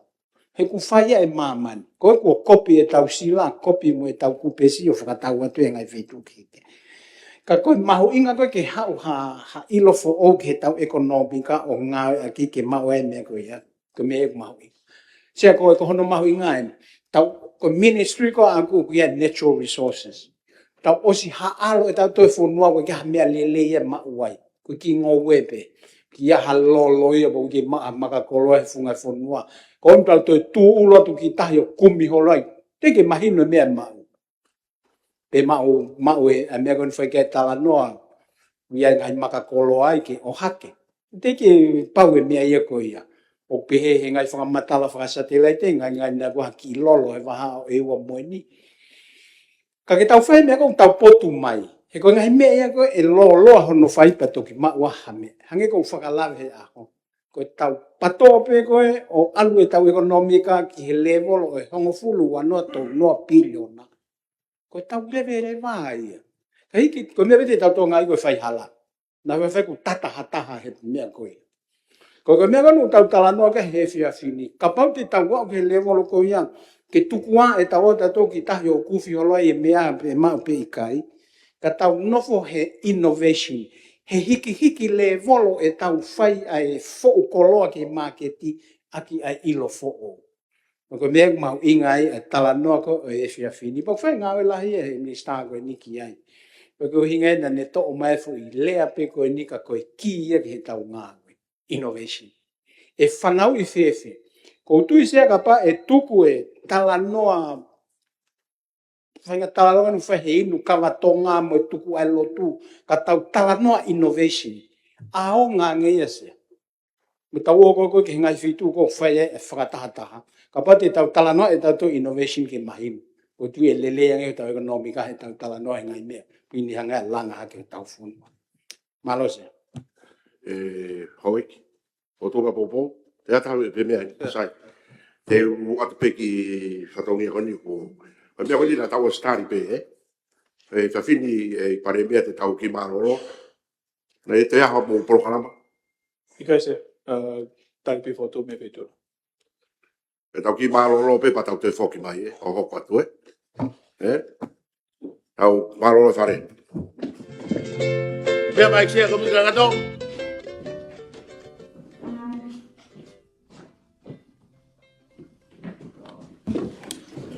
Malo wiki. E tau hoko atu, Tau pe ki mea nau whatau ke etu ke pō mea pe. Oku tau ki lere te rea pe hape iwi malawa. Tau ne mea pe tau kritiri wa whare area. E tā pōpong, E whika tahawa, Whamhawa. Mai ka moe whamhawa ngā sea. Ke hanga o Minsa? Sea na ke mea mai whika tahawa ka koe whamhawa ngā. Se, kore pēr ki maare pē ke wharaulawa pē ngai meu. Koe ngai mātua ko ni he. E kone potu ngā ue, whewhatawa ke, potu tata. Tau ki tata hape se. Tata hape. Pē mea mai, o koutu i ko tawase si pēna tau tau. Ta mo whaitu nak sea tapa mo hoi me mi pa komika kato. Ura ki pē ko, ki mo ke lawe ke mea kone ku whaitokan ke he potu ngā ue. Ko whamalo pē ki he whawhonga no pere whikaua tonga tapu sea. A koe eksea wharearea. I hene whakamahino he wharen. He ahon. Ha he miniti ngā ue wharen. Mea mai ke aka kai whonua. Pea e os tau tangata. Hono whakamahino mai koe ni. Ai mea koe ni ki he matematonga. Ke mahino koe langi mamao pa mo e whakaukau na e whakamohenga mai e tawaluwalua. Ko ngā pe koe koristonga sea.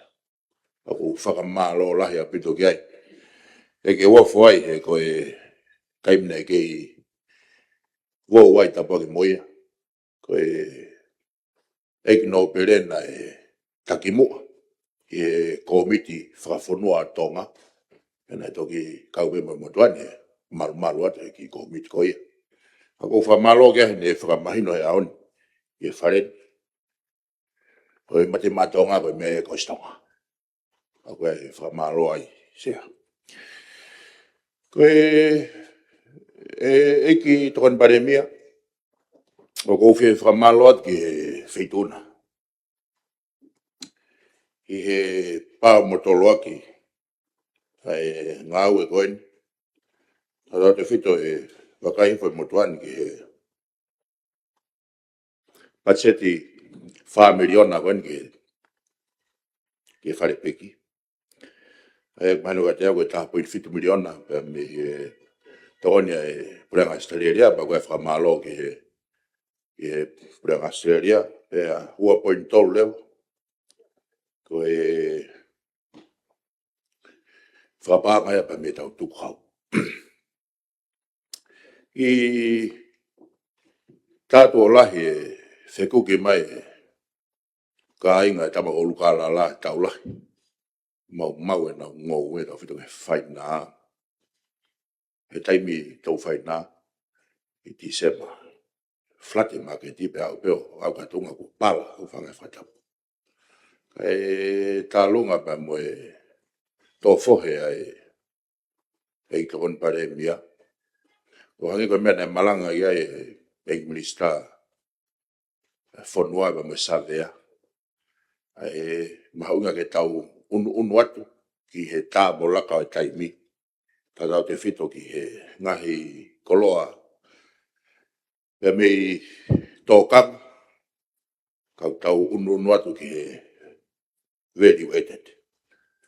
Ako ilo ko e multi-purpose packing facility ko ti ko nite ne lava. Onia ngai mea ko toa. I he langa ngau e ko ni whahako he. Oko nofu pēo e tainimi o se o loto atu e tokon pare mia. Ki he taimi e o se hano launch e wharipek ko ni. Pea toki mōne e rea taka ho whanua sea. Holo pe misike o wawa. Kakai o e whanua e nau fia pa mo veke langa whanua kwhai. Ke ngā peko e fua pa mo e ola e nau ngā ue. Mai no aunga. O whakamalo lahi atoi ki he peita kon pare mea. O kai pe mea ko whia lawe ai e Portungau e koni pa ko whambe i pare mea. E lau maare re whaitu una. Pea mo e tokon pare mea ke te whai hano mui. Tata o te whito pe ki he tamatu i whareo ta pake moia kau e minista. Ngai ngau e whati pilometika nea whio. Whekau aki pe mo e Employment Relation Act. Ngahi mahina koto tok mariwa tu ne pe ni o tau kau ngā whanonga e sia na whai whitu taki mai ko la aunga sea. E whahako ko la aunga pe whekau aki pe mo nau kau employer. Pe koe ke puri pe unga ni hia kau o tau whatakoa pe me gai whanua kau ngā pi kau a fisi ko Philippine. Koe mea tatau pe sea. Ka koe tokon pe kua katik nau tolu ke nau kataki pe o whakahoko pe nau ngahi lau ngā ke ngau pot ngau e polisi. E kapau na study foi lau koe ni. E lau arewa ke whaha tokoni kia te nau tolu. Koe ke puri pe unga ngahi ngā ue eu ke whatatari mai pe me regional law. Pe fo ke ILO. Koe whatatari mai pe ke lau ani. Osi unu kotoa ngai whanua pasiro kawa fisi. Taimi ko te tau tala no ai ki minimum wage. Osi unu a fisi au. Osi iai e nau lao pe ea nau. Una uihe panga nima nau dolke hoa e nau minimum wage. Ko whampe ke te whaha hano toi ki mui. Mea kwa nike whaitu. Osi mea i pea e pare mea pa mui hoeki. Oku ko whiu whalawe atau ke isiu mahu inga. Nei whaiho no ngā ue i mahi tau ko sipa nei whai whamore e panga tu hau whanua sea. Ka ko whiu whia ke uki lawe te rewa ki ai koe ki hene minista koe mia. E ko ilo tene i te ngia i au ka pau te lawe atu. Koe nei whai e kore he motuani e tau ko si. Ke whai e mui atu he minista koe mia. I nei polokalama a ahi aka maheni pia ana pe mo ongo pure anga. I polokalama RAC anu sila pa mo palm scheme ko Australia. Pena taria he kapneti ke whakahoka foi joint visit koni. Sea koku whakatala noa tu i he tawhakon koi ke labour mobility. O si mea i be whaitu una whaahake mau be tālanga e wharen. Koe policy o kui he malu e hono fatu. I he potngau e koe na iktokon pare mea aho. Kono implement o whaia i he potngau e koe ngai ngau e whalot whanua. Ka koe ngahi whakamatala ko ma. Pena o si whaipe wahe kei e kau si o ki mua atu. Koe taimi ko atua e policy ke whaihone whakahoko. O kai pe ke implement ya se. Koe tahai e ngahi makatuunga o kamata mea e la langa ai palparema o whekuki mo e tau whanau tori e taimi unau whanonga tuai ki tua pure angasa. Pena e whaia whakaukau ke whatua e komiti i whakaloto whanua pe ia. Mea i pea he make minister whanua o e ahoni ko ia nesea komiti ko ni. Ke whaihano whakaukaua o hange ko ngai whanua ko e Pasifiki. Ngai whie mau a ki tau tolu. Pea pefo ke tau whanau ko iau wholau atu e tori. He koe komiti ko na lere mai ki mua ko ki steering committee pe ia na kawai ai o whanua ia ua koe ni. Kana ia e whakaamu ke tau ataina e tau tala noai e ngai policy ma ngai issue o whekuki mo tau whanau. O kawai pe ai mo ngai issue wha sosiari koe ke ufi kawai ke whetuna sea e lahi o palparema koe. Koe moni e paanga u tau tānaki whakafau mai he remittances. E whanuana pa kotui koe mea au tau kei maanua he fukonga me mama iau tau iai. Koe tokoni e tau whanau kone kuna huatu e tori. Lahi au pito pe ngahi palparema wheke kā kunga. Hange pe koe tau palparema koe ni tau to whangai e pot ngau e mo ui e lahi kau whola watu. Koe kum whanua mo ni ihe unau whakawhisi ngā oe ni ihe kau whaiak. E ngahi pot ngau e pure anga nau whakawhisi koe o he polokala matori. Koe ngā pe koe ngai whi mau hange koe langa whare. Koe tae no.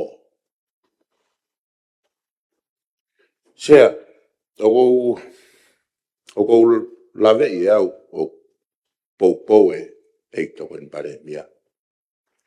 Ka koe minister lo tonga. Tuke he ka pau halai ku, angai ku, whakafufua. Ka koe ola e wholau koe ni sea, e whai tala noa mo ni ihi.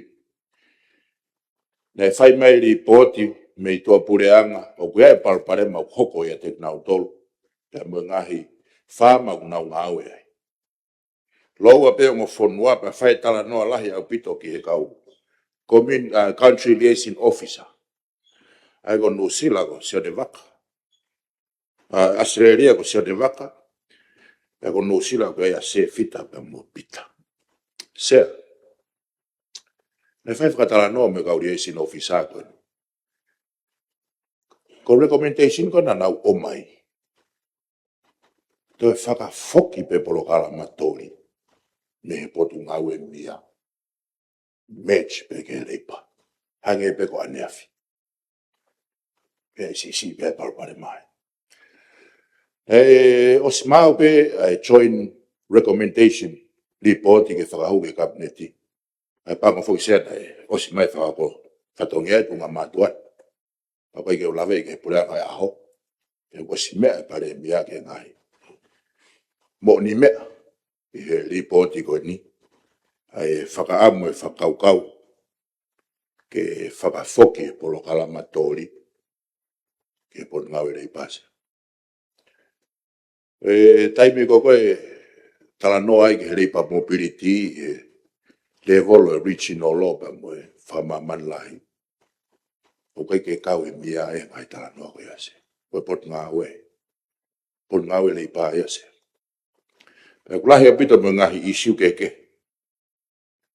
ka go tui e pare mia ngau mali le leipe ko tai pe ke tau fra mau ko e tau ngau e ka feitu eta we tau lahi mai ene tau ngau no e foi ma va e ua ko ni pe mo e pe feitu na se o parparem ya koe kau liaison officer te re na ngau mo tau fa na autori kau na i he malu e pot ngau e mia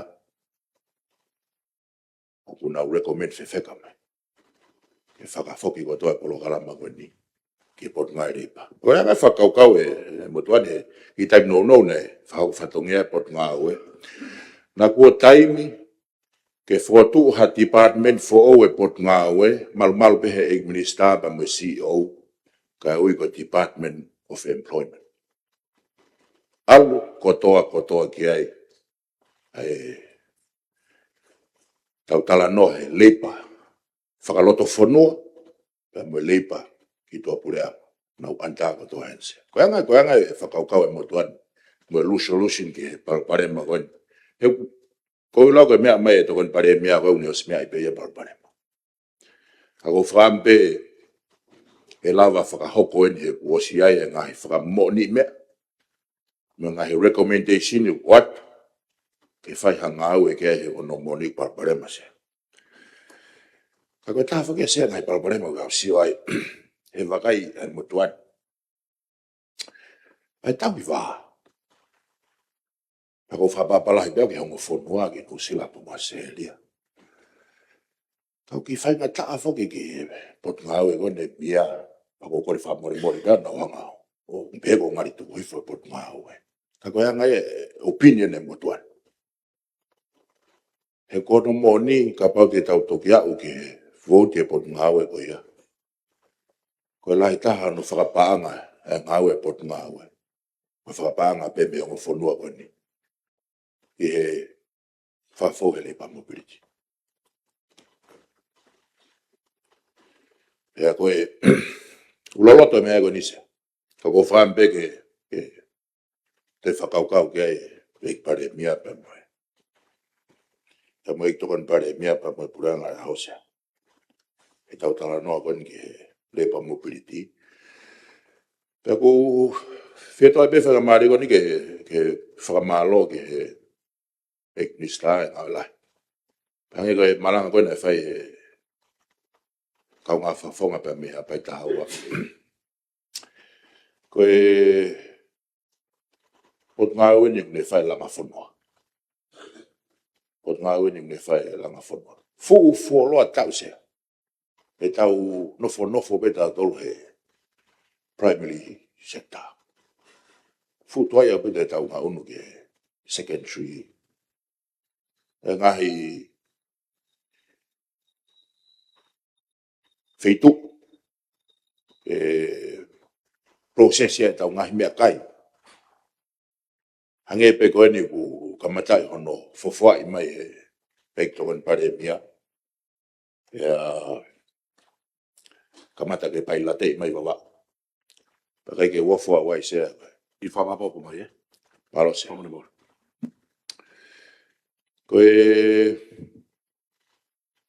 tahe mea ko whielawe atu ki ai sea. Ko whielawe atu ki he taha pe ngahi mea u whao hake he kakai whanua. Whekau hake pa mo tau whangatakaua koe ni. Na mi e sia kunau. Kono moni koe. Koe kau tonga pe whokisea ko. Nau passport tonga pe. Koe tau tala noa ke ngahi wharikoloa convenience store. I lai whoke la au ngau. Tō lai pa hange te tau ngari lau lanu. Ka kou toka ngalahi he ku nei pureang kone toko sina nei ye tutuni. Ke ki hol hono tukuange ngahi laiseni. Tatau pe ngahi laiseni ki he toi extend ngahi wharikoloa. Ye ngahi location keke. Pea pe whoke ngahi laiseni. Ki he ngahi activity keke pesea. Mea ipe e feituna sea. E tu fuko e lalo tonga ko unga lahia ne recommend ya motuani ki e kabineti ke hold ka whano review. E koe lai sen pe taha ki activity ke. Ai ko mea na hoa ke e no pere ka koe afonga no pere ha pai ko to sea fare area. E natula ko ngai business now. Aba pe ko sapate. Ai ko e mea ipe feituna. Ko foi lai sen pe ta te lava ai ke te fare koloa. Ai ki mo te po hapa fai nga activity. La ko unga na fai fa ka disia. Kai tai bona ke lere mai ai wa ke ta unna te fa no muy at ke pon ngawe. Na fa ko mai pe ke hold pe. E fa tonga e motuani a sea ngai fare koloa fo o ia na toki fo tu ha ke pe. O si lere na to lu ase. O pe ke te fai moha si o loto ke. Mo mahuinga ke taivete tau tokanga, ta to fito ka ke na tolu ko ia ka u investoa ko ta fa ko fatonga mata vai a peta pot ngawe. Ke taivet na tolu ke ngai activity o kai pe ke lava ka kai fo no ke fa hoko. Ko tu ko ngai me to ton ke na invest ai na tolu. E tala fata ta pe ko ngai activity ko fo tu 5-star hotel. Ko ngai mea ia sia te ne whai langa whanua. E koe tuka mo tan ka pau e tuha 5-star hotel i wawa. O si oto me tiki pe whakalahi mo tau airport i koa wawa u. Pea hoka wawa u e koe hapo. Ki e whanua e Pasifiki o hange peko fisi. Hawhanga. Se peka tu e te tuhu e peha o miniti, ke malanga ke whaka osi mai ho fotu toki e potu ngā ue. Sea, o whamaloa ta he mau whainga maari e. O pepe ke ngata he. Tukua te kau ngā whafofonga. Ako whamalo ke sea whare area kon mea mai. Koe whamanatu koe mate matonga. Koe mea e koe stonga. Malo se. Malo. Tama nima? Me sea ko veke hoi ko mga kato. Malo ki mistai mai ne. Pachet ko ni ka toki ka ki manatu ka mena toki mea ke ka fonga ka sai pe. E tau mea whakalu fu ka ta. Ka ko e whamalo te sea ko tui au ko he tau tui ko toko e whanuani au lahi koloa ke ngā ue i tahi. Pe he ko ngō ue mga mea. He hau pe ngō mea i pe hau pe kai ngā ko mao long miliona nau tō. Ko tui ai ko e mawhai a ko ke tau i ai pa ko tui ko e ria ia ko tau toka ngai kina ke ngā ue. Ko hike tū maari e whanua ko nisi. Koe ka whanua tū matu tā make nisi. Koe ka whanua masiwa nia. Whanua ke ngā ue i pe a whainga maari e te tau tū maari e pe a sia. Sia ko whakai whe potu ngai koe ni koe nau ki hiki pia nau tō koe tolpo ni ono. Aia koe wha miliona koe ni ke nau sef koe whare ke awea o te tewe e whi whaina. Ka koe e minister mo lava o ko ai whaine innovation. Mo lava o whai pe whaina mi sanuari ki tise. O se whoke mau ko whare rea hala koe ni ki fualu. O koe e tō anga whainai. Oku o si lere pia mi sanuari ki tise. Ko mea pe oku lere mi sanuari ki tise. Ko mea pe o te whatongai fō iki ang. Ai whi whaina. Ka ko amanaki koe ni ko tui koe mea koe ni ki he whare koe ni. Popo a ko hika pa langa ai whaina. Tau no pe ko hika langa ai whaina. Ko ai pe o ke hui tau lapo ngā ue pe helo tonga tau. Piu tai mga koloa pe kehe ke lava o mui at. Pa kai ngā tai aluat ke tatau ai pe hen. E whaina hapawa o whaina whakafofu. O tui koe ai no whainga whakarea ana koe whaina vovo mo whakafofu. Eka koe ngahi mea ke tau alu ke aika. Koe langa whakalaka koe ni ku tau ke iai o si lere atu ngai whanua lahi he mea koe. Pero mea ku whainga fua tau langa whalakalaka. Koe mai pe nau teknolosia nau ngā ko tau mui atua. Koe toi pe neke tau whetoko neak o tau mui atua sa o tau lava ngahi mea koe ia. Sia ko la pe ki he potunga ue hau ke potunga ue potunga mau inga fuken. E koe potunga ue ko ne hanga whai ai ngā ue whalakalaka. Pa koe potunga ue ni whetau laki mo ngai business. Koe huanga ni, koe potunga koe ni koe huanga mai kau pisinisi ki o ngā ue whonuan. Te tau pe e kau pisinisi mei muri, mai pisinisi pia mei tō. Tō pau te na hu mai ko taitari ko whahe minister ang mari mari ma whakawofu tō atu. Tō pau te na hu mai ki o ngā ki tō lalo e mea o kai te fusai aha koe ia. Ko tui ane whainga tā maki. Ka ko tui koe potunga au e koe ni mahu inga. Ana tokanga i kina, ai taitari koe mai ma teu teu. Ko hui koe whiunga au whakataha mai pisinisi sea. Pako whaamgau ki whaumak ki whatoanga e whangi mea koe kei nau palani sea. Pēsi tontolu. E kohi koe wakai en ki whewhe o tau tānoa ke ngahe mea o tau whakaamu. Ke whakahako ka koe whehui. O ma teu teu nei potunga koe ni mani kau ngā oe. Ke whakahoko whatongia koe. Koe wei whehui ia. Pa mo ki mea e whapehe ka mata pēsi tōtolu. Koe ki tue lawe o ki mua. Ka koe e pē pēsi tōtolu kai whatātā hen. Ka mata pē i he taha poine ni ma. Koe tokanga e kina kau ngā oe mo e whahako ngā oe mo e akau ni. Koe mea fuoko mai he ni koe peseti koe o e toilere iange whakahoko whatongia i he tau whakapaanga. O pesete ni manoa e taoni. Tau hau hiki ake peo noa. Hiki ake peo fitu noa. Ako kore ambe, mista ki whakai ange koe ambe koe ke whai mo alo e me ni manoa ke. Whinga hiva nima. Ka pau tau pehe koe alu koe niko innovation koe mea e ia. Pau mahaunga teu kau ngā we ia. Ka pau te mo mea hifo ki he pestol wha. Asi ai koe peseti o e ola. O e analyse o ki ngai whi mau whakaako ke solova ngai matawai vai he potu ngā we. Tu e pa i he pacheno le tonga noa. Tau ka hau ni manoa, pia toki ano noa fitu noa. Ka pau e ke teu e kau ngā we, ke nau ma teu, koe hangolau. Koe whakaofa atu, koe tau o mai pehene o hange ka tau tala ki polotu tala loto, pe koe osu koe pa tau mātu. Mahu ia ke invese e kau ngā we. Pako whaambea ke whakapapau e mea koe ia. Futonga ka mahu inga, ka kou whipea ke mista, ka mea koe ke lawai ke hiki ia ni. Pe ka harewa hame he patseti ke tokoni atu. Koe mea na mo ai koe pese, taha miliona, ako i koe kau ngai whakapurea ngā i public service. Koe training institute, holok for guest, me koe niut mini makilu. Ange ko whatonga koe ke tokanga, ka mahu inga ia. Ka tau alu ke whainga tuunga kulahi, yang mahu inga tau invest e kau ngā we. Ke nau toi matao tau anga. E koe mea lahi pe whoki, ai mea, ni te toki eka tui kau ngā we, ke whumahino ia. Pak mantu ke tai mahino usai peo tau tol. Koe ne al tai mahino koe ke hewatu ka pisinisi ke ai e nau fo mume mea ose pe nau tol ia. Ka koe mea peo ki tok whatfotua te ke minister ke whatokanga ki hen. I estimate ka hako ko whiha whahinga sirini. Mahal koe ni makilu koe ne PSC ka pate ka mata ako e au ngai aki. Na koe kau ngā we ke nau poto. Ke nau lava ilo e la koe taha fuke mea. Koe te ala tuko e ke ilo e la o mea hala ta lahi niho ke nau ilo ka kanto e la. Poko tui koe fotu pe ia.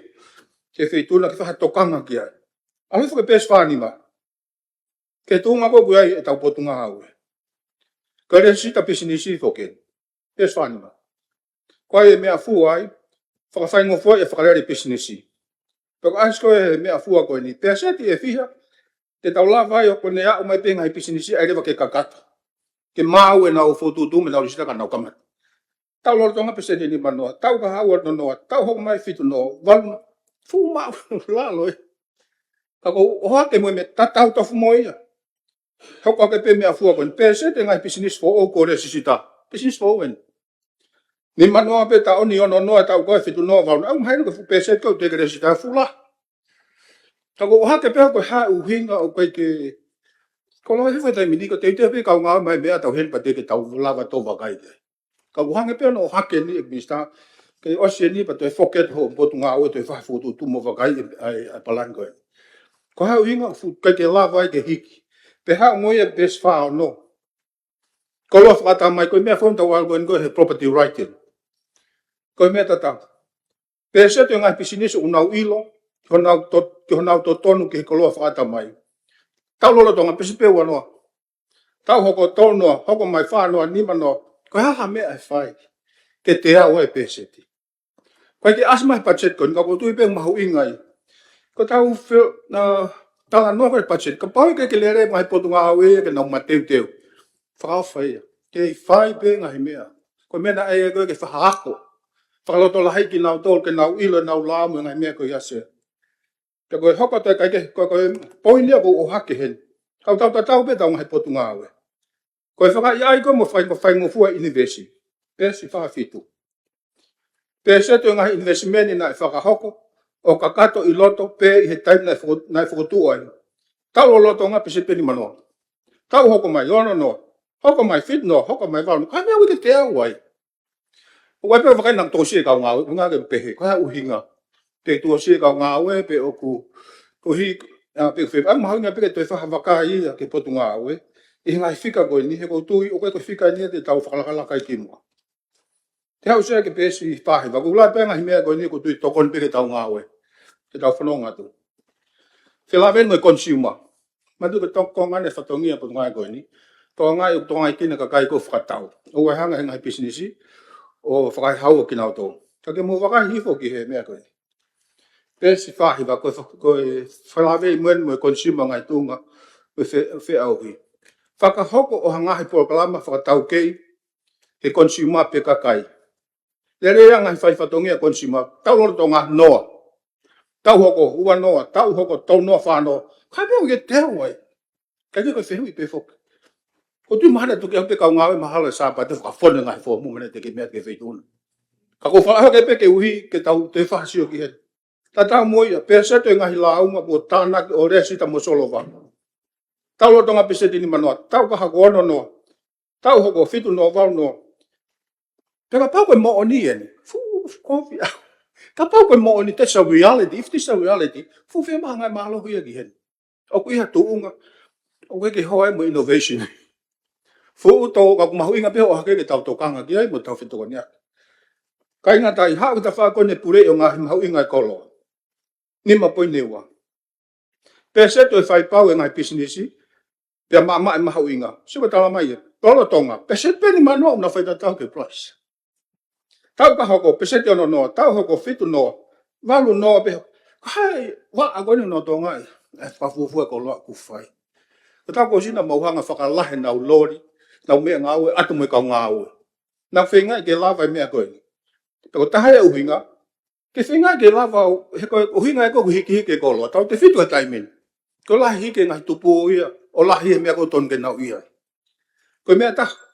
Kau i whai pei, koe whai pau e ngai PCC. Ma e mahu inga koe na. Ni manoa no no whitu no.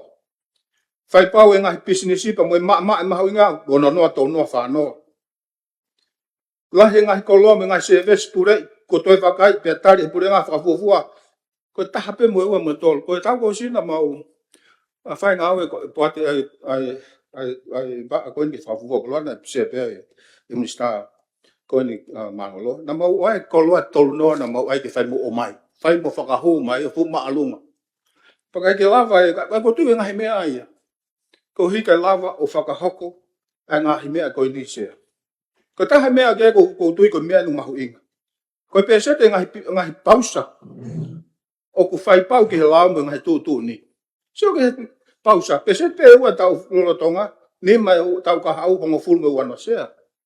Koe ngahi mea ane o koe ki ka pahu ke mau e nau mea. Tua ngai ka vela ha mea. Koe fu mea lahi e. O te ke vela pausa e ponuan. Ka mahu ia ke whakai. Ke ngai whataha mo i putung savea. Pa mo tonga e tamate afi. Whapapau o ku malu e ngahi pausa. Pa pehe mga tuanga lolo ko kui heni, pa pehe mo wawa, he kamu, tau ki hao te ki ha pāhu me. Ka ko hake pia ko hiki hake me pese te ua, me pese te nima, ka ngai pisinisian, ka ngai pese te oku toi whafu, oku tau e lahian. Ko hika malu e ka kai whanua sea. Te koe ngahi mere na ma whatonga i he kouhiri, ka ko whampea ko hiki alu koe nge tau who'ou, singa i ke hiki maalunga ko hiki hao, ko hiki lava o hao ai ngahi mea koe ni. Pako tui ku tatau pe moia, e wakai koe whakahoko ngā au e mo e tatau ke lau. Tako ka koe ngahi mea pia ko hatu ke whakatata ke sea, e ngahi mea umaha ke whakatokang kia. Ko hei ka pau e lava, e ngahi potu ngā au e o le rei. Sai e whakatokang, taka pau e vai vai. E vai vai pe tau tole. Ka koe ngahi mea pia ko hak ke whakatokanga kia i he tau palani koe ni.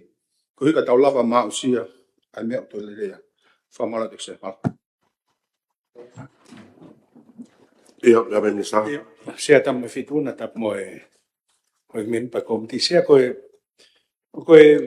toko ne pe ki ngai me nai fa no tari le rei he po tunga we ngai foto tu ko mai ko me ke fa kala ka ko fa to ngai pe ko ngai indicate ko na ku me me ke ai a to ta nima ko fica ke fa ka ni he ivi pe my resources fa pa na va e pa se to tonga ki ai ko kaka ko fica ko to pe finga ke fa ka ki olong pe a o we ai tu i lahi ai po tunga we ia ke pe mo fa malo ke ngai tana fa ka o mai te mau me nga we ke ngai fa ka ko ia ke to fa la ka e tau nga we ki mo fa malo ki me na mai to ngata pu ngo fulu ko le pe ko ne tala no ko fica aki pe mo mia pe mo po tunga we io o mo ni ka ku ko we visione ke ai premia ki he kahau mo ke mama ona ko ta ofinia ko loto o minister mia ki ai ka o mautari fa kau na e foto mai me kabineti o branco osi ko hala fononga ki kahau pa fa kau i he ko ngai visione ai premia ki tau unu ki ai kai un mamari pe ko malo te ngai to ko ni mai me ngai ni ka fa fonga kai te mau ngau e ki fa le pachet ko malo sia foto Putoka poupou, sa i ka hoka toe, ta hawa Se ko tari pe fa malanga mai ko na mai fika ko mo investment ni mo inga ki fa tonga ta pa ko ia ko ia mai pare mia. no se tape fetuna pa mo ka fongo ni ko mi ka to se ko fa malanga ko ni ta ta pu hong fulu ma inga pa fa tonga i me fa malanga ko mi ha pai ta hawa ko hi ko na o ha ki me ma inga fika pa mo investment ni se pa ko fe ma pe fa mana tot ko hina o si fa ha pe ki ka kai fo noa ai mea koe ni. Kau ke ngai investment for all. Tare mahu mai mi sanwari ko ospa papau i pau whai ngau ki ai e tai min pe yasea. Ka wai hono wha mo oni a rea pau i waha koe ni ni a fio pa me kau tahanu sia ke langa hotere. Whafufu hotere ko ni ki he teo miliona sea. Ua ki ai o ke pa me kau taha Amerika ua amana ke whawhe ki tai tai na tolu heni koe hanga toini ki he hotere koe ni nai ui koe parataisi sea i papa. Koe hotere koe iau no tonga i he mamaru ia ai kautaha retirement fund. Pa us whai pe ai whapaka nau tolu koe uhio ki ai i kautaha me Amerika. Ngari ki whatara noa ki hotere koe ia sea. Sea kau ni ngai a rea lahi. Koe uhi koe tokanga makehe koe ki whetutaki. Ke o mahe ngai whaka fo o ke tūta mai ai a kau tak mamataki whonuan sea.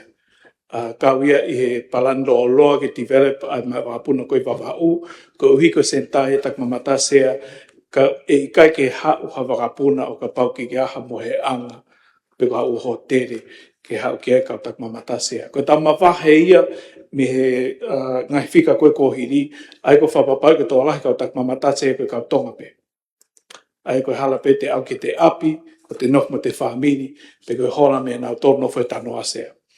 Ai koe tūnga koe koe ai whika he tai mini, koe whakau kau ke tau puhma market for o ke huma panga for o sea, pe koe ea whai pōpō ke ngai lang wharakalaka koe ni. O tanoa hotere mai sea ka oswha mai noi pe o sea ngai are pau ia ke u hotere koe ni. Pe ua ke ai sea, nai toktari he kapneti ai investment policy.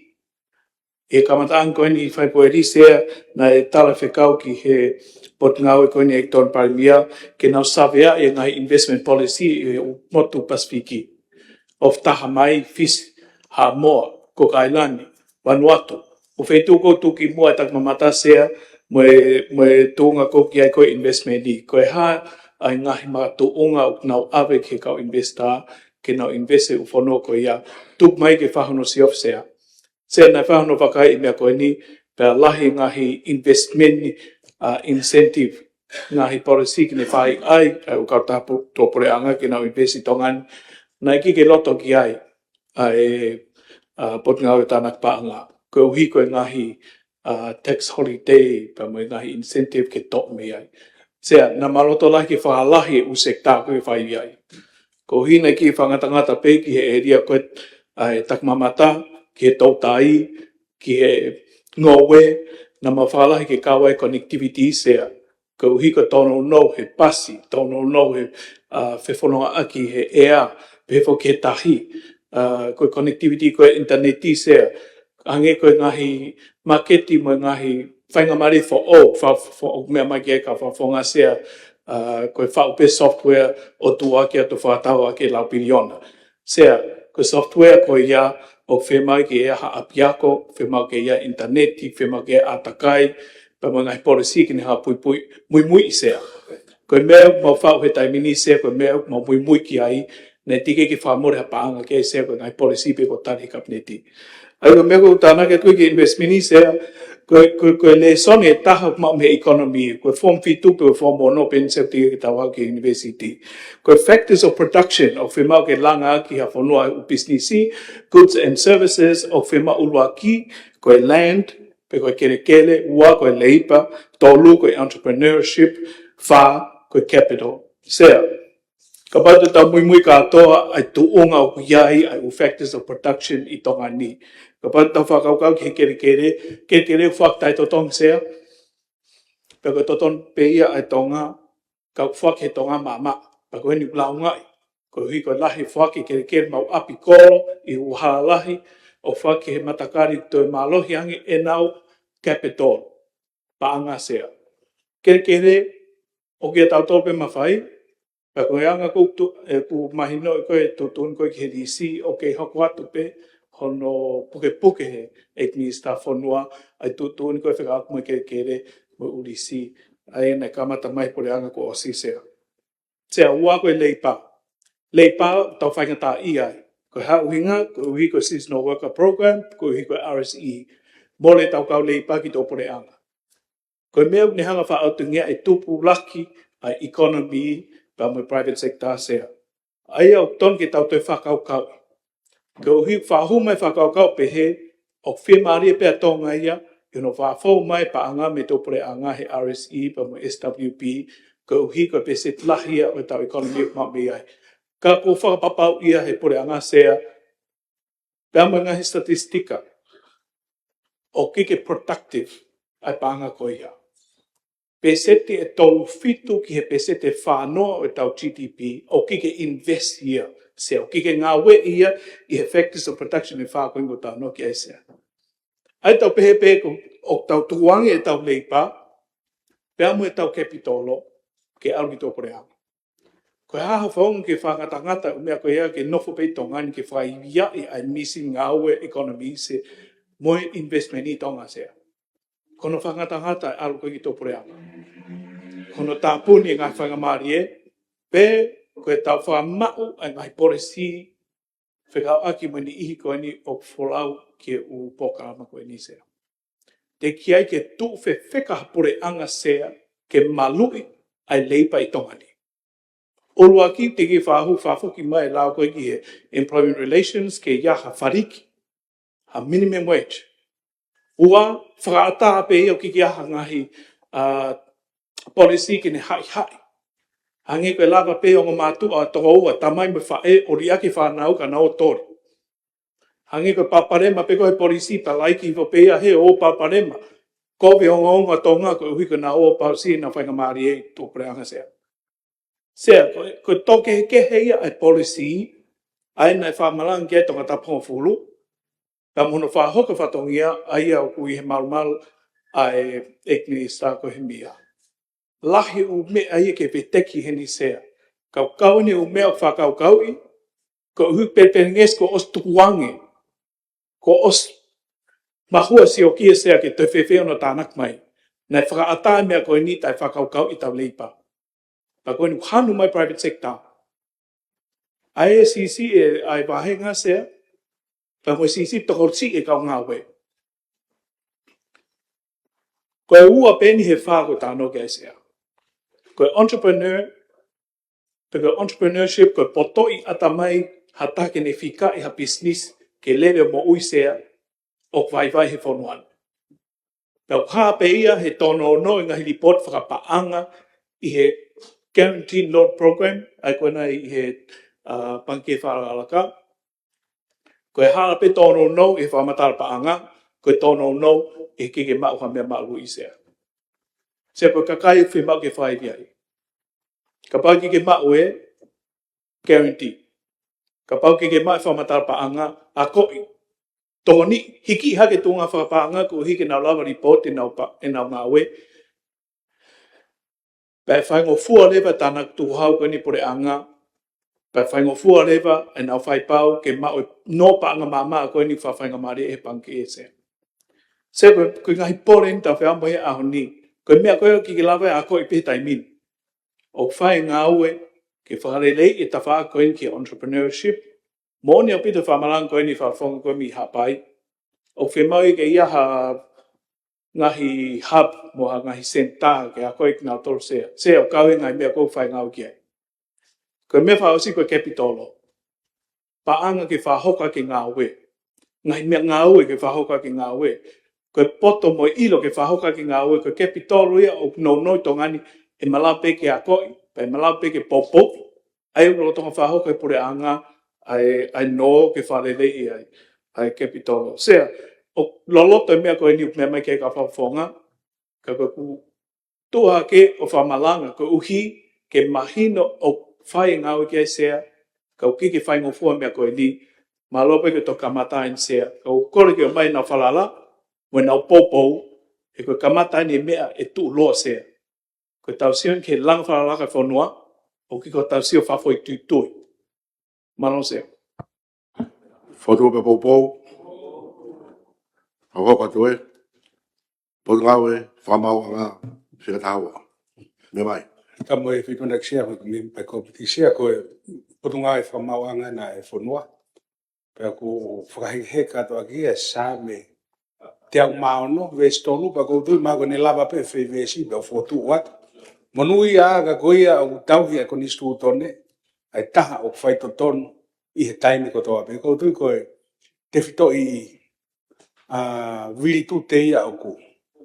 Tau kawe i he wharearea tonga. Ka koe tumu aki e koe tau konistu utone. Ke tau mui ki ai. Ka koe potu ngau e koe ni koe whakapapau o tau mui ki he la e whonua. O hange koe ngahi makaturiki. O tu aki wharearea tonga. Ko whotu atu. Poupoua ka wepe ki mea ko alo te pe ko hiko pat fola. Ka tau pe ki minister mo whakai, ka tau whamu, ko tai mo ko uhai ko whaalo atu ki he whamau. Alo tau, al bako sio mena whahopa te mita. Ki ka tau po aha taha alo sio ki ai. Ko hike whemau ke whakalelei. Pa mausia tu koe ngahi fuse ai loto, whaka ofa ko, mo tau ki whare koe ni whai a whakamau, ke ki vari, koe ngahi mea ton ke vari e whakamau, koe ulaku e ume tol. Ko kore tu pea koe pea koe konis potolo fola. Ko hike ki vari ia tu pe whanke mea, mantu ko tau fofonga ai.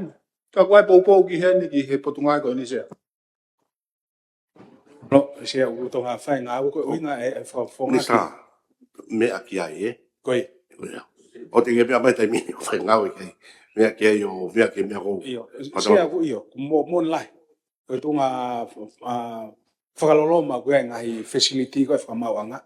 Ka kumalo tonga ngau e patseti koe nike whano whakalelei. O si lava atu no renovate whamauanga lahi. Maro. Fotu atu e. Fotu pa poupou. Kai ke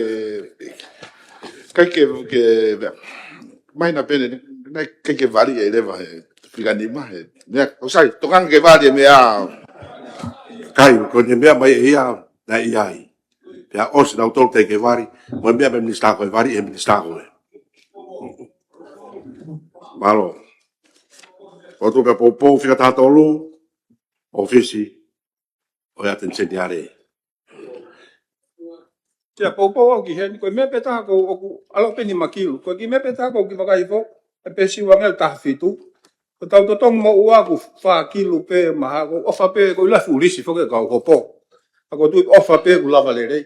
Ko hiko tau kawen lai piriti a tau tolu. Ko ilo pe ko angai fume, ko kawen ni e potunga au e ke kau moi a en. Ko kau ngau e pe ki whakatolai. Ako tui ko tau whatokanga ko ke whai hala me corruptions ko tu mau inga. Ain pa ko popo se. Pou, a hoko atu, potunga polisi tonga. Mea mai. Se ko peha te ke popo mai ki tari e pe polista. E kai, kau ka mea mea kamata ke pau pea ke te mea pai fituna pau pe pe ko fituna ku ta pe mea ke mea ke. Ka pau pe ku kai, ka me pi pa ya de feu i ke. Se Pe pa ke.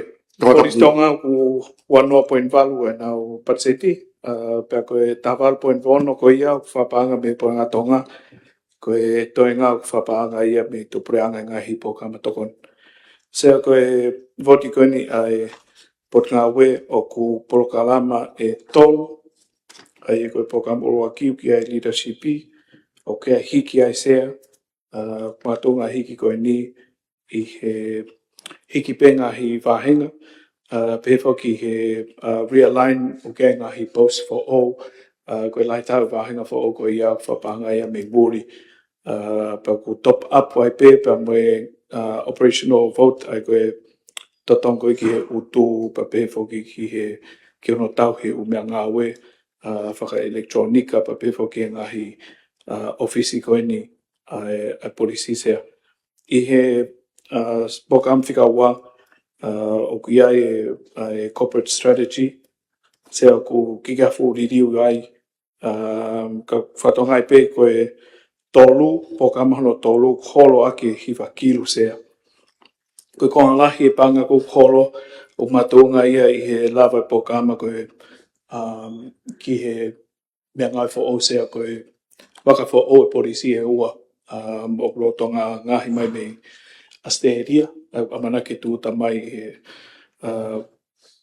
ngai mahina ka hoko mai sea, matunga e holo hifo i he tawhapanga fo o, ai Patseti koe i he operations. Ka te hawhiu i sea pa toki mea mai peka whawhongi whamarala. Whotua. O tō pa popo ia mea mai. No pe sea. Sa koe ki whotu pengia ke Ike Minista polisi ka koe paremia na alava pe sea ko ilo pea koe na whaunga na fuoloa. Whotu pe lava ke ia ia vouti ma ke apito pe ki he whaitoko na tapua. Hinga pe ku koreko no hinga o ku fio mai fokia mai u whakatotolo ke he. Ko hinga pe ka lava ke mui i o mesha lahi e paanga ko ave ke whaitoko na tapu. Ko whatonga i whoku ko tau SFA ono pointaha ia o whakapatonu ki ai, o ki ai e tokanga ma ke he pa ko tau mai wholfola nea fio hen. Ke lava ke metropole lahi e paanga ko ave patonu pe ke fo i ngā ue pe ko ia. I whatata no pe sea ka pai mea ho eiki ke pe stau fit wha. Koe anga koe no whotutu umai patset ke purunga plisone o mai ai koe wha atokanga e kina o e whaito o tae whakalao illicit drugs division mahino au pito panga whiha. Ka o ku fio mai whuke koe hao koe palani o mahino iai koe hao koe whakavouti o fio mai me u whatotolo ke he pe ia pa ku inga pa na lava ke tau mui e lahe panga o ave ke ta whakoti lava mesha no outcome. Koe hanga pe ki whakaukako a pe ke e paremia e Minista e toki tuke ka hao isea na whotutu ke. Marose? Yeah. Malo se whawhawha pe whakaukau. E lava pe o whai ki atu. Ai pango whamora ki he illicit drugs pe no tau kone whai tokon tapu sea. Ka kukua te ke whawhonga ki tari pe ke mātou wharere ia ai ne whotu o i he Patseti fo o estimeti ka hoko mai. E koe wafitu a walu, te maulav lewa o tāna ka voti ma kehe sea ko hike tokon ke ka whawhonga hono mui po ka mawinga koe ni sea. O ki gano paprema ka ki tō pui ke voti ko tapapanga koe ni. Whai ke whime aki. Malo e paremia. Mea mai no pere whatapua. Sea koe, ka tūpa o whare atu ka me potunga au koe ni. Potunga au koe ni une mau kātua e meniti na tokangia e paremia. O kune mau e ta whakoni koe leadership and organisation development. Ai koe mo apure i mo whotu whakalaka. E sea, katoa ngahi pure polisi e tolu koe ni ko ulawe i koe ki ai menu sila ka maa seri a kau ni he whakalaka lahi taha o hoko i whonuan kātua i e ngai putunga au koe e pure anga. Whakalaka lahi taha ko hono hinga kono teu i nau tolu whalot whanua. Ulua ki ia. Mahu inga au pito ia, O koe ke hau toi hau koe hapo tu ngā ue. A ke uhinga koe ni, o mafuri ai anga e no fo, pe moe urunga ngā koe a koe whaitu o kona tapu, pe moe fonga o puke e koe ki ngā tō, pe a fo o uia sea. Ula wahi po tu ngā ue koe ni. Po tu pe a whakamalo atu. Kono inga koe fonga koe ni koe ngā ue aki, ke tau wako ai. Ai kau pure poisi lolo tō ngā me tō pure anga, mo na ulawa ha koe, e tō tupu ka ngā whoki, a hako tupu ane whonua. Koe mea nei malanga i mai he e, tō koe pare mea ka ngā whoki ai, mi sa whonua ka pehe ke e pare mea, wha au he potu ngā koe ni. Pe o atu kono i ngā ke whai ako me ai. E na ulawa li riu ho tau kakai, pe alawa tauhe. Ai ngai tonga koe kuiai koe whai tōka na tapuka ngā whewhononga aki, pe pehe whuki he kaha o. O ko whamalo tau ke pare mea. Whakalaka lahi api toeni. Wa o ke heni e tauni ko lawe ia tu kuiai pe mo nau timi aka polo, pe kakai whiwhine, kakai tātu. Nau hopo mai o ngā aue ki he whawhonga o e tō tupu pe mo kakai.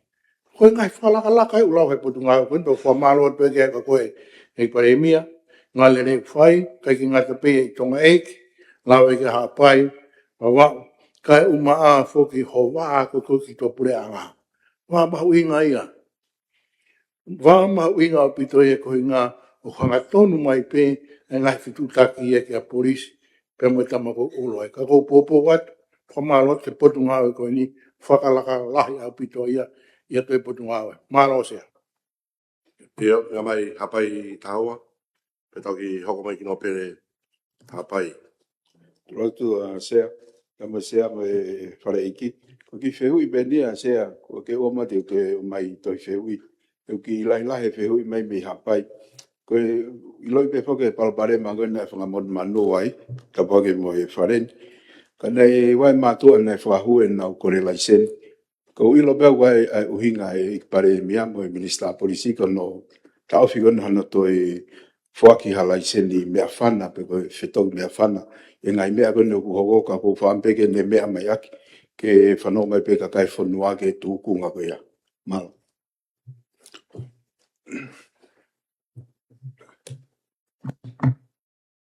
E kai koe potu ngau e whaitu una ku e me lai seni ko ia. Kau whonga? E se na pēr taki mea mai whawhano pere pa. Ia, sai. Ia. Mea mai... Maro se ko ki te no pe tamu feito na mo iki. Kore pea ke i premia pe mo minister policy. Ko e whaka o se ni ko e whaka kakata ni whehu i ko nei. Por ngai reipa. Nai pa po tu mala ala le ren fa mai no mai minister ko e ton premia. O whika mo tau pe ko ne mo mala sa patese. Ko nga mau inga ubito e tau mahino pe mo ko mau e tau no foke tau fe mai no aki. E ngai meo. O nga kau pe no hake he ni se e fe to aki ai. Te tō pe foi mea ko ni ko ngahi waka, ko tau te whitu si kau mure ko ngau mai hen, ko pe mo kau tonga. Ko a sa pate ko a ho ko toho ana o waka. Ai ku hoko ia hen, ko wilau ko hen. Ko hapai se ko ke ko ku ai ko yo la veo pa me pe hapai. Ko vangi waka be u lele ho sa pate hapai ko. Ave kau malanga ke motu ko pe ko ha kau malanga ki pangai pe ko fembo. Au tu pe un pe mo baba ki la baba mo ka o muri. O nau lava atu ai ko nau le rato fa mo mo ko pe ko nau kau tahi ata feito. Ka ko pe feito aki xe ai pe fa ko mau sa pate ka ko ki fai hambe ai ki ai. Ai ka polisi pe ko mau fai.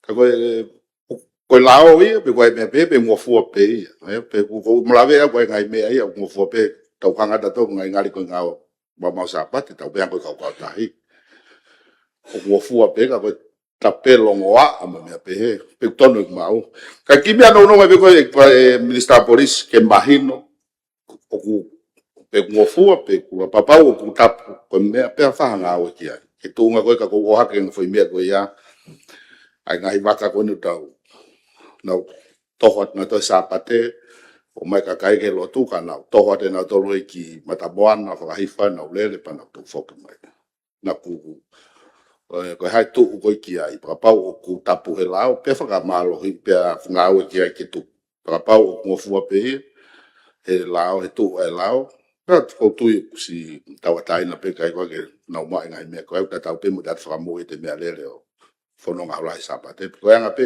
ko e ke pe ke fa mai no mai ko me ko mo nga ai ka lai fe to aki e me ngai fa wi nga ke malo isa Malo, mai no pere.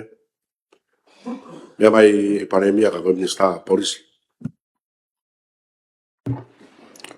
Se ku alu whakaka ki sapate ka ngalo whehui koe me tanga whawhonga hapai. Koe laisen? Laisen me whana? Laisen mea whana. Koe se.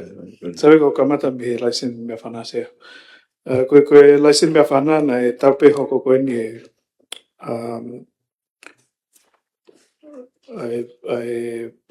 ai whana koe na e hoko i wapa usea. I he whiawhi koe ki mua he sapate whae. Pau tutuni ke tau whenga o koe ni ki ono whawho o mono tari ha u laisen whoki me whana sea. Ko hi he kamatanga koe tau nina kamata ki lahi lahi mai hono ngau e hala ki mea whana. Tatau pepe koe mea whana whakalau pepe mea whana tai whakalau sea. Nā tui ku whapatopotange ki ta ofisea. Ai koe whamatara koe ni ku mau koe ni hapai mo on. Tiki ke tari o mea whana. Koe mea whana pe tahana e tari i loto i he time koe ne ta ofisea. Koe mea whana ki he tahe kau ngau e lahi i tonga ni. Ko hi koe whi mau ke whahawhia ke ngau e sea. Koe lahi no kai he whakamanpuna ai ngau e. Ai e malawa ke i he tau ko si sea whawhufua koe panga tau kilu. Nei kai i he whakamanpuna. Koe uhi koe ki aha mea tau ke whahawhia ki. Ai ngau e pau ke toka ma ke kia sea. Tuke he ono kai he whamonmanu wanga mahini hange koe poka wao. O ku toi whaidi whia ange ai manpuna e sea. Pa koe whai toa ma keke nā toke popo i penga o koe ni kau ngowe. Kau hi koe whima whiwiri koe ni a hapai. E toi whai pehano si ofi ki au laisen koe nā sea. Koe mea koe ni utoa anke ai e knopere me i hapai sea o mau inga pito ke whatonga i koe lao koe whonuani o nehanga o whangata ngata e ngahi activity. E malawa whahoko he kakai whanua he sapate. Kamata pe mi he toa pō o toko oske he toa pō koe ni. Pō sapate a koe pompong moni te sea. Te ko peke karaki o hake lau ki inga ke lau mahino peke mea koe ni hoi ki. Ai kupu ono koe ni tau koni stu tone ai tawhi me iai. Ai ngai tutu unia mai tu o ngai. Ai whai tutu ni koe ni pure anga. I he lau ki he tauhi o e mau i he ngahi whetu whapureanga. Ai koe kupono koe ni kon stutone sea u asi ai e tauhi ke mau ni oni o tae ngata e au sapate. Kua pau ke tauhi ke mau ni oni e au sapate i tonga. Pea kua pau ke ikai hataha tene whai e ne whewhakatau aki. Pe te whtoi ngāue, mau anga mo ui pe, ha whahinga ngāue whapisnisi e au sapate tu kehe sea. Pea kua tuka menu klahe tō kehe sea. E whātama e pe koni stu tone tu kehe i hano whai o whakatatau ki he lao. Pe ilonga, hare a pau e whai pe whamo oni e aho. Ko ia ai kuhinga ke sapate, ko pau ke tai aunga. Pea e koto muna pe, e kai hano ma whai whalau. Se koe konga ki mui koe ni e kupu ono koni stu tone kuhinga pe ia e kai whakalau. Hare a pau e whamo oni e sapate. Ka koe konga koe o ku ne whakatupu e whiwhiri. Ai whiwhiri sea, koe konga koe pehe koe tu kehe i a whai e whakatatau ki he lao. Ai uhinga nia ki he lao koe ni, ko lao tu sea, lao koe ki he tau ki he mau i he ngahi whetu whapure anga. Koe lao koe ni sea, kupu ono, kamatai ku whahape ai koe tauhi ai sapate, kupono kupsi uluaki. Tukehe ai ngahi mea o whotu watu i ngahi kupsi o kupuni. Ko hataha a ia i he aho sapate tene whai e ia pe whafou i hakakai kehe ange o ne ngau e aki pe ko ne uki pe kupsi a sea ko ngahi mea ni o ku tukehe ha pe whakatau aki pe te whitoi ngā ue mau anga mo ui pe ha whahinga ngā ue wha bisnisi o ha whahinga pe. Sea koe menu tapu. Ha whakatau mai pe whakatau watu ha ngai koloa pe whai ha ngai ngā ue whai whatongia tapu ia. Ha whahinga langa pe tō ngoue pe ngai ngā ue wha ngoue tapu ia. Ha whakatupu pe whakalanga ha longoa ta e tāu. Koe longoa sea tapu i he sapate. Tu ke hiwa i whalero tu sea. Koe longoa koe whanau, koe longoa ka kaitu a matatahi ta mea lea longoa. Tapu i he kuko ni sea. Hawa inga si poti, whaiva, hula hula, pe tautai. O tatau ai pe mau hono whau pe ikai. Se uhinga e pe organize pe ikai pe ko te api i taia o si poti whatau taha. Se koe mea kou tapu koe si poti koe taulunga whaiva, koe hula hula, koe mea koe ia. Koe mea koe mea mai ki ai e whawhonga whega aki moe alvaka. O whakalao ia ki ke tapu ia. Koe kakao tahi whakalao ki ke tapu. Koe mea tapu koe spoti. Koe uhinga koe spoti whe au auhi. Tapu e tenis, tapu e tapulu, tapu e pickleball. Ngofua au tahi, tapu e tautai. Sea koe mea peni ukiki mai koe ni he lao u whaikea uhinga. Ai ko tui pe mahalo ku uhinga lelei pe ahono whakalahi he tō lahi a ngahi whataptapu. Kau ka pau te tau whoki he kupu ono e lao koe ni. Koe mea kuk tapu o si hiki mahino pe. Ai kono whawhehoa naki en sea pa moe ngahi mea kuk whakata he lao. O ka ia i he schedule koe u lisi koe ni he kupu ono kupsi i wha. Ai ka pau kia ha mea kupu essential. Ai on whapalangi ko essential service. O kos hiki pe mea kuk essential service. Pot ngau e minister mo ui, ai ka whalmahaki. Pot ngau e minister polisi. Komiti uhila o tonga, ai kono whauhinga i koe aoni, koe tonga pawa. Komiti wha tonga, koe tonga water portia. Komson whamawhola lea tonga, ke whawufua peke mo ui e tonga Broadcasting Corporation. Ngai kau taha whetu taki ko os lai seni, ai koe ni ihi koe ni miti au lai seni a tape, ke mo ui nau ngahi le tio i he aho tapu. Koe pot ngau e sivire, kone whakarere, o ha mala e whakapuna, mo pot ngau marini, mo ha taulanga, o ma whai taulanga i hono whakarere o ha taulanga. Koe ngahi ngau e malu i whakatau taha. Sea, os hiki pe hen pau kepo e whakata hen ke ni ihi ko whangawe e ngahi pot ngau e pore anga, ke whahoka ngahi ngau e malu. Ai ko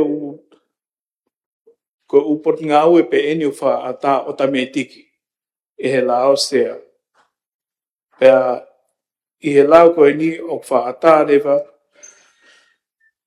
ke laiseni o ka pau e tari e he kapneti ke whahoko ha whahinga ngāwe o kike whepaki pa me lao sea. Ai ana e whakaata he kua hiri i he tari he kapneti ke awa u kautaha ta o ma. Pea koe mea anga mahin pēna e tok tāpuni ia ngai pura anko hiri. Pea koe ni ihi ko u wharekai kuk laisen ke awa he sāpate, nai whakaata i he ngai pura anga ko hiri sea. Sea teki ke mauriri o mautoha ngahi tūtun whekawak me sāpate. Koe ngahi tūtuni koe he marumaru koe lau koe polisi na nai whaatai ai ngahi meti vek nai whaatai ko hiri sea. Ange ko whamatala koe ni a tonga tawhitu, na ne mau e whakapuna koe miti veki ne ki a mahakia. Sea ko whapapau i het koe kātou o miti veki koe ko whaatat me ofisi polisi, na ia e mahaki. Na e whakaheka he whakapuna pa miti veki o whakahauwhi na mo uisea. Kau kei whai pihono siofi, na te asmaha keisi o ange ko whamalanko a tonga tawhitu. Kau nea mai ke aoni te keki ai. Sea koe ngai whaatako o ate mawhai koe polisi ki ne whaatai ngau he sapate, na whaatai whakalolo. I he taim whaingata koe ni sea, o ka pau te tau ta ofi whakalolo he toko nā ki o tari ki tau tu uta mai he moni te. Ko tau tau tonga te tau fua, ai taimi whaka o ka pau e tu upei tahi o tari. Kai tapono whakatu uta nau lolo sapate. Sea, nai whaatai mea koe ni ka uhi koe whapoto-poto, koe whakatu i lao koe sapate, nai tapki no tufaki he upau sahe sapate, mei wafu pe ke tukanga lolo pe ngatai. To tufaki he upau sa, ne omu koe tain whaingata aini i he ahongo fua. Ka koe ha uhinga ki whasisi e whakamole sea, koe uhinga ne whakatai lolo. Sea o ke whakaukau ke tānaki mai ai waka lolo ke he lisi ko ke hoko ko essential service. Ko hik mahino ia ko toto ngau eni whemau ke whaata hange pe ko ngahi ngau e ko whaata he lao lo tonga sea. Sea sapate ko osi na whaata ai whakatautai. Mo mea i pe ai hako tahi. Nei tau mua e whakatautai ko e ni ke alhe toko nā kipa toko whoki mai hui ke taha. Sea whaingata ia waka. Nei whemau ki nā whoki mai ko uhi ko e malu e tangata. Me mo ui. Pena nau tu pei tu au tari ke whakaata atu me ofisi ko ni polisi ka lawa ki nau tuuta mai he taha tua pō sea. Ta tau pe me waka takai pō mana sea. Nei wholau mai mi hapai. Taka uhi ko whaingata ako na tula. Nei whafufue waka e tok tuuta mai ko osi tua pō ia sea. Sea na hai waka ko e ni lolota ai angi matangi. Nau tari pei tua ke tau whapapau i atu me polisi. Ko ata ki nau hu mai ke whatu uta mai ai ka pasese mi hapai i he taha sea koe pompongi sapate ea. Sea, o kei malu pia tongani mono tau he lao, o kei ngahi whaata tuku mai he lao ke tok tutuni a peme he polisi pe ngofua pe kai, koe mawhai ko iau i minister polisi, pau tige ke tau ngau e hala aki. Ko whamalo ke iknopere no tuk mai whangamari ke whamala alat, ai lao o lau uri hini hina to pe hen ai ngahi tapu mo mea ngofua sea. Ko e pe toko ni ke he whemea ki. Malo. Ko tō ka poupou. Sau ko katu e. E tau minister moui. Mea ni whakau moui moui le rei. O kui heni minister moui ia ko ni mea moui. Tamo vitona sea, tamo hoik me mi pa e komingato. Ai pea ki whamatala wa me pe ki e pot ngā we moui. Sea ko e pachete e pot ngā moui pa au hiva milion. Whikatolu e ni e lai taha e pacheti ko e finance pe mo e ako pe a hoko e ki pot ngā ko ni. Au whiwhia potani ko i ngā mahino o kei mahu ngā ia. Ai pureanga mo e whonua i hono whakaivia ai pot ngā mahui ngā ko ni e pot ngā mahui sea. I he hiva miliona ko ni sea ko e pesete mei peseni manoa ai me pureanga pe. Wairewa ai pesete ke kai ai ka mo ono miliona rewa ko in kind. Ai ko ngā ko tokon mai pe o mai na to langa me a whare pe ko klinik. O whakato ai ki he hiva miliona sea. Taim tatau pe ko e tola hi ko ni ka ngā we sea ku katoa upausi taha whangea. Taha whangea tuka ko e tu e tai nimi ko e nau tolu on post pe nau lo ngā we taha whi huangea. Ka ko e huangea o lewa o vacancy sea. E whai whinga ke ki holo ki hif. Ai vacancy whafonu ko i ngā heu nā holo ai overtime ni ko ngā kai wahe ngā we. Ka wia i pēa i ngahi pore keke, whai ngā we ki ai, e ilo nā lava o au si e tā mua koe ni. Koe mea pineo whai tā noa ki ai mo PSC, koe ngā niu tūwa ki e PSC. Ke tau ata whakatata sea ko tue mai noi. A pau wai ha fo impau sea hongo full o weekend. Pai ala alwa ki ha kau nesi tua kau toi ta ki ai. Pe kano alwa ke fo ilai ne hoko. Ko tue tai mi pau ke tuaki ya. Ye polisi ko ne PSC tai mi. Tuaki tau behe wike ua wike tolu short list interview ave ke approve. Mal mahina tol ke mahina fa. Ka toki lava rewa alwa ke. Ai fo ilai ne hoko ki he mea ko na e ata. Osko ia, te ai foi mahina tolu, mahina fa, ki ka tama ko na tok aroha ke, ka tok aroha ke. Ai o se tau e ta sea. Mahalo ko foi aroha ke pe ua pe tolu sea. Ai o ia rewa e whakaukau sea, i he ta noa pe mo PSC. Ta ko taimi ke ririu ai lao, ko i ngā pe ke whawhaingo fua, i tau hito ki he, tau whenga i koe ni ke reward i pe oange ha tōnga u wheonga mo tau kia ki nau tōru ngau he tawhātu ma ke he pehe ni. Ke hake koe ni koe punga e ako. Koe staffinge punga ako hiki ko pure ako he, alu ko tōn pure ako he. Hako pe koe ki November ki se mau, announce mai koe alu ia. Na alawa whaingo fua ai whihiki taki holo e kau nesi mono promote nau tōru kau tōke tā mo ala mea pehe. Ko inga peka ki whakatatau pe ki he polisi o wangi makehe ki ngahi sino ko ni sea. Pa koe whaamu pe ke whahau tānoa, ho hokua te tānoa. Pa koe PSC he lo na lava tokonia ai ta whaaki ko ni sea. Koe ki hiki e koe ne potunga ue taha miliona pe sea. Na hiva fitu e tau ko si, ka rapu hiva walu poin hiva. Pe tau pepe o hiva milionaria sea e taun. Ko ngalahi o project o ngahi whehiki tako ni sea, ko ngā pe ko ngahi project. Hange pe ko apine si sea. Ko aulaten ke face whao si, ko whaamuia o si he tau whapanga hoko mai. Ai totoki wha o si ko e face i honolanga, hange pe o mo si loi, o rotonga lere te foundation ni po ala mea pehe. Pako whaamuia na lava o whakakakato eni. Ka lava toi tokolahi ange o noa ko e kau nesi sea. Ia noa me koe ni ai ako nesi ki he university whaponua. Ko anga mahe ni he ponua moui me me ki he tau noa. E koe ofi tau noa o osi mahe ta. Diploma he ta o huo nesi, huo ko pinki. I he ta uni na e ono osko noa me alhaka rewa e whika me he alhaka me he tau noa ku ni mataha ni ke ni maua. Ai me iriu ngā ua. Ko tau mua se o ke si mea i pe se o ngau e pe whawhai pe whamatarat me hen. Ko hinga ke tau lawa mao e kakai tō lahi whiunga ke spread i a ngau e. Ka taim tatau pe ke tau lawa ka alu konga e kau ngau en ki mori. E ke lawa pe o mao a kakai ke whai e whatongia mahu inga koe ni i tongani. Pako whakaukau ia he osi koe ni ai nursing school. Fo ko ni o kulanga na aroha ke fika o fike te au e osi ki hata. Sea ko ngo fa fia he ni na lava i pe finga ko ni ba mo tie niu o ma o lava he tai ni mo lele ai bachelor ni singi tongani pe. Ka wai mo bachelor o ai ko ni ta ki ni form mo la me pe. Ai ko lava le vai o programa ko ni ka ke to fe ma ke al ki no sila mo ofisi o ke lava was accredited. O lava pe o whai tongani, pau whawhiawhia, ko inga e lava le vai, toi tōrahi ang. E tau kau ngā ue o kua ko i, taim tatau kai ke tau compromise, ai quality, pe kai ke tau holoki ai lelei o e polokalama ko i ni. Taim tatau pe sea, nai whai ngā ue, ko ni e pot ngā ue, ki he ngahi kliniki sea.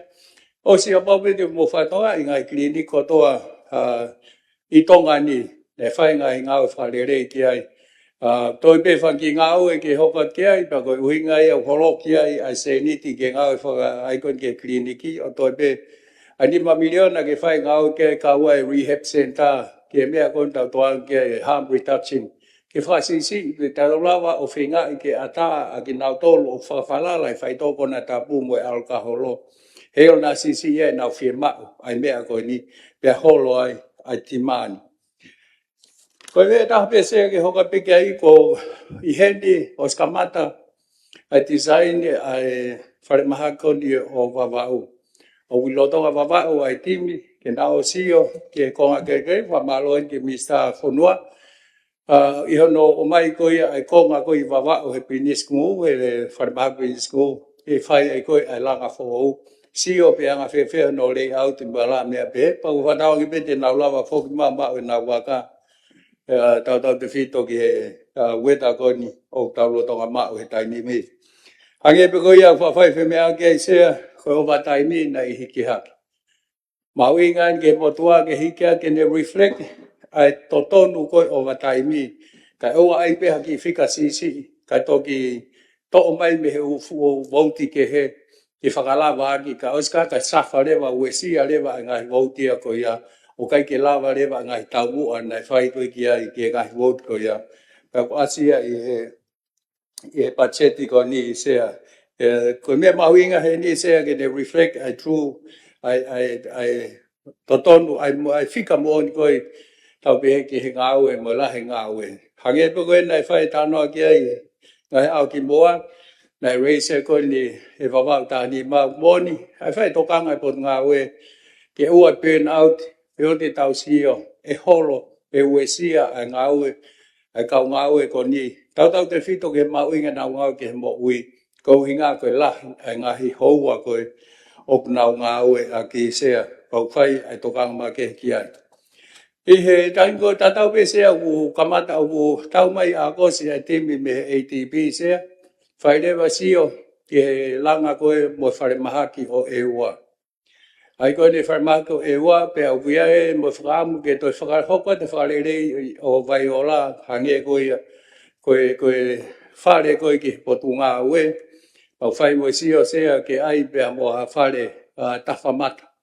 Au ku mo mea i pe sea koe operating theatre po whare trafa e ua pe i whare mahaki. Pe au nā wahiwaha he ai ngai discipline ke he e nawa to ngau e akia. Hopefully i he mau koe ni ai loki abai lawa pa mo lo tafa koe ni sea. Kai ke ngata pe ne lawa se esi ai fufonga ho tau kakai. Kai toi lawa pe o pick upu ke toi tokoni ki he ongo operating theatre koe. Ko mea mahuinga in sea he wau ke lahi ange ai parparema e fufonga ho tau kakai tau te whito pe me ngai maha ke he kawai suka. Pea mahuinga ke iai hatau dedicated facility, pea hatau operating theatre e lava, o tokoni makehe mo sio tonu, o e nau tokanga, ki e tawhaaki mahuinga koe ni sea. Whaipongo e sea, pea mo sio, ki he tawhaaki koe ni, ke kakai whiwhine, ki ai ha ward makehe ki ai. Tai dimi o gram whakataha pe, pe kwal whakataha pe, pea mo e nau tolu koe ni hufaka whakatapu, wha ere, mo i wala mo pe, mo i wala mea peheka, ai ha woti kehe, ki he kakai whiwhine, ko nau treatment, mo ngahi ala mea pehe. Pau koe whaamu ia sea, i he project koe mo ATP, e kai ke ngata pe he langa koe ni, e whare mahaki ko e ua, kai la vai mo ngai whalerei koe ni, ke toi lerei a ngai, ai service. Ko mea mahuinga whokisea, neongo ngā hilanga koe ni, mo ngā infrastructure koe ni, ke aha kakai loto te narahanga ngā ue, ngā hita mua koe ne pot ngā ue. Wange ko la nai he whengawe aki, wai pechela, lawa peo whai heni, o tu whakalahi rewa mo scholarship ke toi ako i e tau kau toke tā, wako i pia mua kau nesi, ko uhinga ape ke tau whai pe tau toho tau whatongia ko hono train, ko tau kakai. Ka whiri tō taha koa ke au ki muri, mea tata ea, mea tata ina ana ke au ki muri. Ka tau whatongia heilo na tau mau pe, hakau ngā ue whiunga, mo tō lahi whiunga, ke nau hoko atu. I provide a service ko ia ki o tau whonuan sea. Koe whaasme, tāna ke teki ai sea, koe project ma ke, o kui koe fit project. Ko hinga ani ke lawa ai whangi health clinic o accessi mai ai kau specialist ngā e ake teknologia pa mo artificial intelligence. Ai ko hinga ai e lawa rewa ne si o kuiri pe lawa tā noa pe mo specialist. Kai ki ngata pe tongani, ka lawa pe o hekat ki muri pe ko whei muri, ke lawa o accessi ai ngahi knowledge pe he ke tokoni ki hene whai whatongia, kai ke pe he pe ko ia tō taha pe aha palpare mako ku o vai a mo fu serious pa kai ke nei lo me fai ke ai ke ngau e bene teknologia sea pa ko famu ia ke langa ko ni far bahaki wa u ia se ta ke lava o fatata mai ai whingawe aki mo u kliniki, tatau piki hapai, e ua pia mo tongani, ko akin ko uinga piki ngawe ake teknolosia. Ka ku mea mawinga he ni sea, ai kau ngawe, whai ngawe ko ngā ke lava bau, lava promote, lava train nau tolu, o bau nau whiri ki nau alu, tau whenga piki ki mau beha kakai whiunga, ki nau whai ngawe I tongani. Malo se mo whai marie, o tuat, kai lau ko tau ngai whihu, o bau ko mai. Malo se. Bapa o tani ma. Pete ko ka mo tong tap ni ma. Ke whamalo atu sea ki he whainga maari, ke koe whamalo lahi he ni e minista mo ui. Ka koe ata koe ni o mai he pacheti o smahino pe tu unga mo ui lelei o tau whanuane. E sete ni manoa me nofo pehe e tau fie mau ki hono tokangai e kāinga.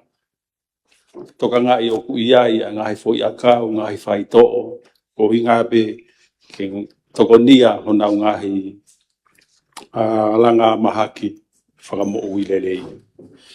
Pea toki o mai rewa I he polokalama hono ua, me polokalama hono no ia, hono whinga I ke malui ke oua hoko, a ngai whakoutua koe ni, ki he kāinga koe ni, o tongani.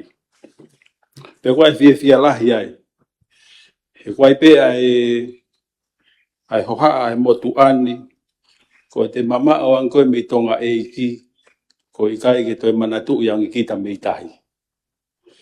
I he taimi lahi, o kuotu I motu ani, ko le evolo koe ni o whakahoko ngā ue, e ui whakapālang koe operation olo, ko le evolo ia o kufu mahu inga au pito, ke whakapapau I, ko ngahi ota me I motu, ko ngahi fie mau, ai foi akau, ai whai to'o, mo ngahi fie mau ko ia, ke a uange ki motu.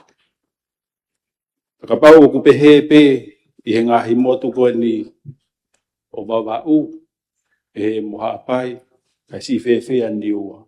Koe wai pe kore he ni he iki minista, ke whaianga ki tokanga mawahe, I he ngahi kāinga koe ni mito ke lau mamao, I he nau ngahi fie mau I vili, I he mo ui lerei. Whaka ofa au pito pachetia, he tene o mai e ia, a ngahi nau, ngahi fie mau, ngahi foi akau, ka kono whaka au ki he kakai, koe pōre ia, o koutoka ngātu ki ai.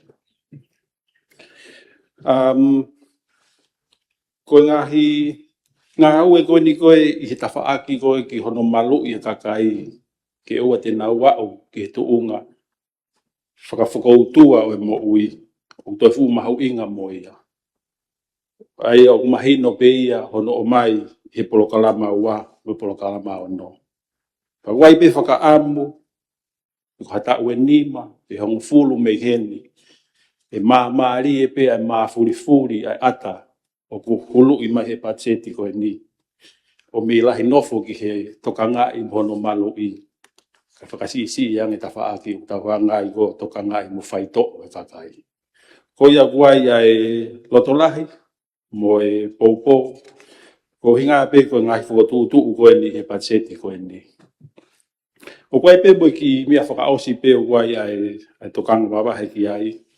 Mo fie I hono whakahoko koe ni hono akoi, o tau hakotupu, I he apiako koe ni o TNU. Kai tau te whito ki tawhaaki koe ni o mo ui. O kulawa pe ai hono akoi o e kau whakaata, kau nesi, kakai koe nu ngā ue I he repi. Pea ku kau e ni he ngahi whakatutu le rei au pito.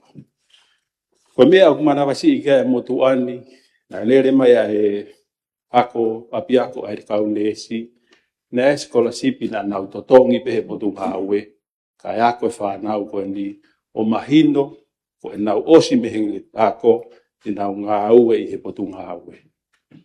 Ai a kapaurewa o ku fie mau ke nau nofo o hoko ate ngā ue I ho tau whare mahaki, o kore atu ke ai hangai whakotu utu, ke ongo he toko taha koe ni. Ka ke motu ani, te totongi e kauako koe ni e nau totongi ako, e nau toe hoko atu e ako, Ka koe kore peni ke minista ke ai haki mea ke ni hanga o loka i mai. Ke nau lava pe o nofo ngā au e tu ki mua pe nau toki mawahe atu hatai mi te nau whia mawahe atu ai me whonua. Koe a kuai e tala monu atu e minista pe a koe kore pe ke manatu i pe mua toke lau mamao i ngahi se vesi. Mo ngahi mea kotoa whikau aki mo uire rei a kai ngā. Mahalo.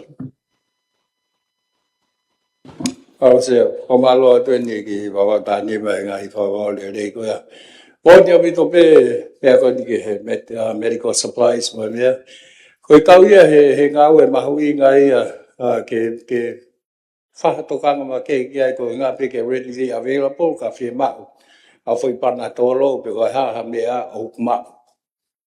Ai koe mea mahu i ngai. Ka koe toi pene hange koe ta whasio ke pa te mulawa ki veitonga o kai tau warehouse ai ki he medical medications or medical supplies. Ka kua tere he whono. Ka koe mea reo whaisio ke i sea ke toi langa pa mo warehouse e ta. Pea toi wakai pa mo wawau he langa koe ni whare mahak whoho ko wawau ki ai moha supplies ai. Nā palpare mahe ni o ki ai pe kāpui wawau. Pa mo ua pe ke ua te tau toi tio pea mo hono whe ave aki koe ni ai supplies me he ni ki wawau. O popolo a bilbel ke hono toga ngai ma ke a niwa. O kau whoki a project kono no ai pe ko whare mahaki ki he Northern Islands. Ai ko hinga kau ai ke ai mo niwa. Mo e o niwa. I hono toga ngai mai rather than o mai ko ia ki kui toa tapuni. Hange ke ai katoa pe u facilities u available he ni ke me available e wawa ko hinga pe ko niwa. Kain tatau pe sea o ku whai o school whoki e whare mahak fo o. A koe mea o ku whai seo ki ai kono whaka ave hakakai whi onga ke nau whai e ngā au e koe ai. Wa pauriwa kai ke lawa, patuk lawa me tiveki mai ki wawa pe ko tongan. Ke scholarship e kau nesi o koutu tatau wa mo wawa ta anima. Tau ke toi whoki o ai o scholarship. Tō ania nau tolu, pa te nau ongo iak, nau whoki mai. O hoko atu i ngā ue, i potu ngā ue. Tai ni mi sea ko whi tō ni mataha. Ana i koe ke hu ki e potu ngā ue. Koe huinga pe whukine nei ke he taimi koe nei whakalia re e potu ngā ue. Nei hake e pe kau ako ni e sia ha kau ngā ue ai potu ngā ue. Ka kono split i ko aluia o hoko ap ne sia koe konga ia o e university whawhonua. O kai lewa ke nau te hoku nau tolu pa trainee.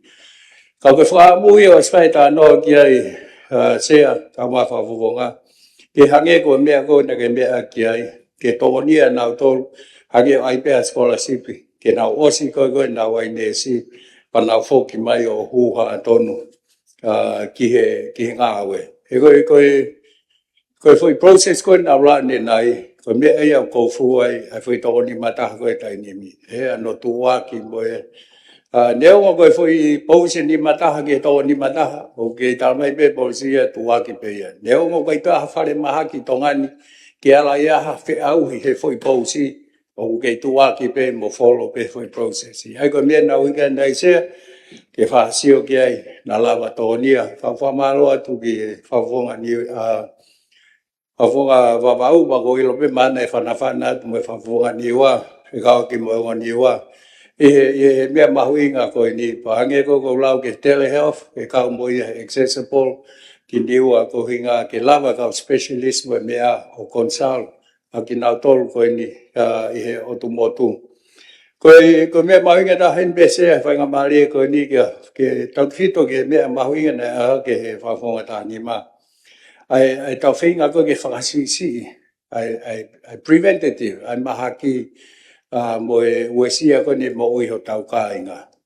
Hake koe ku whaamea koe whaatu. Owe pese te waunoa e mālolo koe pekia i tongani mei he NCT. Ake maafu tot maalonga soka mo e ala mea pehe. He kaike overnight i pe hono fiction nai tau pehe atu fo i mea koe pa e follow a kau pe pa sai. Whe mau e ke tau ngau e me nau KCE. Me ke youth. Te whe mau ke ngau e kei taimi ke lava e o liliu nau to onga pua to onga kai mo e wala mea pehe. He o na lava e o liliu ai tuunga whakamoui le rei kong na umau. Project ko ki wawau, o kai me whui kong alahi ai, ke whingai a NCT, pe ko ngahi maa koe ni. Ko hinga pe ko recognize, ko ia no anga tau noho pe ai whare mahaki, ke fix pe whakalerei pe tauhi e kau mahaki, ka kai ke tau toka ngai ke whingai, ke ua te nau hau ki whare mahaki. Ai ko konga ia o project ko ia ko whakapaanga e ngahi ngā ue e ilo na lava ai o whakasisi. Ai whainga maari e ngai mahaki ke maua ho tau kainga tonga o na wiku mai ai ke kliniki pe o whare mahaki pau whamalo no aha ke poini moni au pitope ia. Ke tau nofo pe he ngahi mea goni o hai tau sio ke ai e kliniki mua mea. Au e taim tatau o to equally mahalo o to more importantly ke tau sio ki ono wheng ke prevent ke whasisi. Ai ala mao e ngahi mahaki ko ni ho tau kāinga. O whai ai survey mau inga he tere mi sea ko step survey. Ai ko savea ko ni sea o whai tō ngan kātoa. Ke ne lawai o mai ai ha whahinga numbers ke tau sio ko hai ko toko whiha o puke he suka. Toko whiha o kungea. Ke tau lava lewa whau lewa e tau palanipu e tau strategy based i he numbers ko ia. E ai au pau lere atu hataha o kore atu ke kau mai ki he nau step survey. Ko hinga pe ke tohonia ke tau lava mau ha big picture pu ha picture o tu unga ko ia o NCT i tonga ni. Pe ko suka pe ko ala mea pe he. Ko whamu e se mau mai ko e teita ko ia. Lava lewa e pon ngawe. Whau lewa ngai palani o whiunga mo tau. O address ai ngai mea ko mau mai he teita. Heo na toi more effective yang. Na toi lava au ngā nge ai. Na sisi i ai. O tau ka inga ko ia. O nau ena. Pe te nau lava mai o puke. O au mai ko ia ki whare maa ki. Ka whamalo atu ki wau tāni pāno ake. Poin bau inga ko ia. Pa koe whaamu ia sea. Tau whenga ea ki pe. E ngahi ta whakmahu inga ko ini. Ko inga pe ke toi mou lere iange. O tau ka inga. Paro se? Paro. Tata punima. Se hoko mai rewa niwa tawhitu e. Ke heo iki hoki komika kato whamalo peto e ministra mui ko i ko o mai mea ko ni ko mea mau inga ni tau to tof ko to pia sai ko pe fanki mea ko fe hu i pe ko taha fogia mea na ai he whaamu ko e ke alu ngahi ngā ue o au ke ngahi health center ko tui ko taha e palana ai ko hongo fulu biona ke ai ke lalahi ato hei kolo vai pe alu ki hahake pe alu ki ta ko hike ai ngahi center ko mu kolongo tu ngahi super clinic ka ko ni e mahi ngā te au i ku awhi me pokalamu ko ia haloki e hango fulu miliona alpo nima. Pa ku hangata ko mea mista ai ku alu ia ke mea ke. Ka ku hake pe mahu inga ko e ko tamu ne hako ko e COVID. Mahu inga fuki te toi hau ita ki hen. Sa ngi pe nofo e feitu. Ka ku hiko tahaya ngai mena tawa ku mea di ta nofo pe no feitu. To ki ai pe hafu mea ku ke lava e feito ko ia me ngai toka ngai kina. E ngai kolo pe ngai motu pa to ki hau ki frame hak lai. Ka ku hake pe mea ko ia. Te pe ku hange ku afe me ai ko no wa na fu me tamriona ke ai kliniki ka whakarerei atamai ata ko hau estimate ko ni to ai me ko ya tamriona ko ya o e ke pe ko ha ai ngai me ko ya ku hui ko ngai me na mai he potunga we o na pe he o ku mahu inga ke fa to kanga ke ko talu ni na be ai taula mo fa am ke a sino pang be ke a kliniki ka koe ni pena ai paanga ka mai no mai ni o ku kai te hoko atu a to kanga ki nai e me ko ia. Ko hoko pe sea ko hi ko tu yo mahu inga ai fui akau. Ko me no mai report a tita ko ni wa tolu a fa. Ko tamu na wa kai a doi ai feitu ko tahu ia fui akau ko mga me au tau to kon ke kakai. O ko me fo me beta na to wa kai mga wa fu a machine o ne me fa computer ne wa kai. Ke te lava peo tala me iai ko hai lahi o e foi a kau me ngai mea ku nofo ko he whare ko tuku ai a ngahi a foi a kau me mea. Wakai atu na fu kehe au pita. Ko tui ko mea peke toi mea ke minister. Ko he nga kuha ni unau kai haa e mea u ke tau ilo. Ilo me whake ngai mea ngai klinik mo mea ko tui ko e mea lahi ai whakaam ke toka ngai kina e tau koloa ko ia. Pamona hoko peke minister ke whakai o kuai e ngai whaito o ia koe ke mau i whare mahak te toki alu ki take kliniki. Kau fa eke ni ko ha mea ku ke mau e fra mahaki ko tau pa anga ulah yang e kai mau ia whangi kliniki. Ha ko kore te mu e te whahawakai ki ai. Ko no tau hi ko mo malu e tau ngahi foi aka mo ngahi mea mohono ua ai ngahi mea ko mai o toka ngai tina taimi o ku puke ai mo haka. Ko hui ko mea tau ko quality health services ai e whai to'o no ngahi mea. Whatamai fo peo si e pa anga ka ku lahi pe pa anga ia. Ka ko tui ke ngahi mea peke whahatoka ngai kina. Ko hui taimi ni wha, ne aspai pe ripote ko pengai mui ngai tau mai koe. Wai ngai mea ai ko funima me ngai mea wha ke whai to'o. Ko os out of date expire ia. Ko tui ko mea pe whahasio ki ai. Ko hui ke mahino pe o ku kai kia mea e hoko ki hataha. Mai no fu koe koe mea taha mahu inga hangi koe koe overtime ku hike panga koe potunga koe no ono miliona. Kau tau popo pe ke he taimi ko whai au whia mau ngai ngai pehe ku na ni. Kau tau whaampe ke solova. To tu ek minister ko potunga mui wai nau. Wa ati ta whakalato potunga au. Ke whatua tu ke wakai ta whako ia. Ke nā maa whahafukotutu le rei ki honga no ngā ake mea koe. Iwa tui paluparema. E mahino pe whai ngofua e whaunga. Ka koe whehui ko he mea koe ke lava whakagato e whangi mea koe ia. Koe pe ke tau hipe ai whai totonu mo e malu. Ke ue pā usi. Koe mea whai tako whatonga. Hiki ai mea ke hospitality e potunga koe ni o walu kilo. E ka taha whukia mea nei holoke panga koe ni pe me health center. O mai panga koe ia no o mai ia. O wataimi o tānaka ke tolpo ne tolta. O ala ko ono. Pea toi whakalahi pia mui panga koe ni hospitali ko ngai taitari. Ka o me mahalo ngahi timi mei muri. O hiti ake ni makiru. O lako walu kilu. Ka koe whatokanga tupe ke uhi sai au pitope ngahi mea. Ko hina ku koe lahi whokia ngahi whakoutua koe lahi.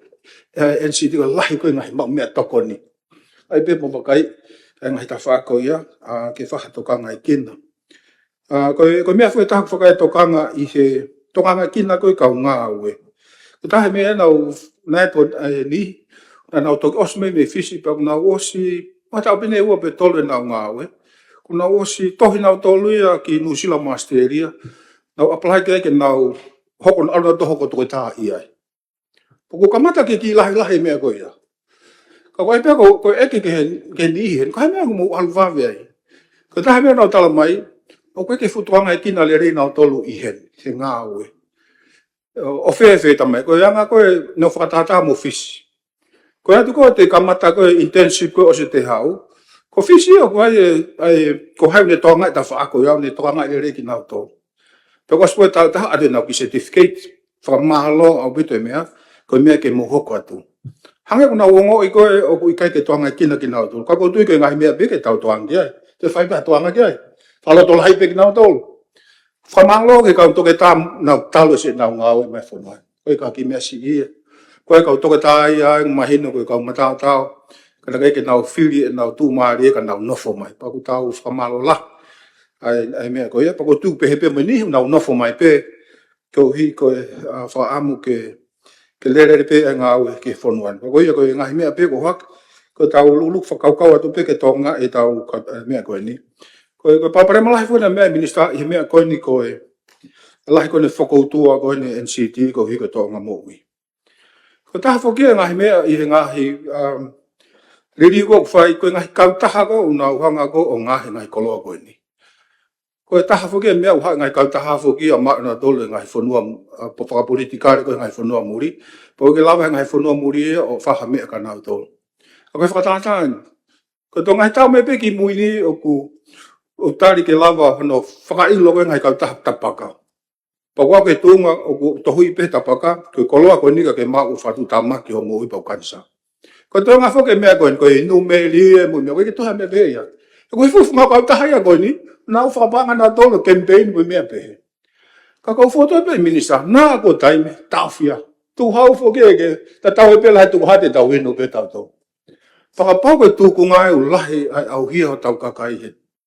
Nā ako taimi, ke tau ala ka tūkunga, tukuang hai koloa. Koe pe tau ngahi koloa ka whenga, tau ngahi koloa whalot ponua. Koe mea me niu e ngahi inu, mai pa me ngahi koloa me ngahi mea pehe, tonu ke tau whokire, kako tui nā kua hao ki ai. Ai tau lahi koe hui koe mea me rie, ai inu, pia mui kai ake ngahi mea tokoni, sineksi o tau whakatū tamaki.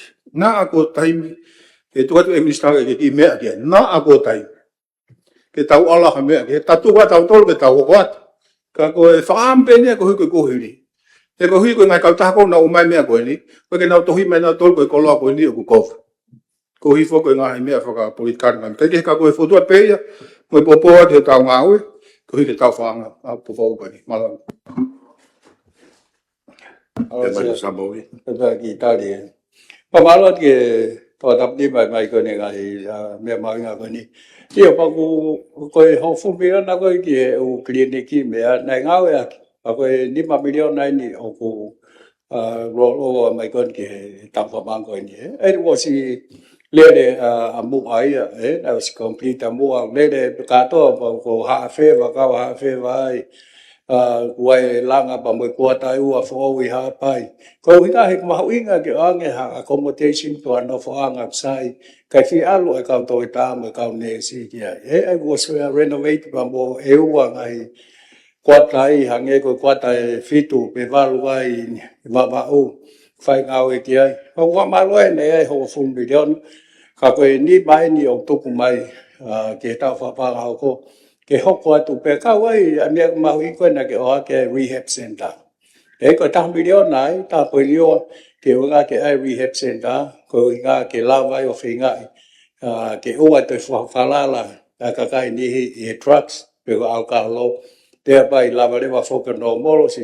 leva e nau firma o ko ni ai trucks ai o me ko na to kai ko tu ta ta ma inga o initiative ko ya ko mea ki he medications pa mo drugs ko ni ai po kawe te ki whanau pe kwa parparem ka kia ui o mea mahuinga o whawhai pe tano kia tai pe ko wa ui whai ka for a certain level whi mau lewa ke reorder ko hinga pe ke oa e no hatai au sai pe ke wha sio kia ko mea ko ni ki he tau pe he ke nga he drugs o available i he private clinic o kai pe foke time la kai pe nga drugs ta pe wa pe tol pe fa ko me ai o ku ma o i vi ko ni ai puliaga wa pa le wa ke to fe fa ta wa medication so ka to mama fa nge me well you have a choice ke la wa ko fa ta mai me private clinic o kai ko nga consideration be fa pot nga we ke la wa o tofu ka to fi ma o atonga ni ko me ki he Bon, ya pito pe ai NCT, ta finga ko ni NCT. Ia o ta hai alcohol, cigarette. Matu e tai ni mi ia was asima ia smoking kills. Ai o si tala mai pe ia te lava tamate ko pe te lava wai o ke puke o ke uesi ai ho mo ui. Ko me ma hui ga fuge ki te fai si o ke ai. Pe ton pe ko hinga pe ke ai some awareness mo finga ke a ko o tau ka inga me he ke si ai fonga ko ai me outside ke nau kai me ai he outside pe ai ko nga si pi ia ka kono ai ko o ai ha te kai ki da ui kilo si pe u a pe ta ko ne o va ana ia ko ha u ia ko ngai me ke he ia ai ko fai nga happy pe he o to ka nga la hi ki ai po tunga we ke whaha ngā ue ma ke he ki ai whaha no teke, kaua e mea koe na ke mea ke ai tō tap nima. Ke hui ngā heo na lava, whai ngā taa nge excessi ka kai, ngā products koe ni, o lava ai, o whasisi ai, la wesi a nau tolu, i he kahau. Mea koe ni ki he alu koe ni e kau ngā ue, ai pe koe na o si whatanoa pe ke ai sea, o mod me pa ku fai po ta fato ia ta to ko no train ni na to pa pa ku e kai ta la ta to fe au hi e va he o spai comparison ni ke va ha fisi o ha mo no si last year e ku kai ke fa ha ka ko me ko ha ne ha ki to ni ba e te o mo i fi no fo e ka we he u hinga la he u fa no fo ai a ki na to ko ni ka to ta mo ka ne si ko na no fo fi to ko ni bo na no fo family time ta tau pe wai na to liam na fi al ko nga ki a ko na fa na u mo la me pe ai sai no ai ona a ta kai ke tau pe ke fi no fo ngau pa ko time ta tau pe fai pe mo tau whatongia, anga whakamari, ia ke tau tōpū, ke nā wako, e nā whakamari, ke nā mau ngā ue. Alu pe alu, ka tau ake pe, e ke ai pe hakakai, ke nā nofo ai. Ka koe ngai feedback pe he, koe ki ngata pe me toa tapu nima, o wawau. Taha nima, pe koa taha pe, o ku whekau aki mo ngahi, pōre koe ni o ku whianga ngai mo potu ngā ue. Whia mo tua nia ke hau whaha po tā noa ki ai. O ngā pe koe tau potu ngā ue, koe tau si o pe ke lawa aunga ai ki iwi koe ni. Koe, ai fu iwi koe ni o ko mai, ke mo tua ni pa mo potu ngā ue.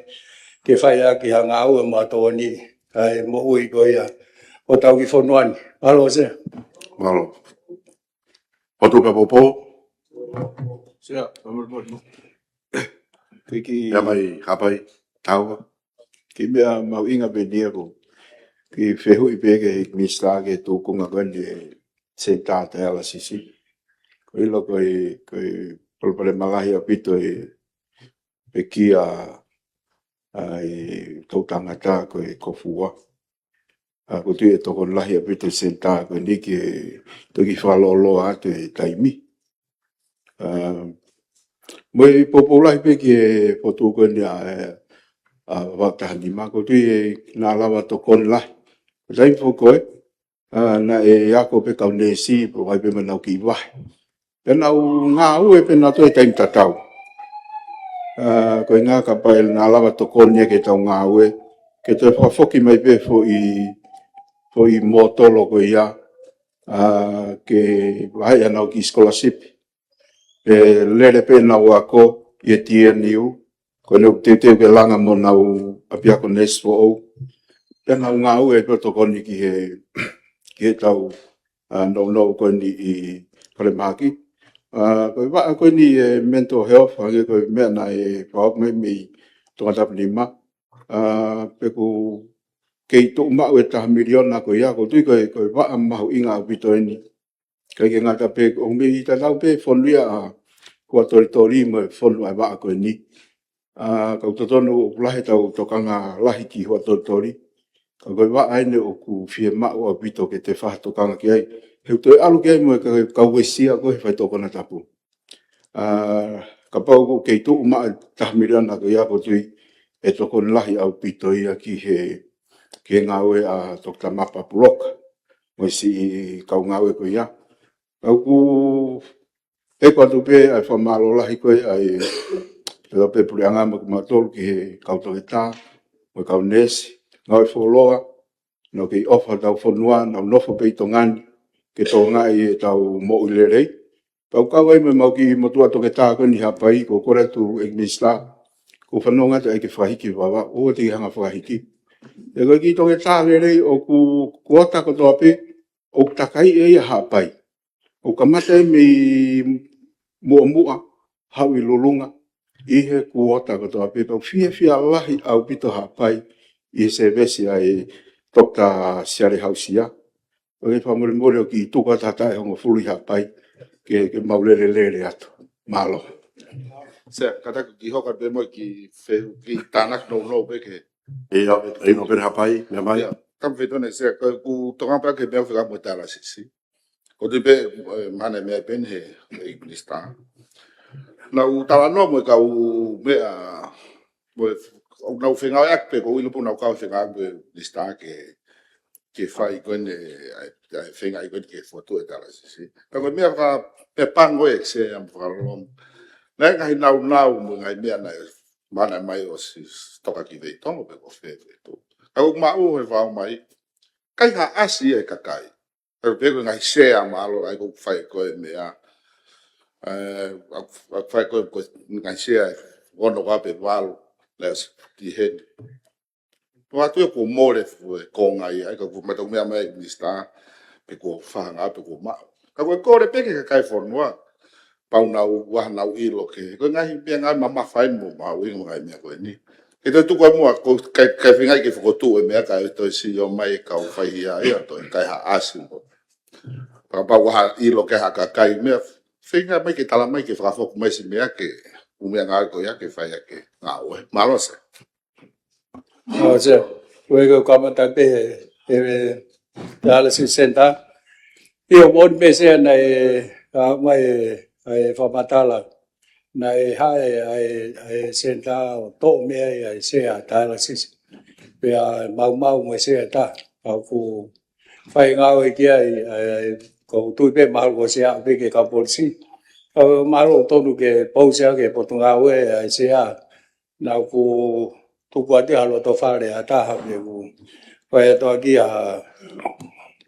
fai foi so ha feito ku age ko le no pele ko me mau inga se a pa ko to on mai me ngai ta pa ke tau to ga pa ko pa ne to no ai ta fa ko na na to ga i o mai o fata te fu se a ko ke lo pe na fe English ta. ko ya Mea mai mi na ba hu inga fiha ne. E ko hai ka tau na ko sia na sai ai kosi ulu. Na ku ya fare kosi ulu ia. E na to lo ka se kosi ulu ka ko se a fe. E mea ke ka fon wa. e ko to ki ko ke pon nga ke na po se ko se ul mal ko inu ka va pe ko ala me pe aku mo ni to fa lo ma fai nga ko ka ia e fa hinga ia na mai o mau ai feito ni o to ai se a ko ni ko fa ta me pe fai nga ke ka polisi ya ko ke ko hinga pe ko se ta ka ko hinga ke ka kai o na ma wa fa ka o ke fu sai Kira mea e ala tau pe ala mo ia i ha kainga o tau tolu e kaha o ma ia to'o atu o whata atu. Kai tau tuka mea ki lai ata hange ko mea sea. Ko tana ke pe ki update ai hange ko e kore koni a hapai tahawa. Ia na se ave e whai training e kaunes e toa fitu pe ave lewa fito ono atech ki fisi. Tau ngā ue he utale si sentai fiske na ma wa ngai ilo feunga e ngā ue ko he tale si pena kawa pa mo a mo to ta fi ba be fo ba to ta ke ne to nga ai ko fo ki mai ki na to ko ni ai tau fa tau ke be na ma wa ilo feunga pe mo tau ke feunga ko ngā pe ko ha te wa ke ko ni ai ngā ue ke senta fai le wa fi ngā ue ki pa mo ka ta ko ni Amerika ai pot ngā ue ko ngā ke lava o teke at ke ki va me hono fai nga o e ko ni ko nga pe mai no do pe la he fie ma o se pa e pachet ko ni o ki ai pe ki se ni te ai ke to ko ni pe ke fa pa pau be he ko kamata pe ko ta le si he ka ke to tu ko tu be ko ma te to ta ko ya fe ma ke ho tu pe ai ta la si o le pe ko ka ye me o fa si o ke ai se tau tau whito pe ko i ngā pe o laha tau kai ngā nau whi o mai o hewa ka pai kai whoka tau se tā pe he ke lawa tō nia ki nau tolu ha nau wa o mai pe o kai pe o lai pōre ki ai ka o koi whaamu e se ka tātaha mai ngā hi whakaukau ko ni o whawhiawhia o kai pa mo e toko ni mai kau tō ngai mūri o nau ngau e ta wha ko ni nau volunteer pe te nau whio mai o togon mai. Ai u whai pehe e pule anga e nau ngai whatoki a nge kon mai kon ni nau whaata ke o wai tūte mo e ala mea pehe ke togon pe ona whasisi e kos. Kai lawa whakalele ai senta ko ni ko inga pe kono mahu inga. Ke mo ui ko i hatau kakai. Ke rehab center nei toa ke i hapai. I o hange ko whako koi ki e toha tapni ma o ku kau ai rehab center e budget ko ni ai ta milion na ko na ke mea ke ai ko hinga pe ko no mahu inga ko ai ki o te tau no pe supply mo demand ka tau also look at harm reduction in lava for CCI ai demand ko tui ko mea pe ko ma uhai ni e hapai ta hau pa to ga me Ma to ke ta be ma mo to ke ta ke o te whahiki. E sabe que toi fai kwa foke. Ia kai mai no to be ngau le tai to ta pure. La ya pito ga hi mala la wa pito ga ngau e hange ko na ko ai public health office ke ka wai mo u kwata mo wala me pe o fe alo e ka ngau e. Au ku to be ke si o mo e me sa ke fa si o ke au ku ma be ko le. Mana mo ale mo ko fa na ma lo ke Paro vito e mau feu ka pa vito a me la va pe fa taria. Hai, o veo mai. O tu ka popo. Seke ki atu ki mea whakaoska ni. Ko e talanoa ngani ki he tūnga whakakau ngā ue ngai poto ngā ue pe ki tau vai vai pe. Ua ki ko e nai mea e pare mea koe wha komiti e kabineti ki public service. Ki ngā whapue ana. E koe ngahi ngā poto ngai la lahi ko nau hanga ko o teke e patsiti ki o ngā mono lahi. Ai koe mea e whai sea koe whai e mea koe ni o ilo pe he ho e ki koe organizational review. E kono toi siofi whalele anga hano whakalele koe.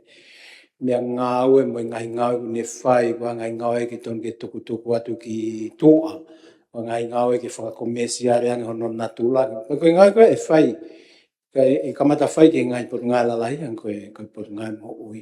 E kumaina fuku me whamatala koe e minister aku. Ulahi fuku alu ka tuai ai alu atu koe ai whetongi he ako. Koe nesi fuku ta tolu tu e tawa ria ta ue ono. Ka kono whai koe tongani o kulawa pine atuai ai ngahi mea lai. Ka koe taha fuku ni sea o kutu e hoko e koe tono nong. Koe kai ke takitaha a koi e ne kau toke tā mo ne kau nesi. Koe ki tama koe ni o kuhinga ke ato a hapai tahua, koe toke tā e ua ia. Wa koe e langa mo whare mahaki, pa ke kia toke tā ria ai ku ave hapai. Ka koe kore ke ki wawa mo hapai tā taha o hako i ne kau toke tā. Ka tuange mai mua mau kau nesi a matu mo kau toke tā. Pepe toke tā wawa, i motua kori, wawa pe. Iyo ka koe kuhinga koe ke ta koe hela ia o no whakalere mau programa skolasipi ke a koe mau kau toke tā kau engineer. Hawa haapaya mo wawa o ave. Suki he mea koe neta, koe waka. Koe ke nana tō whakatau hanau waka, ka hela ia e ma waka matoko koe malau no whetuku ki nau tō. O tonga lere kai mini ke mai na tō me konfenesi. Ka kō tu wawa mo haapai, mo ofa mata tahao o ai ene mea pat. Ka o te mo te maka asia te kakai a ewa ko hela ia hano a koe ki nau tō ki whare. E mau ngāwe koe koe whare mahaki e kuwa vai koe kakao nes ma tō e tā. O kukore e mo tō ki o atuing. Ki haapai mo wawa. Ka koe ngā koe ne whaia sea ki he tokolahi koe ne kau ngā ue pa mo tuang kia he kau tau e tā. He koe whuki ai mea iu kos aspira tau whale ne anga e sio mai kau ngā ue pa mo anga e wakai. Ki he tau sistem koe koe PMS. Mana si whai pia e tā noe mei pale mea whahano wakai e mea koe ana waha makatū ki a ngai homo whakakalase tau kau ngā ue. Koe kau ngā ue ne pa ngai mo uia. Kau ngā ki heia. Ka koe tui koe toke tā koe koe kore hapai tahawa. Ko toke tā e ua whukia e hapai tahawa e. E ta ki tā noa whakalelei pe ki ai e ua whukai hape he. O rupa poupou, malo, hoiki. Eo, mea mai niwa. Kore peke o hufanga whakapusea ka e whawara mure pe whakatuai kau ki i tānak si i atu pe. Sio peke he patset koe ni ya mahino ke ai ki whekau tā mai ka tau kutokanga ke overtime. Ua ki ko whakamaro hon o mai overtime ke whunga te pire ke tau area. E koko e nia ko e whahenga mea ko rahe lao rea i kakai e whonua ko e kai ke. Ke whakaase mea ko e ni ka ko ni ako ke tau noa su ne wasmai e ripoti na e totongi. E ne pia ko e whakamaro ai. Ka ko mea ko kutokanga ke ai sira ki me koe na te mea pekai mo tonga tapu ni ma ke fuki o whengu mai ono miliona. Pese tia e taha walu o e wahenga whakatoa ko tau ange kau ngai whare mahaki. Rahe pese tia taha walu e he kola pese tia tolo tau toka ange. Koe fotu mai he o whewa naki koe tia. Operational pe he kibisa mo ne kau ngai we. Ke whaia ha whakaukau ko popo ke fotua e wa taha. Ke whaia ha review. Ko ne tū koe e tāna ke wahe ngā me overtime. To tonu peke ha me e mawai ka o te tau. E ko hange o ku e sio mai ngā e punu ngā o koe.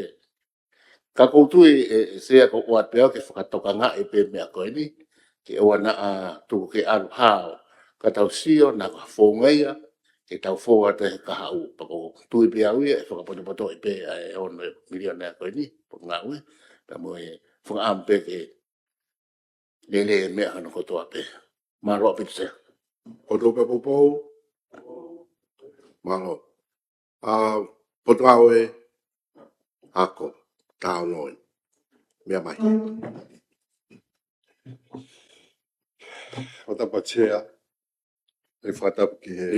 Niwa kau me mipa. Niwa tawhitu, io malo. Ko mit kakato. Koe taumu a puke pot ngā ko mea ko ngā ue ko no tataki. Mu whakalere e whaunga ako. Mui ako ngā ue mai whanua. Koe pewhaku me i vesi koena ko o mai ki he pot ngā ako. Se mis vahe tolu, vesta tolu. O kuiai a peha ni ihi o poto mo mama o mo atamai. E i mo whakamo oni lewa aki ha mo whai le rei. Moanga whakato ki lala, whakapoto poto, i ngā hei mea ko mo whai. Kauni pot ngā ue, tō lahi sea e kau ngā ue, whiunga mo i toko tahawhini mangi au, whitu mo fulu. E kau ngā ue i he pot ngā ue ako. E puke pewhenga marege ko ni ke whahawha malo. E lawe toko ni pare miaki he rere fuka. I he ngai whatongia whakaminista, pe ku whito ai pēr whang maari e koi ni, ke whaiha whakamalo ke kau minista ko kimua, wa mai ki he tau ko si, ko hi ko e ngā ue, au whatona na whahoko ki he pot ngā ue ako, o mawa o mai ai ki he tuunga koi ni he ahoni. Wia e prokalama lalahi e wha i he pot ngā ue ni, ai ko e proklama uluaki, ko e tataki, wharei pa mo e whotu ngā ue, ko e paanga ai e whatolu miliona, proklama hano wā, tu unga lelei mo e tau o e ako, ko e quality assurance o ki he nima miliona, proklama hano tolu, ako mo e whai ako, e ko e waa ki ngā hei ako, learning and teaching, ia i he fitu noa ia. Proklama no wha koe universit whafunua tonga o ku i he 8 miliona ia. Whakatoa e pachete pot ngai a kome a ngā ue ta whapaanga koe ni koe te aua 8 miliona. Aia koe te aua 8 koe ni se a ku e paanga me he recurrent budget e preanga koe paanga i fitu 8 poiniono. Ako e paanga tokoni me ngahi pure anga muri whaiwa poinu walu. I ngahi proklama la he wha koe ni sea koe e whetau aki ia i he ngahi proklama la he wha koe ni. Ka kutupu ia pa me he restructure koe ni tala noa ke ai Mr. Fonua. Nai whai pe restructure i loto i pot ngā ue. Pea whai e whihikitaki holope i loto o tuunga e tō kehe. Ai se niti koe ni i he ngahi proklama lalahi wha koe ni whakahoa ki he patseti nai toki osi. Koe proklama ulua ki o kia i sub-program ia i maalo e tolu. Pea oku kawa e official minister ako.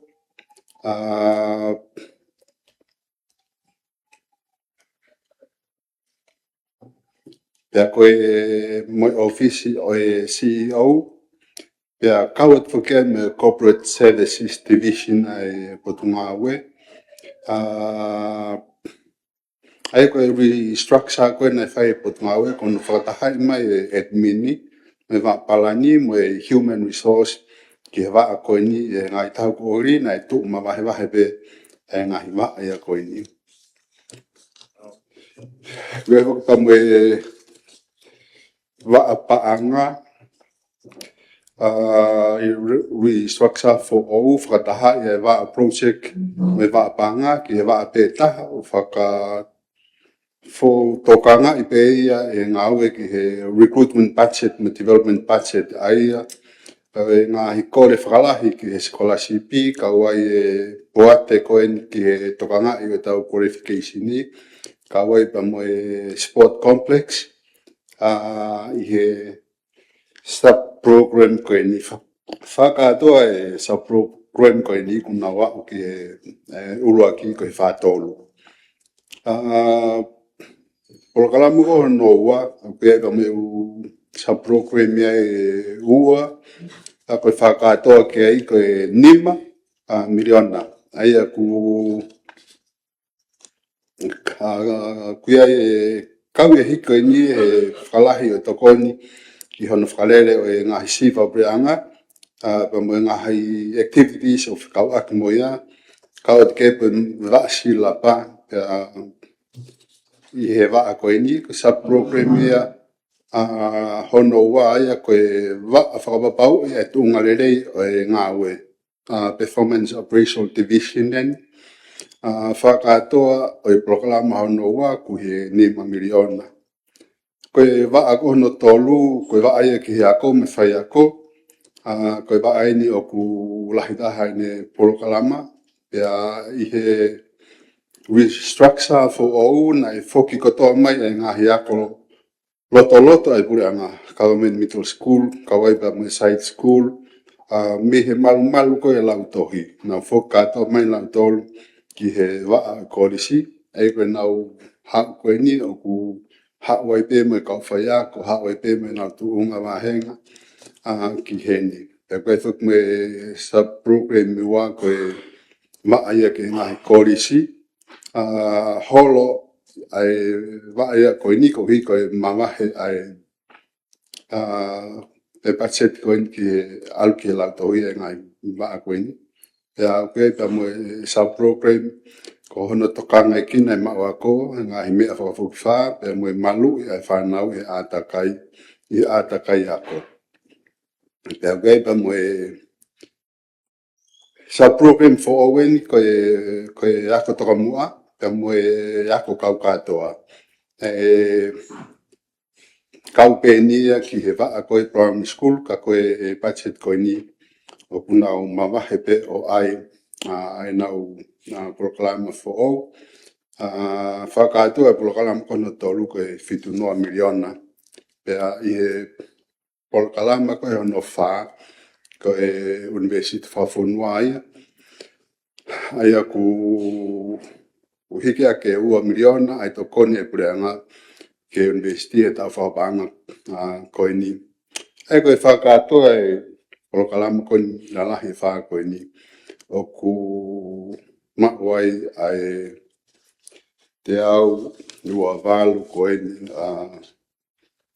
miliona e pacheti koe ni. Koe revenue pe paanga tana ki umai koe mau ia pa me tatongi ako, me tatongi sivi, hai aba moe sports complex koe hua pointaha me pureanga, in kind koe taha 7.5 miliona, pe koe tokon me muri koe 2.5, whakatoa ke ni mataha. Au whapofua koe 2.5 miliona e tāna ke pureanga, he potunga awe mi he tatongi ako, me tatongi sivi, he ki haea o e complex sipoti ki he tau whapaanga ua ono ua fitu. E se te wha o e panga hou mai koe hao ia me tāna ki whalot whanua mo e pureanga tonga, pea pe se te lewa e tolu wha koe tokoni me muri pea ono ua koe tokoni whapanga i pe moia a me muri. E panga koe ni koe pe se te ni mawha o e panga koe ni ko aria ke wahenga o e whukau ngawe tokolahi koe ni. Pe se te tolu wha koe non-operation e koe kaua tua e scholarship, koe grant ki he ngahi ako i kai whaupreanga, ta koe pe se te e tahataha koe operation ia. Sea koe i he taimta tau pe whoki ulahi au pito e ngahi proklama tokoni, o ku whakalele pe ia, he potunga ue, rotonga lele pe ia. Pea whiwhia pe ke ki talano atu i he konga i ngahi project koe ni. Koe e lawe koe proklama koe wash. Whia mau ia ki he haisini koe ngahi ako, tuunga haisini mo i urelei koe ngahi ako. Pea o kulele pe ia o te lele mai pe, pea ko ke i hoko atu pe. Whiwhia ki he whawhunga tonga tapunga fuluna ne hanga o lawe i ai proklama koe ni. Pea mahalo ku e fia ate ai whafonga ke I loi a wai u apiako e wha me hongo fulu o ku kau he polokalamu koni ai u kau ala paha kawai mo hoi nukuleka mo talafo o no hanga o whapapaui o ku sai ai u bathroom pa mo u toileti o ngahi ako koe ni ka pau ku lava pa mo mono mono ya lai lova pe ko ha ato ha fare a fi mao ke pau o ke vai a inu o ku maa mo malo pe a koe a pia koe wha koe na a tonga tapu mo fulu o ku whakamureki kai taha kilo ni mamano tupu pe koe ko hongo fulu pe ka toa ai ua ko ia o ku lava pe o mau ai tokoni koe ni me te ngau tolu.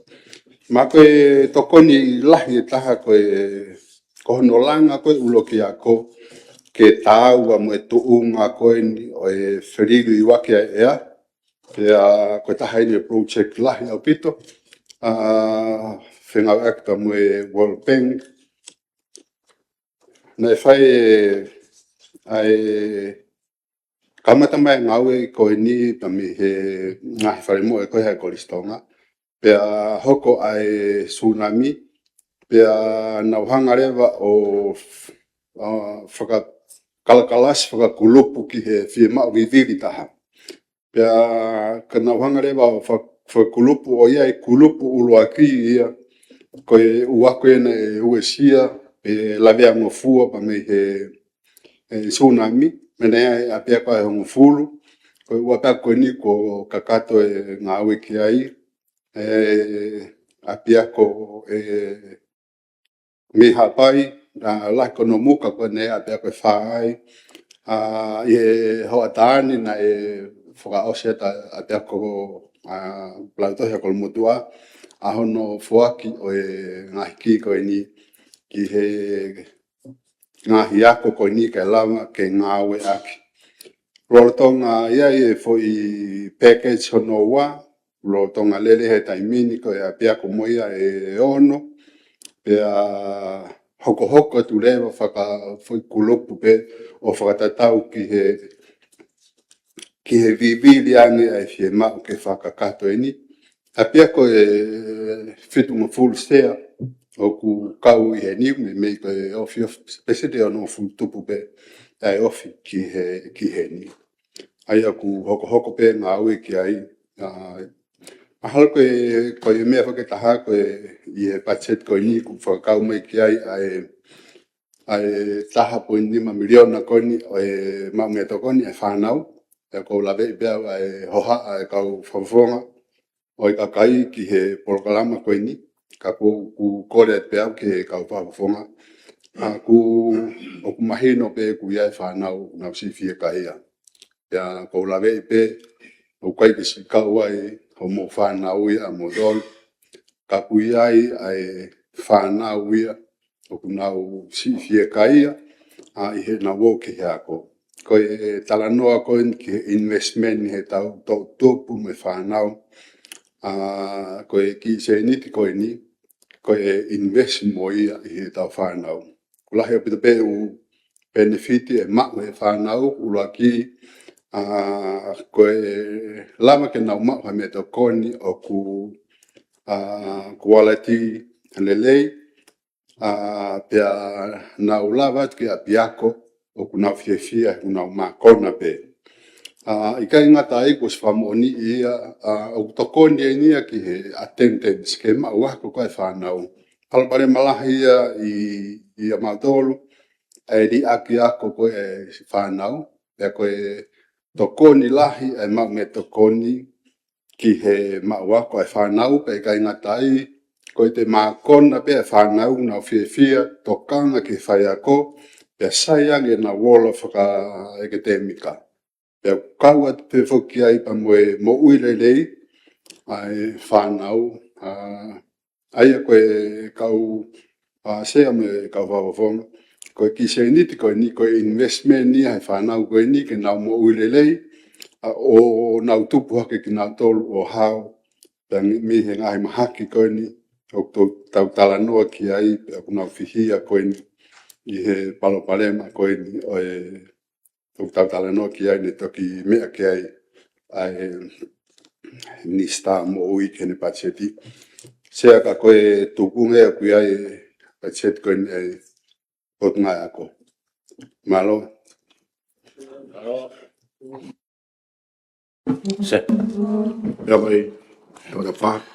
Tame betuna tsa de ki fe i no fa mala la pe ni se o fa malo pa ke minister ka be ke pot nga we yo no foto tu mai patseti o koto fo o patseti se o ma o si pa kai pe area e komit pa nga ka to alpe fa ki ko ni o bi pe me to ko ni o fe fa mala la pe ka i pe ko me minister ko fetu kwa ki ko ni lauto hi pure anga pe mo korisi o petu kwa ki ai pe ai petu kunga ko patseti e hiki e lauto hi pure anga me tao no miliona ke ni me ni ma miliona ko nga ko no tu hi fo ke form 1 me form 2 pe halore ba korisi a me he wafa ke tato miliona ko fe pe pe ko foto tu ko ni o ku pain ke ai nga ya ko siasi pe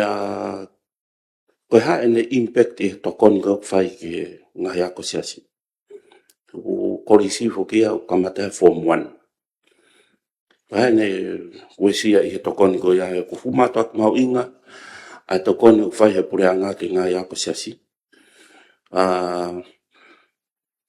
ke taulawa ta tolo a ko ka to fa na ko nga lahi wa ko siasi po ko kore pa ke fa mara ala mata fa ko ya sia mal malo sea mahalo koe tari no pe ki e whehui koe ni o ku tawataina pe foki ai siasia ki ene ke nau ngai sistemi o hange koe form 1 form 2 ko la ve koe pe ngai a koe siasi ku nau iai pe nau form 1 me nau form 2 ka koe tokoni koe ki he grant koe ia ki he ako whapureanga e kulau foi ulu ia sea. Aia ka pau ku waha form 1 form 2 ia a fo e lau fo ki ia koe i he grant koe a piako koe ia. Pea aia kuna wentai tolo na tolo ki he tokoni koe ia. I he school grant koe ia sea malo. se mai no malo abito malo minister Ia, o peto tapu luaki, to tapu ni mai. Malo se ko mahino be e formatala ko na ek minister nga hilanga lahi ko ni ko fai ai ko safe school ga ne ko wash ai top fito ke ngai to kon ko bangia mamani ai na fai e si o ke ngai apiako gua barbare mai pe hange ko mia ngai apiako pe ko na wesi lahi e tsunami ko apiako ni i halawa GBS ai ko fare na langa he toko ni fonua pe mau pe ia te ia pe i langa na fai o holo pe fare ia whakawa mo fare ki o ke tu ai pe ai maha ko alo ni ke tau e hongo fu o ka fo ke te fa me ai ka ko ai tu ko nga a safer school ko ape ko ha no he o kai ko tu pe ke mahana pe ko mo ngalo pe o ko tu ya u firma o fai mo holo ke fare ko ya ka te fai ya nga u e ki ai o mi be o ko to ka nga to wa ia se avalo Malo whapafonga, tō pulu aki. Sea, koe whehui koe ki hala o wawe. Ko hange koe lawe ane nai, ko kakato e apea ko he mfuru koe nei wesia e he tsunami. Ko osi kamata ai ngā ue ki he apea koe ono, i hono prioritize koe ne uako. Koe lisi koe ni kaua hala o wawe, i he wosi tu waki ai ngai piti ko ia ki he apiako ko e mahalo ko apiako e tahaua Kau hala wa. Ai whawafonga koe ne mau pepit ko ni koe hoka te ngau e ki hala wa. Malo. Tapa i kota pōpulu.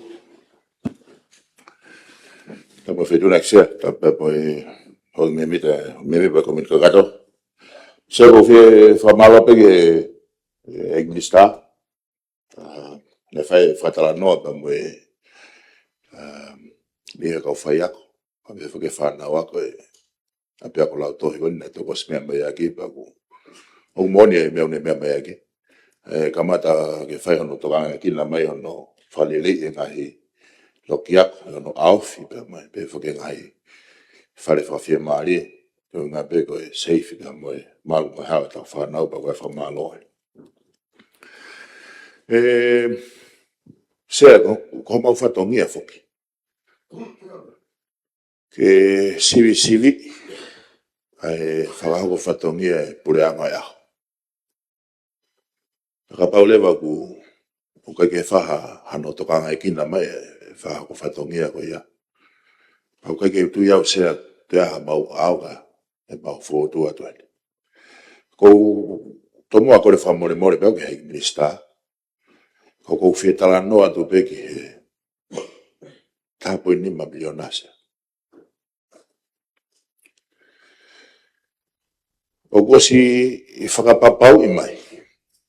Hange peko ngai whemea ake ngahi tau kei whai whemea ake koe e statement ni. I reporti compliance wanoa ua wha ai atita. I he pesi fitu noa ai ola o e polo kalamba koe nisa. E kosi mea i e wheitu una ku kai kau te fufia lave lo loa ka i sea. O ngoe o ngangau o kulu. Ngangau ho ulu, he tauhanga in check hapaanga lahi pehe, pia koe ola e talamahe atita. Kau mea i pewhituna se. Ki he motuani ke to e tari e whakakaukau, ki he taha pointi 5 miliona, ke to hoko atu, ai polo kalama koe ni. Kapau te whenga ke tari sea ton ki ave awia sifa whare mahaki. Mahino be sea, a piako lau tohi e hiva, i e wahenga i motuani. Peka pau e te ke rifea ke he whamatala, a ahi whakawharearea e motuani e tau kōsi, te kei ke asi tua tahai, ha reisi haka ha whia mau e kai mātua, e whia mau koe ke kai popoki. Ka koe me koe ngahi tūku i ako, hako e ngahi e hiva koe ni sea, i e wahenga kou whūtua ai. Ko ngahi whia mau kou nau o hake, o kukawa e misini kosi. O kukawa e misini photocopy heavy duty.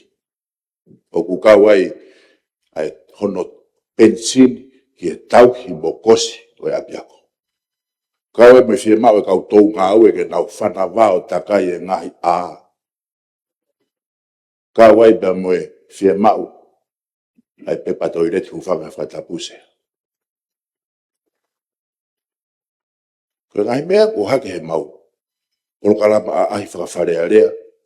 O kuhi ngai, ai tuku mai Excel wharearea whai kamparia ke mau o mai e leo e kakai. Ko platform o mai aisea.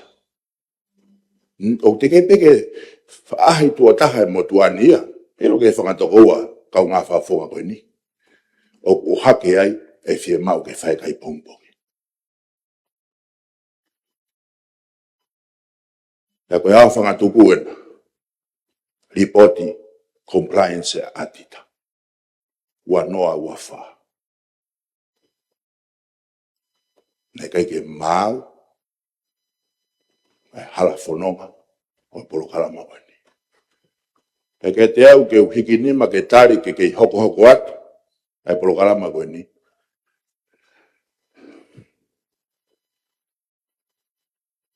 Foto atau se voti wani. Malasea. Foto ka popo. Ia mea mai kotap nima, ia hoko mai hawa mau ka nima. Sea koe putungawe mawi nga foi ne ako. Tana ka pingi ngai mea ko whemea kia sea.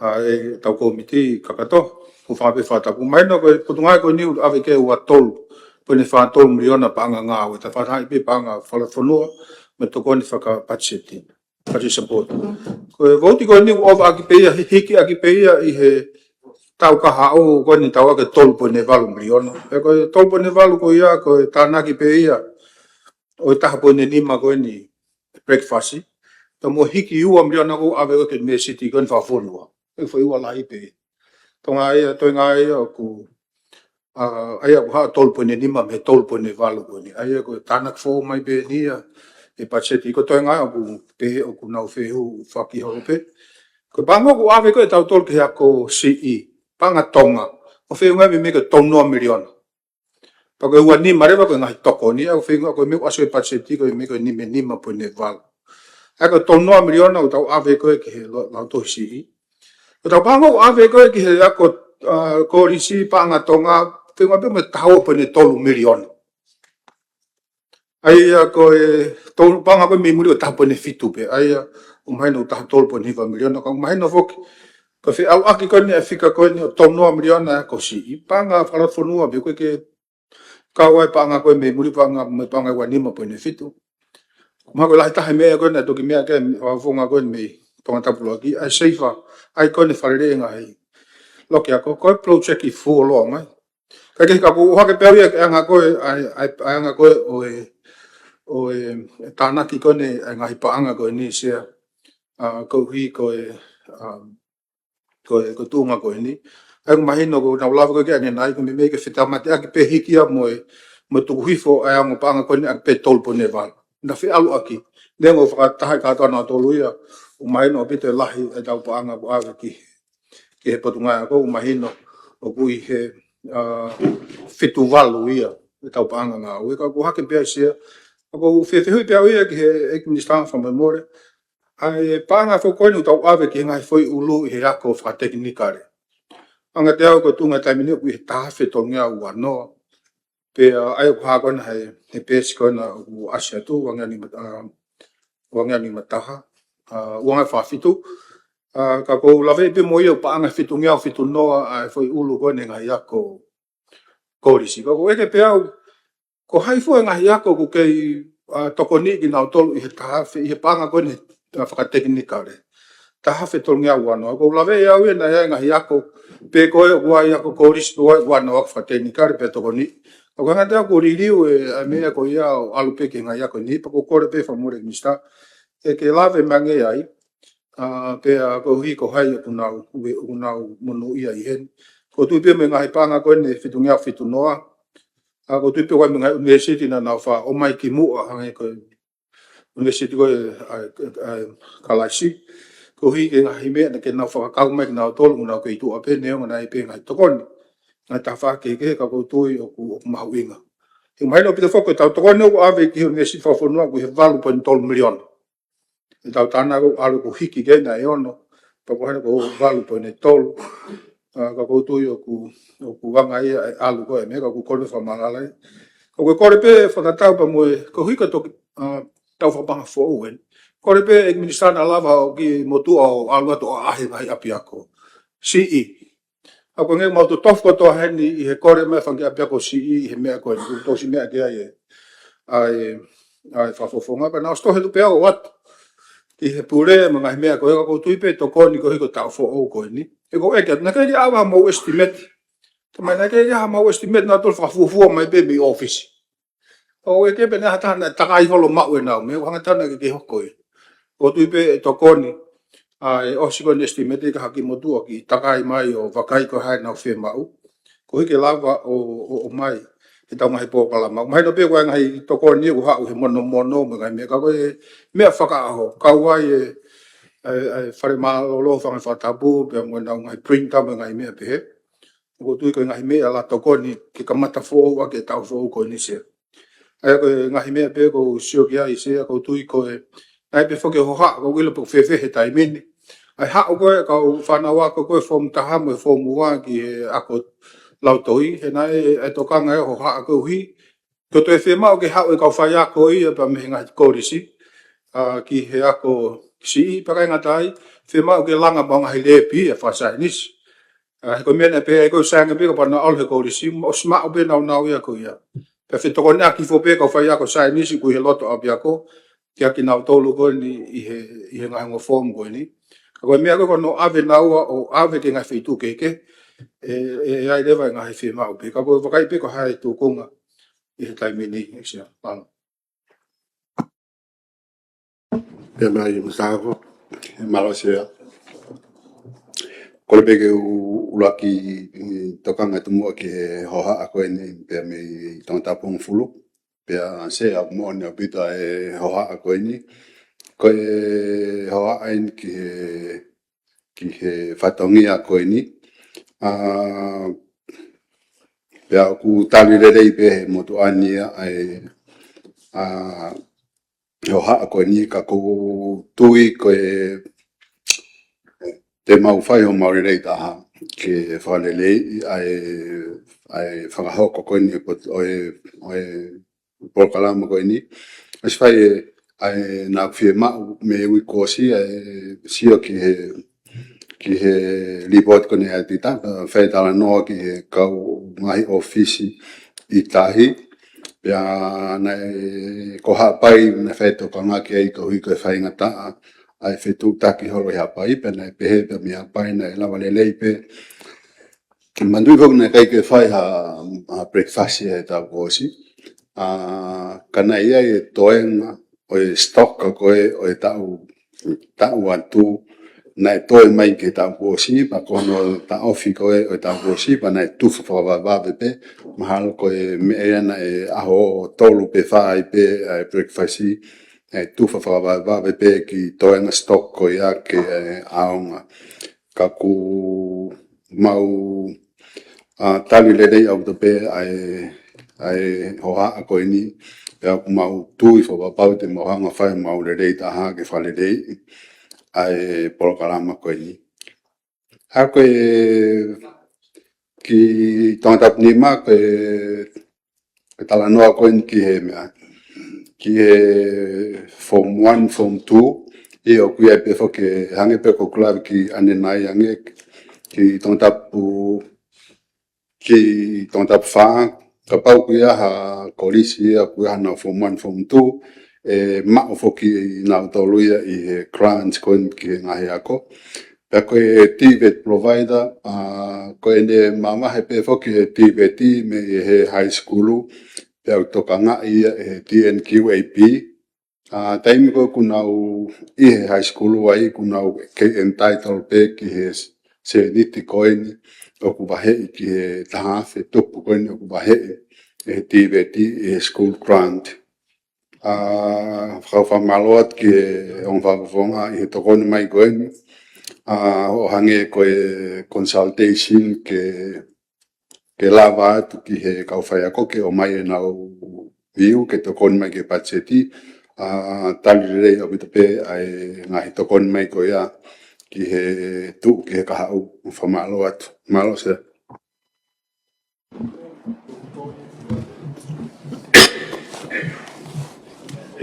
Eksia koe whakatala noa atu pe ni whigawaki pe mo e apiako pe na o si lawe pe ki ai ki mua I he wāhenga. Ai koe apiako koe ni koe Riviera, agolotoloto Riviera. Ai tu unga ne iai ho nau whanki whare whakawhia maari e. Pea ne whai ngā ue o estimati mai ai whiunga o e whia mao ki hono whakarerei koe ni nai he paanga ni mamano tupu. Ka koe mea koe kai e ho haa he koe tau tolu hiwa ne apiako koe ni ne tuu o ne whai whatongia I he ki wāhenga motua koe ni. Koe tuanga e apiako koe ni o me mita pe taha pe ua ki he matātahi. Pea fuofi au pito. Pea koe daimi ka ki hako havili vili. Pea mo ilo pe ngahi mea koe hoko. Pea tautua te whito ke si whanau me kau ngā ue he apiako koe ni. Koe au ku whai atua e whakatangi. Ke whai angi hato si o lere iangi ki he tuanga o e apiako koe ni Ke o ke tau koa ke tu uai. Pe whenga i ke hiki kia whitu e tā. I he tala noa mo i pure a kone ia i pe a ngahi tona ke na ua mai o tala noa o si o koe haha tokoni me iai. Ko mea lahi nei o mai he kakai ko e ni ko ene fuu tofi ki tahi pea mo ene fuu whakatu tā maki ka hoko ha tsunami e fuu whaingata a ngea i hatoi whinga. Ko ia guai ai kore atu ki he potunga oe ka pe he minister ki toi wakai iange ai apiako ko e ni koe haha palani ki ai i he tau ka hoko mai. Ko no wape koe apiako maolunga o wawau. Koe tau whanga fulu mātaha ene ako ko ia. Pia ko loto lele ia e panke a mamani. Ke nau toko ni ho no whakalere i ai holo o apiako. Ka koe kore he minister ke toi sio angi ki he toenga o apiako. Na lava e holo kai ki ho lafa ai toenga e apiako. Ko iau ku wai e kore he ni he minister. Pena pehe pe te maki ka mata me he lolo. O toki unu mai projeki ko ni ki tonga e iki. Ka ko iau ku wai pe e whabalola. Ma kore pe ki e minister. Ki whai ang hatokoni ki he lolo. Malo. Malo, bea minister. Malo eksea paku whamalo ki wawau tahanima i he i ono o hake o e Palopanema koe ni. Mea pango pe tahanima na ta toki hu mai taua ku o si hange kau tama koe ni o whotutu e langa koe ni kani ka ia ku ta lele lolo pe taua mo hapai. Ka koe lisi koe ni na ku lau atu whakafonga. Koe foi kou hoti koe ni hono tolo. Kawai wawau high school, kawai mo Oliviera. Mwana pita wakafonga, a pia ko koe ni ko Oliviera. Te tu pe kita me he loke ako o puna ki tahi o kau tahi. Ka pau koutui ka pau na koe kune mea mai koe tauene tolu hiwa. Ka pau na koe a pia koe he taimin he ka Italia i he kelanga ko hi koe safety pa mo ulele ai whanau ako. Ki wawau high school, na lawa te motuania ki wamau, o whai tawanoa ki wamau high school, tu ke hange ai kau ai holo he Polokalama koe ni, ka koe whalo kufua koe o e apiako. Moina o pita whafonga koe tunga whatutama ki kuia e ngahi kongai o ngahi loki ako, pa me ngahi stepu ki he whungawaka ki olunga, o kuikai ke toi ngawe a kia, ko hi koe Palopanema ki he ngahi whare ako koe ni. Pena e lau mai motu ane whaitala noa ki he koe project whoke nia a Siapani, whaitala noa ki ai, pia au ku teuteu e pepa ki whahu atu, ki e pureanga Siapani ke whahatokoni ki ai. Ka koe mea ea ku tūnga e ki ai a pia ko koe ni lau tohi ko Riviera, pe mo ea ko maalunga o wawau. Malo sea. Sea. Ia, papai, taua. Proate sea. Koe ki mea penia pe mea pia e paremia pa pe ki komite hapai. Ko tau mau inga poken ki hapai hai. Ke tau anima, si pe siriba tau ni. Pena e mui fulau atu e ngo whapaponga exea. O i komite hapai pa pe ki tanda iki ambassador sia ina whake mea iwi hapai. Sea. Oku, ko toki iwi ania hapai hai ka kou sia oiga nau pia auhina toi tongani, te nau kauna dole. Toho atu au pito. Mapena mo sia pe he YouTube, mea whatetea e whanau. Koe kore pe ke minister ko ke whapemoa ki tohama ke. Ki hapai hai koe hako teu kone katoanga ki September.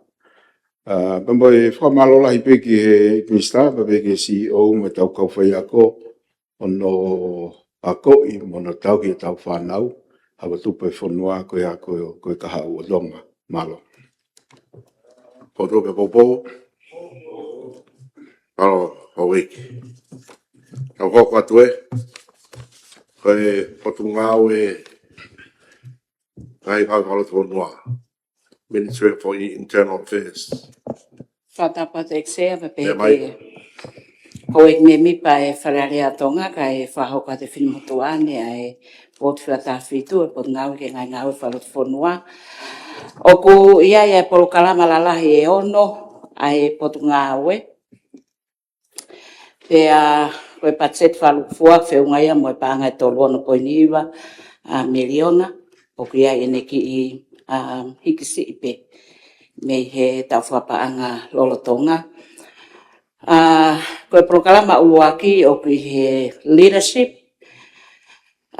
O ki aipe neki hiki si ipe. Ko hika ngai lakanga pia lai ngai lakanga. O whakakato ia i he tau whapaanga koe ka hoko mai. Whataha pia moe ngā ue ki whakahoko ki hono whalele ia ofisi koe ni o pot ngā ue. Ai ni koe ni Tonga Water Board. Na e whakatau whoki e pot ngā ue, pia whakafoki mai, ka kia ngai ngā ue, whalele o whaamu ke whakahoko ki ai i ta whapaanga hoko.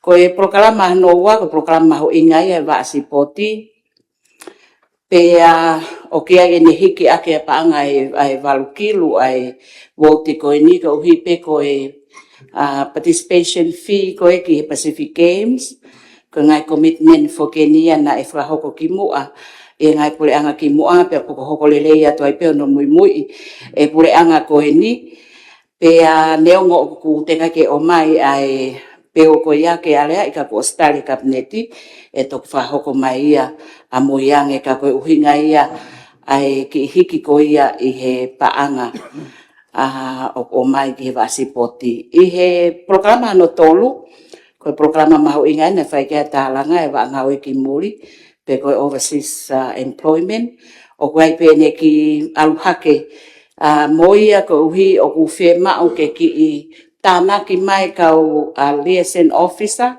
ke nau toka ngai ai polokalama i muri. Ko uhi o kia tau kau ngā ue lolotonga e whaafe hiwangia waluhiwa, i Nusila mo Australia, pia koe whafufua, e tau kotokotoa pe hau mea e panga e 12 miliona. I he ngā ue koe ni o whahoko e ho tau kāinga i he programa ngā ue ki muri. Koe programa no wha, wa mahu inga au pito moia, wa whaivia ka kai whewhine, vai tau, a whawhine mo tangata. Ui a whamalo ke paremia pe pehe ki he kabineti ko hui koe whawhoki mai ki i ai paanga e wakilu, ke tokoni ki ka kai whewhine. Nai ai pe ai tokoni koe ni ki mua pena i ki to, pea koe ni te whafoki mai, koe takilu o ku tokoni a koe grant ke ngai kulupu ngā ue a whawhine, pea takilu o mai a ke tokoni ke ngahi service provider. O ngā ue whakataha pea moe pot ngā ue ki hono tokanga i e malu a whewhine. Pea pehe ke vai tau a whewhine mo tangata. I programa no ni ma, koe programa iau ne to'o lahi taha e patseti ai pot ngā ue, ai a koe wā toka ngai kina e malu, moe hauwha sosiale e kakai whaingata ia, pe koe tuula wea ngofua. Ai au ki ai paanga e 1 miliona, mo wakai fo pe hiki ake paanga e wha mo poini miliona. Kono uhinga pe kua holo hi fofoki ai tau koe ke award ki ai ngahi elderly scheme. Pe koe wahe koe a kau vai. O holo hi fo he taimini o alifo ki he ta wonono. Pe toi toko lahe ange ai kau vai e tokoni ki ai totongi o e paanga koe ni. Pea o kukau ai peki ai, pea moe ngā ue whakataha ai pot ngā ue, pea moe ngahi service provider, hange koe maa whawhine ma family, nau toka ngā e nau tole prokalama koe ke kau disability, wahe a kau whaingata ia, pea koe mo prokalama uruak whai ako, koe kau disability ia, nau tau taha ki he nima, pea wei pe foki i he waa koe ni a ngahi project mahu inga koe ni nai whakatoka me mua ka kua kamata a hono whakahoko ai Integrated Aged Care Project pe koe langai ngai senta ki kau vai ai ak mo mea i ko toa pe whahoko i e homa ki hifo ko te ke kamata ngā ue ko ia he wike e ua ko in ka hoko mai pe a te ke pit out ia te ngā ue ki wawau mo taha ki haha ke tu tata motonga pe he ki he taha i koro motua ko e pilot program enu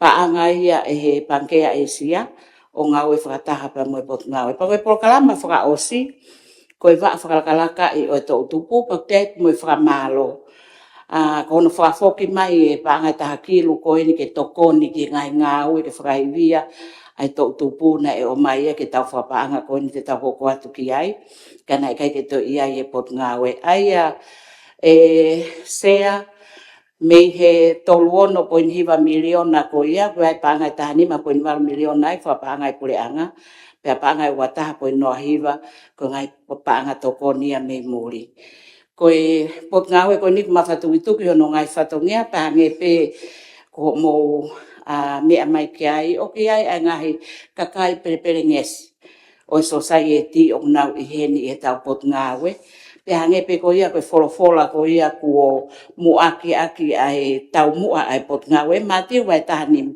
wa he wani matano fo ke foaki o ngai tale ni ti pa ko fa amu ai pot ngawe ke o wana mau hange ko to taha ko na foake tale ni te taha pe aria tano ka mau hoko mua hange ko o ngota mai e ki ko na foake tale ni te nima ke to alo ngawe ke ma o mai hanima ke o pe ai fo fatongia ai pot ngawe e exea pe ko fefia pe ke tari hangai fe hui ka pau e fo hoko mai malo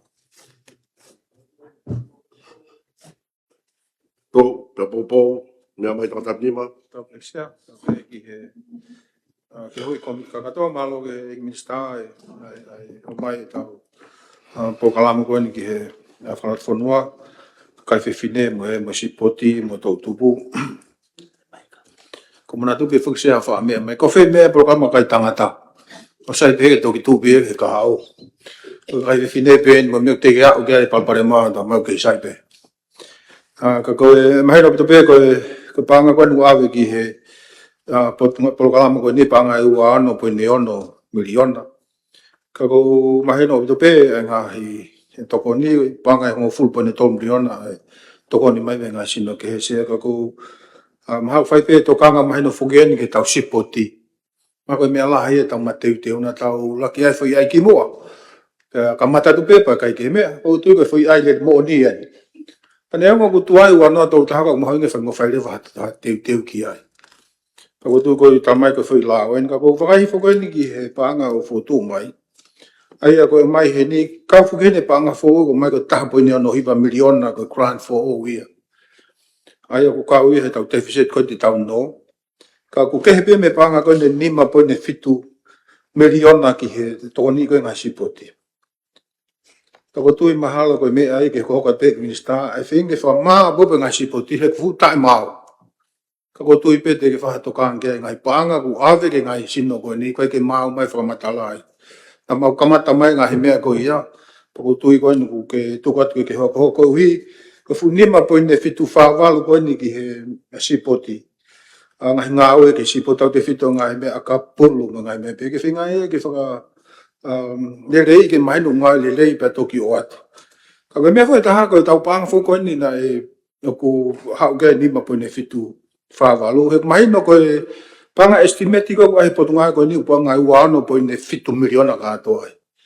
Ko ki panga ko mai ko ni ki he na mai ko ni ki he tana ki panga fetongi panga muri ki he te ko spot ko na tau me ai tau ko si ili ko ia ku fenga ko ke mai ke te wa ki tau tol ke sipoti ko tu ta te mini ai famara ai tunga ko ia mau to pe ha 5 miliona ia ki ai dai ave ma to ma e puranga na am famara banke atra ke ngo va kai e se famara ko ia ke tu kunga ko tau te wa tu ko ni ki sipoti mai no pe ngai feitu te nau te tawala to ko ni ma mi ai ka ma wi ngai ke fa to ngai ko tu ko ke fai pana to ngai kina ki mista fa poto e tau sili ni ko ni mo to kanga ke tau po kala ma ko ni te ano to ta ko me ko ki ho ai ko ke tu fa panga ta po ni no hiva na fu alu ke tu ko me ke tau fa ma po ke tau te e mai no ko ngai whare ngai stadium ngai mea hango te whaiva ko time na ko tonua ke ai ha ngai no fo ang he atakai o takai ko stadium hange ko wakai atu ko te wakai atu ko stadium most time ke ai o whakawhike whika taha ua tolu wha ko tatu ko fotua ai o te iki ai o ko mea ko hi ko panga ko na tuku ke teu ko ki he sipoti ko ngai whakatau atu pe ia to koni ke ngai sipoti po ia haspa angai te to fotu ngani ko kore pe ia ko hi ke to ngai kina ko tu whinga ke na whengongo mo whare panga ke wakai i whamtala panga a tita na o mai ke mahinu whiha toe pe whai me ai tonga ngai kina he proklama ngā au ke tau wau ki he wanua tolta. O tui ki mea pia ko haka uhi, tau maha whana me fuke tufa, taha pua no hiwa, ka ku tau sio tui ke wanua tolta. Ko tui ko mea pia ki hai e mista, na tangi ki taitari hiwe tufa, ka ki whakai ange tau mateu teu ki he sipoti, e kwanu sai ko nima po ne fit pente ki he ngai sipoti. Ka mau i ngai ke whai mo whama opo mai, ngahi kupu ko sai beto ko vakaya ko ri ki na teu paanga mai fito ko aka Australia ki ate na o mai la ton ke mai bi fiha o ko me ko ai akapulu union na mau ai mo me ko ya ave mo ko tamai ko fengai ben ke to kon ta tau ma Australia ke ri ki mo akapulu union ka te ke mai no mai ko fiha ko ke lava me ya yo pachet ka pa we ala to ai ngo ko ya to nga ki nau atu mai ai sai pe regi o ki me abe kai me ka tama ko e ai to alu atu mo palo pale ma nga fo ko jo ko e ka hana file porte tame ko ni sta mo itam ne aka pulu o te anga te pe mai na ke te aka pulu mo ko pa mbata tau pe ka ko tu ko nga tu ko e ni sta ke fai a fo tu le nga sino ko ni pa ko tu ko nga panga ne ha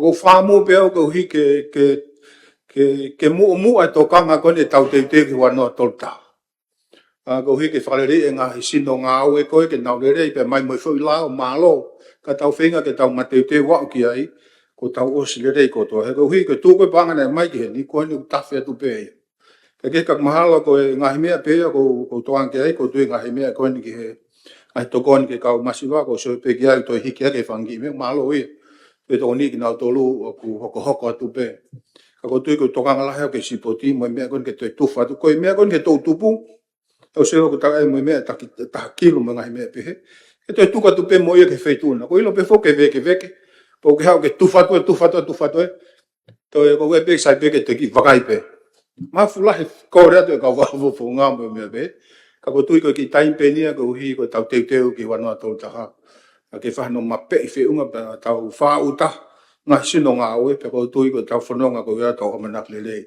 ya o ki ai ko si fa fo fa fono malo o to pe po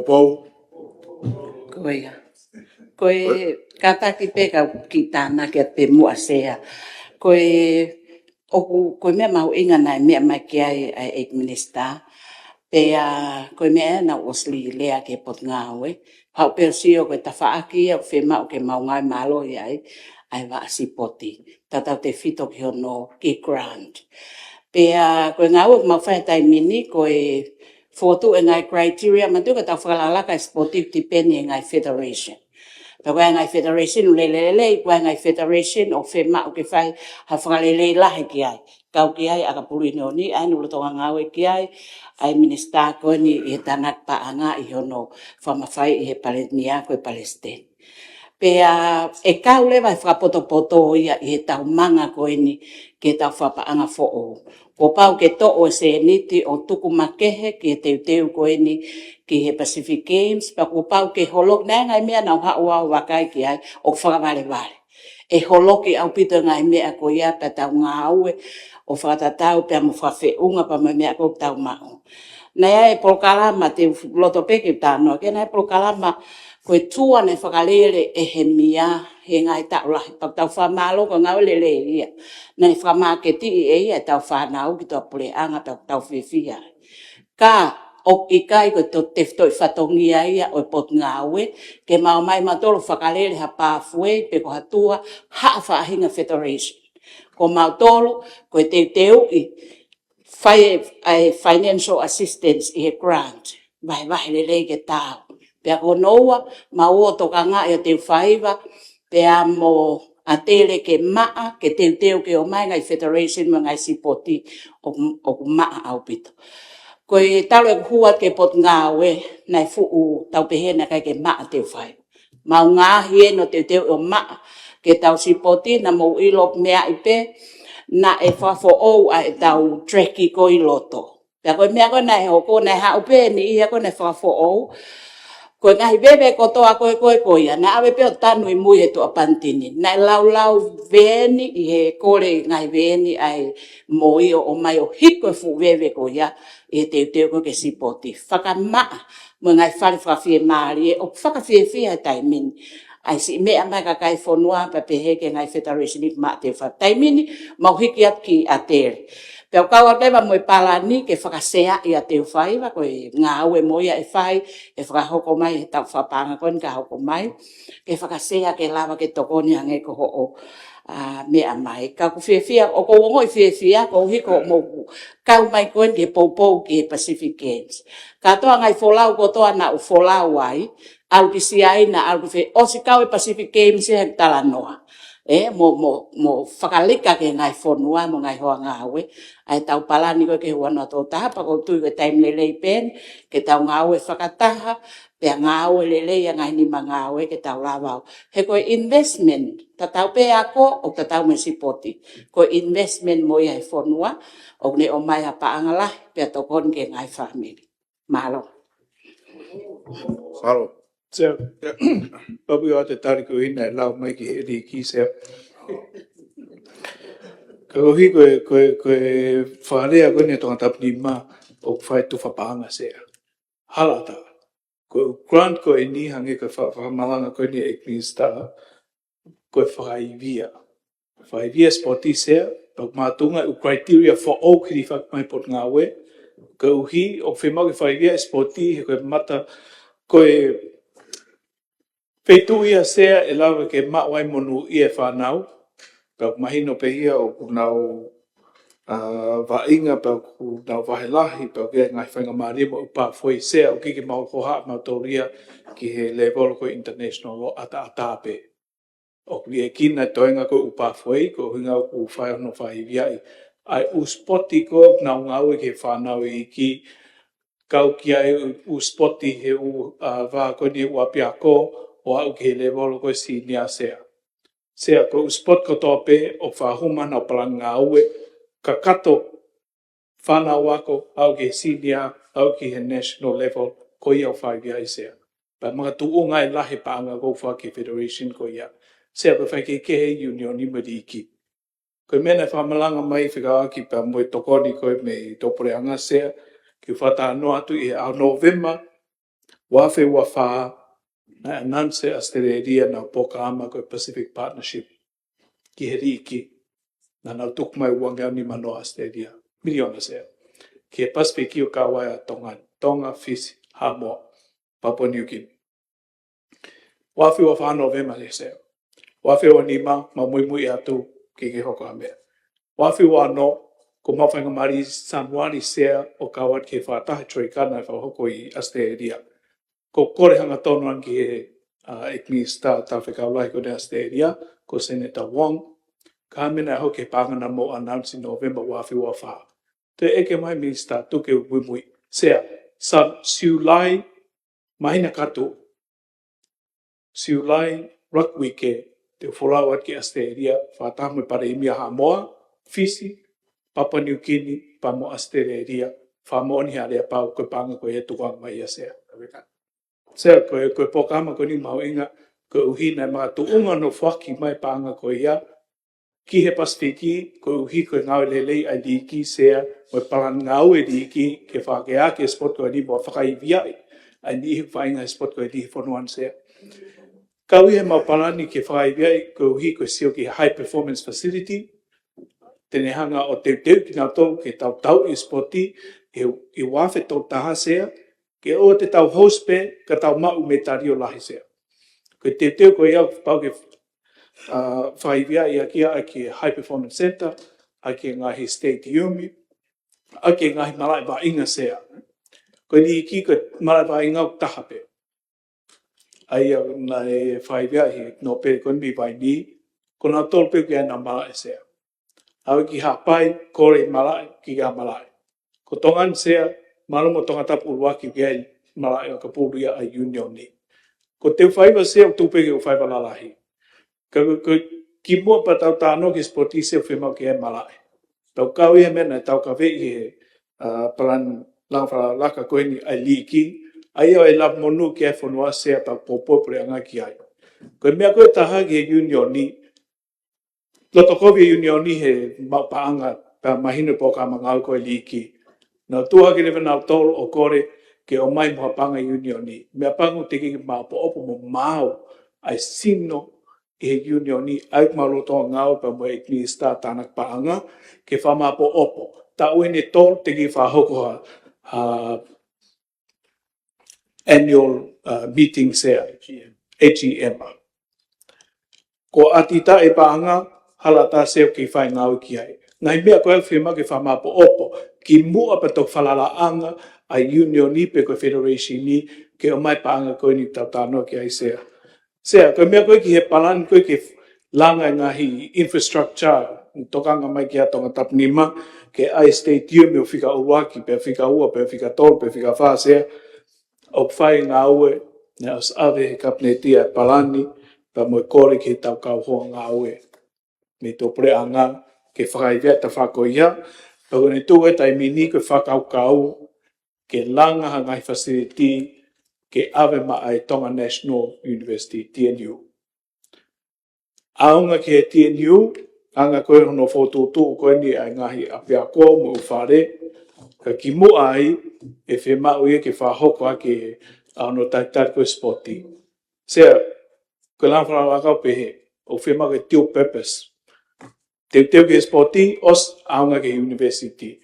Koe anga e whakau kau me whotutu sea, os whai e whatano me tau kau ho ngau me tupe anga, ki whai via e ngau koe ia, kau hoko atu pe, hono wahe panga makehe ke totongi, ai tau inaska uhina o si piti atonga mau, ai piti koe ki hono host sporti wa no tau taapa, ko os ka mata ono totongi, ai fi koe ia o tāpe ia he tau patseti, totong whātau me tau ko si ke tau ni, ke tau whahusea.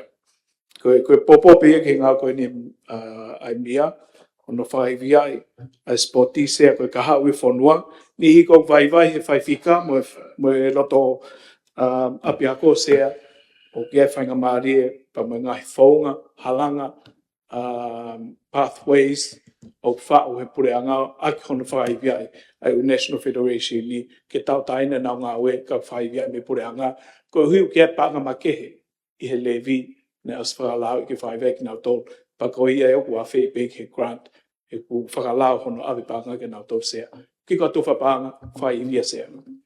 Sea, ka mari. Yeah. Ia, mea mai tangata pulaki.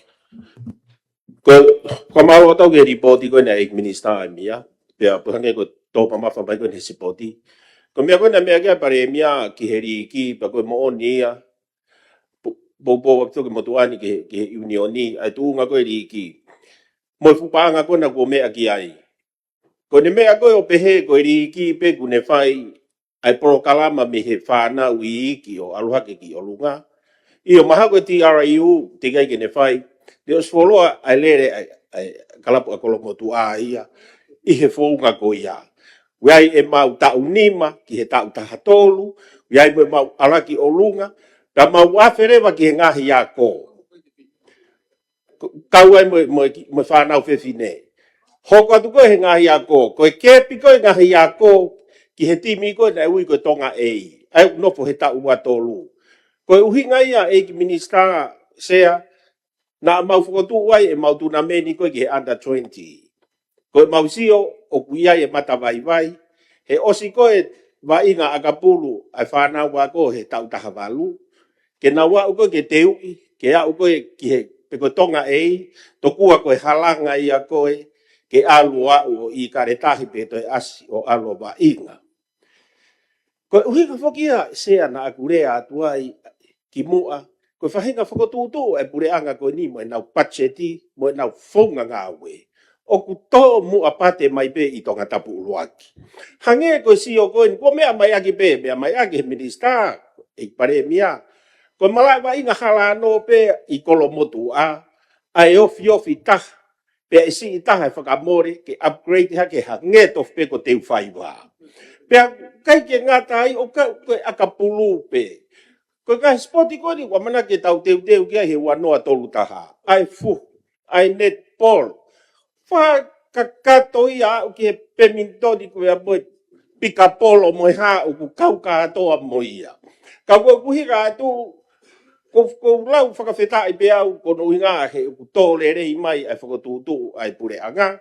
I he mea pēia koe o ku mau ngā ue ki ai. Pe hange pe koe mea mai aki. E hei pare mea ka pe he ki he minista.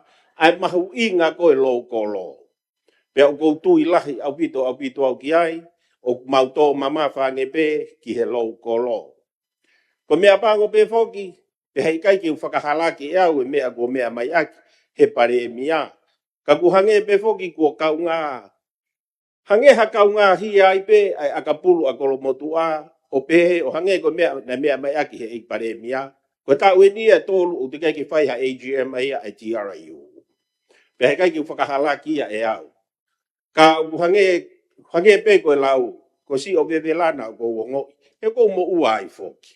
Pe ko tui pe o hange ko mau whanau i kolomotua, nau kaungala, ki he i karetahi, kai pehe ki he TRIU. Koutu i pe, mo i whakatūtū ngā ue koe, nau whai mo e minista tānak paanga.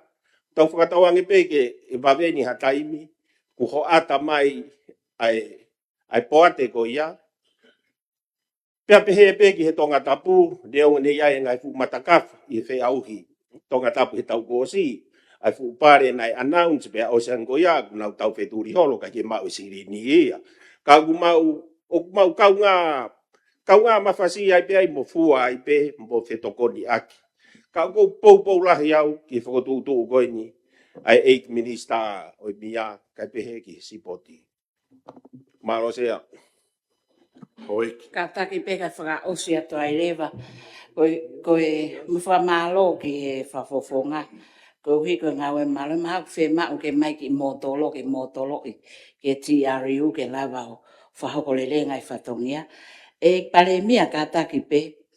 Koe ki he pe si wangea wono taha. Koe ki mea nia ne pick up pe mautolo mo kau ngā we. Koe ki rentolo koe office e pot ngā we i wawa o. Koe office e pot ngā ue, koe whakamore whakatau koe ki he rentolo o office e pot ngā ue wawau. Whiungai a moe o no mano hiwa awhi hiwa ngeau. Ne li liu mai au whakasisi i mai he patseti koe ni o mai pe taha mano whangeau. Ai a ku tono no e reni, koe ai kore whamore ake wheitu una, pe ke whare ke si whakalahi ange mua, ke lawa o kakato ai si i rent. Ai whare koe wawa o mō mea i pe, o ku tokon lahi e ni ki he tau prokalama, ki he kau taulekeleka, koe youth, koe sipoti, pia pehe ki kakai whewhine. Ke si whakawat koe a pe, fotu atua ke tari. Tari au e pe o ki mea si pene ko whi lawe pe, ke mea koe pare mea, tau teu koe ne ngai mea, ke teu ke sipoti. Ko kore pe ke whatawa ngai korisi. Wai ngai korisi unau mamai e sipoti o lele mai. O tau mahu inga ke toka ngai mo ki nau tolu. Koe koe osi koe tau anoa tolu taha koe te ne hoko atu. Ako tuitukat pe ke whaitona, o hi ke he whakaukau ngai mea. Kai pou atu, malo. Malo.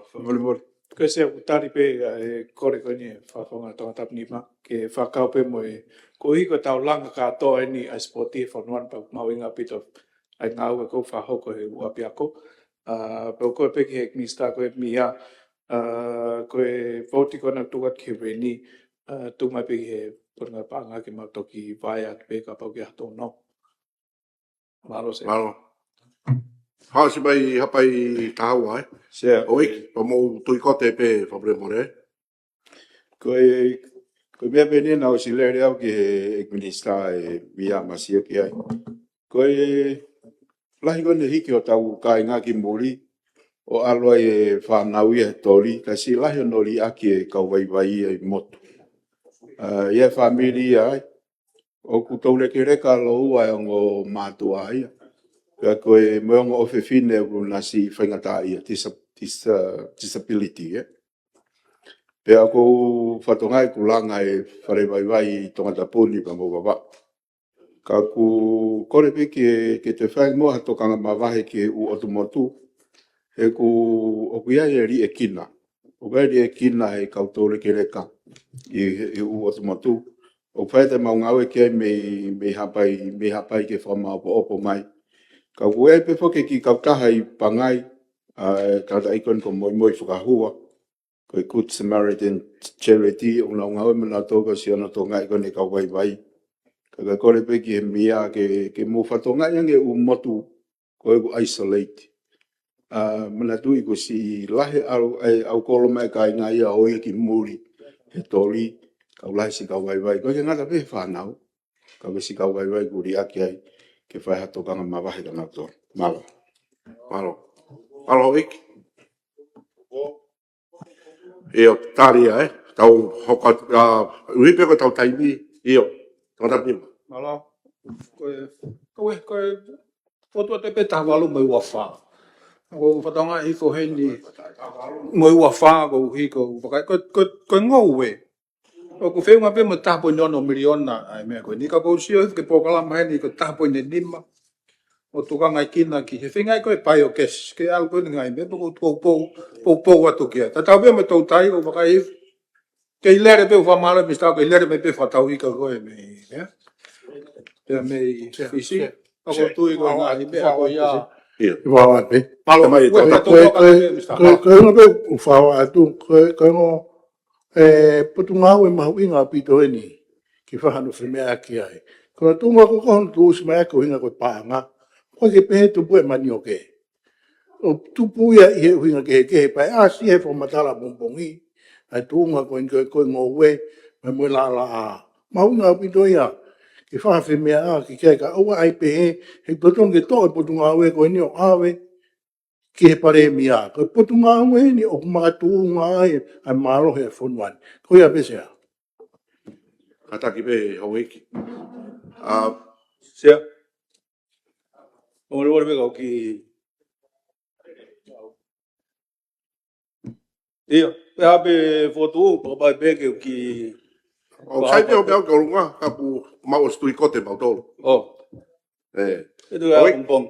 O pe po ki tau ki tolo ka pa malo ta mau tolo. O hi ka tau ngawe ku kai ke wa mana ke fu wa be pe. Ta ku to si pe, mau to pe tau. Ka ko pe ke tau malo lo ai. Tau riu o fare area. Sai ke tolo e whare ke mongpongi hao fulu. Koe keresia e ki ko Sisu Christ. Me ofa atua, me wheho lau maari e maani ni. Kere ki tau tō ko tō pēa tā ngata. Amen.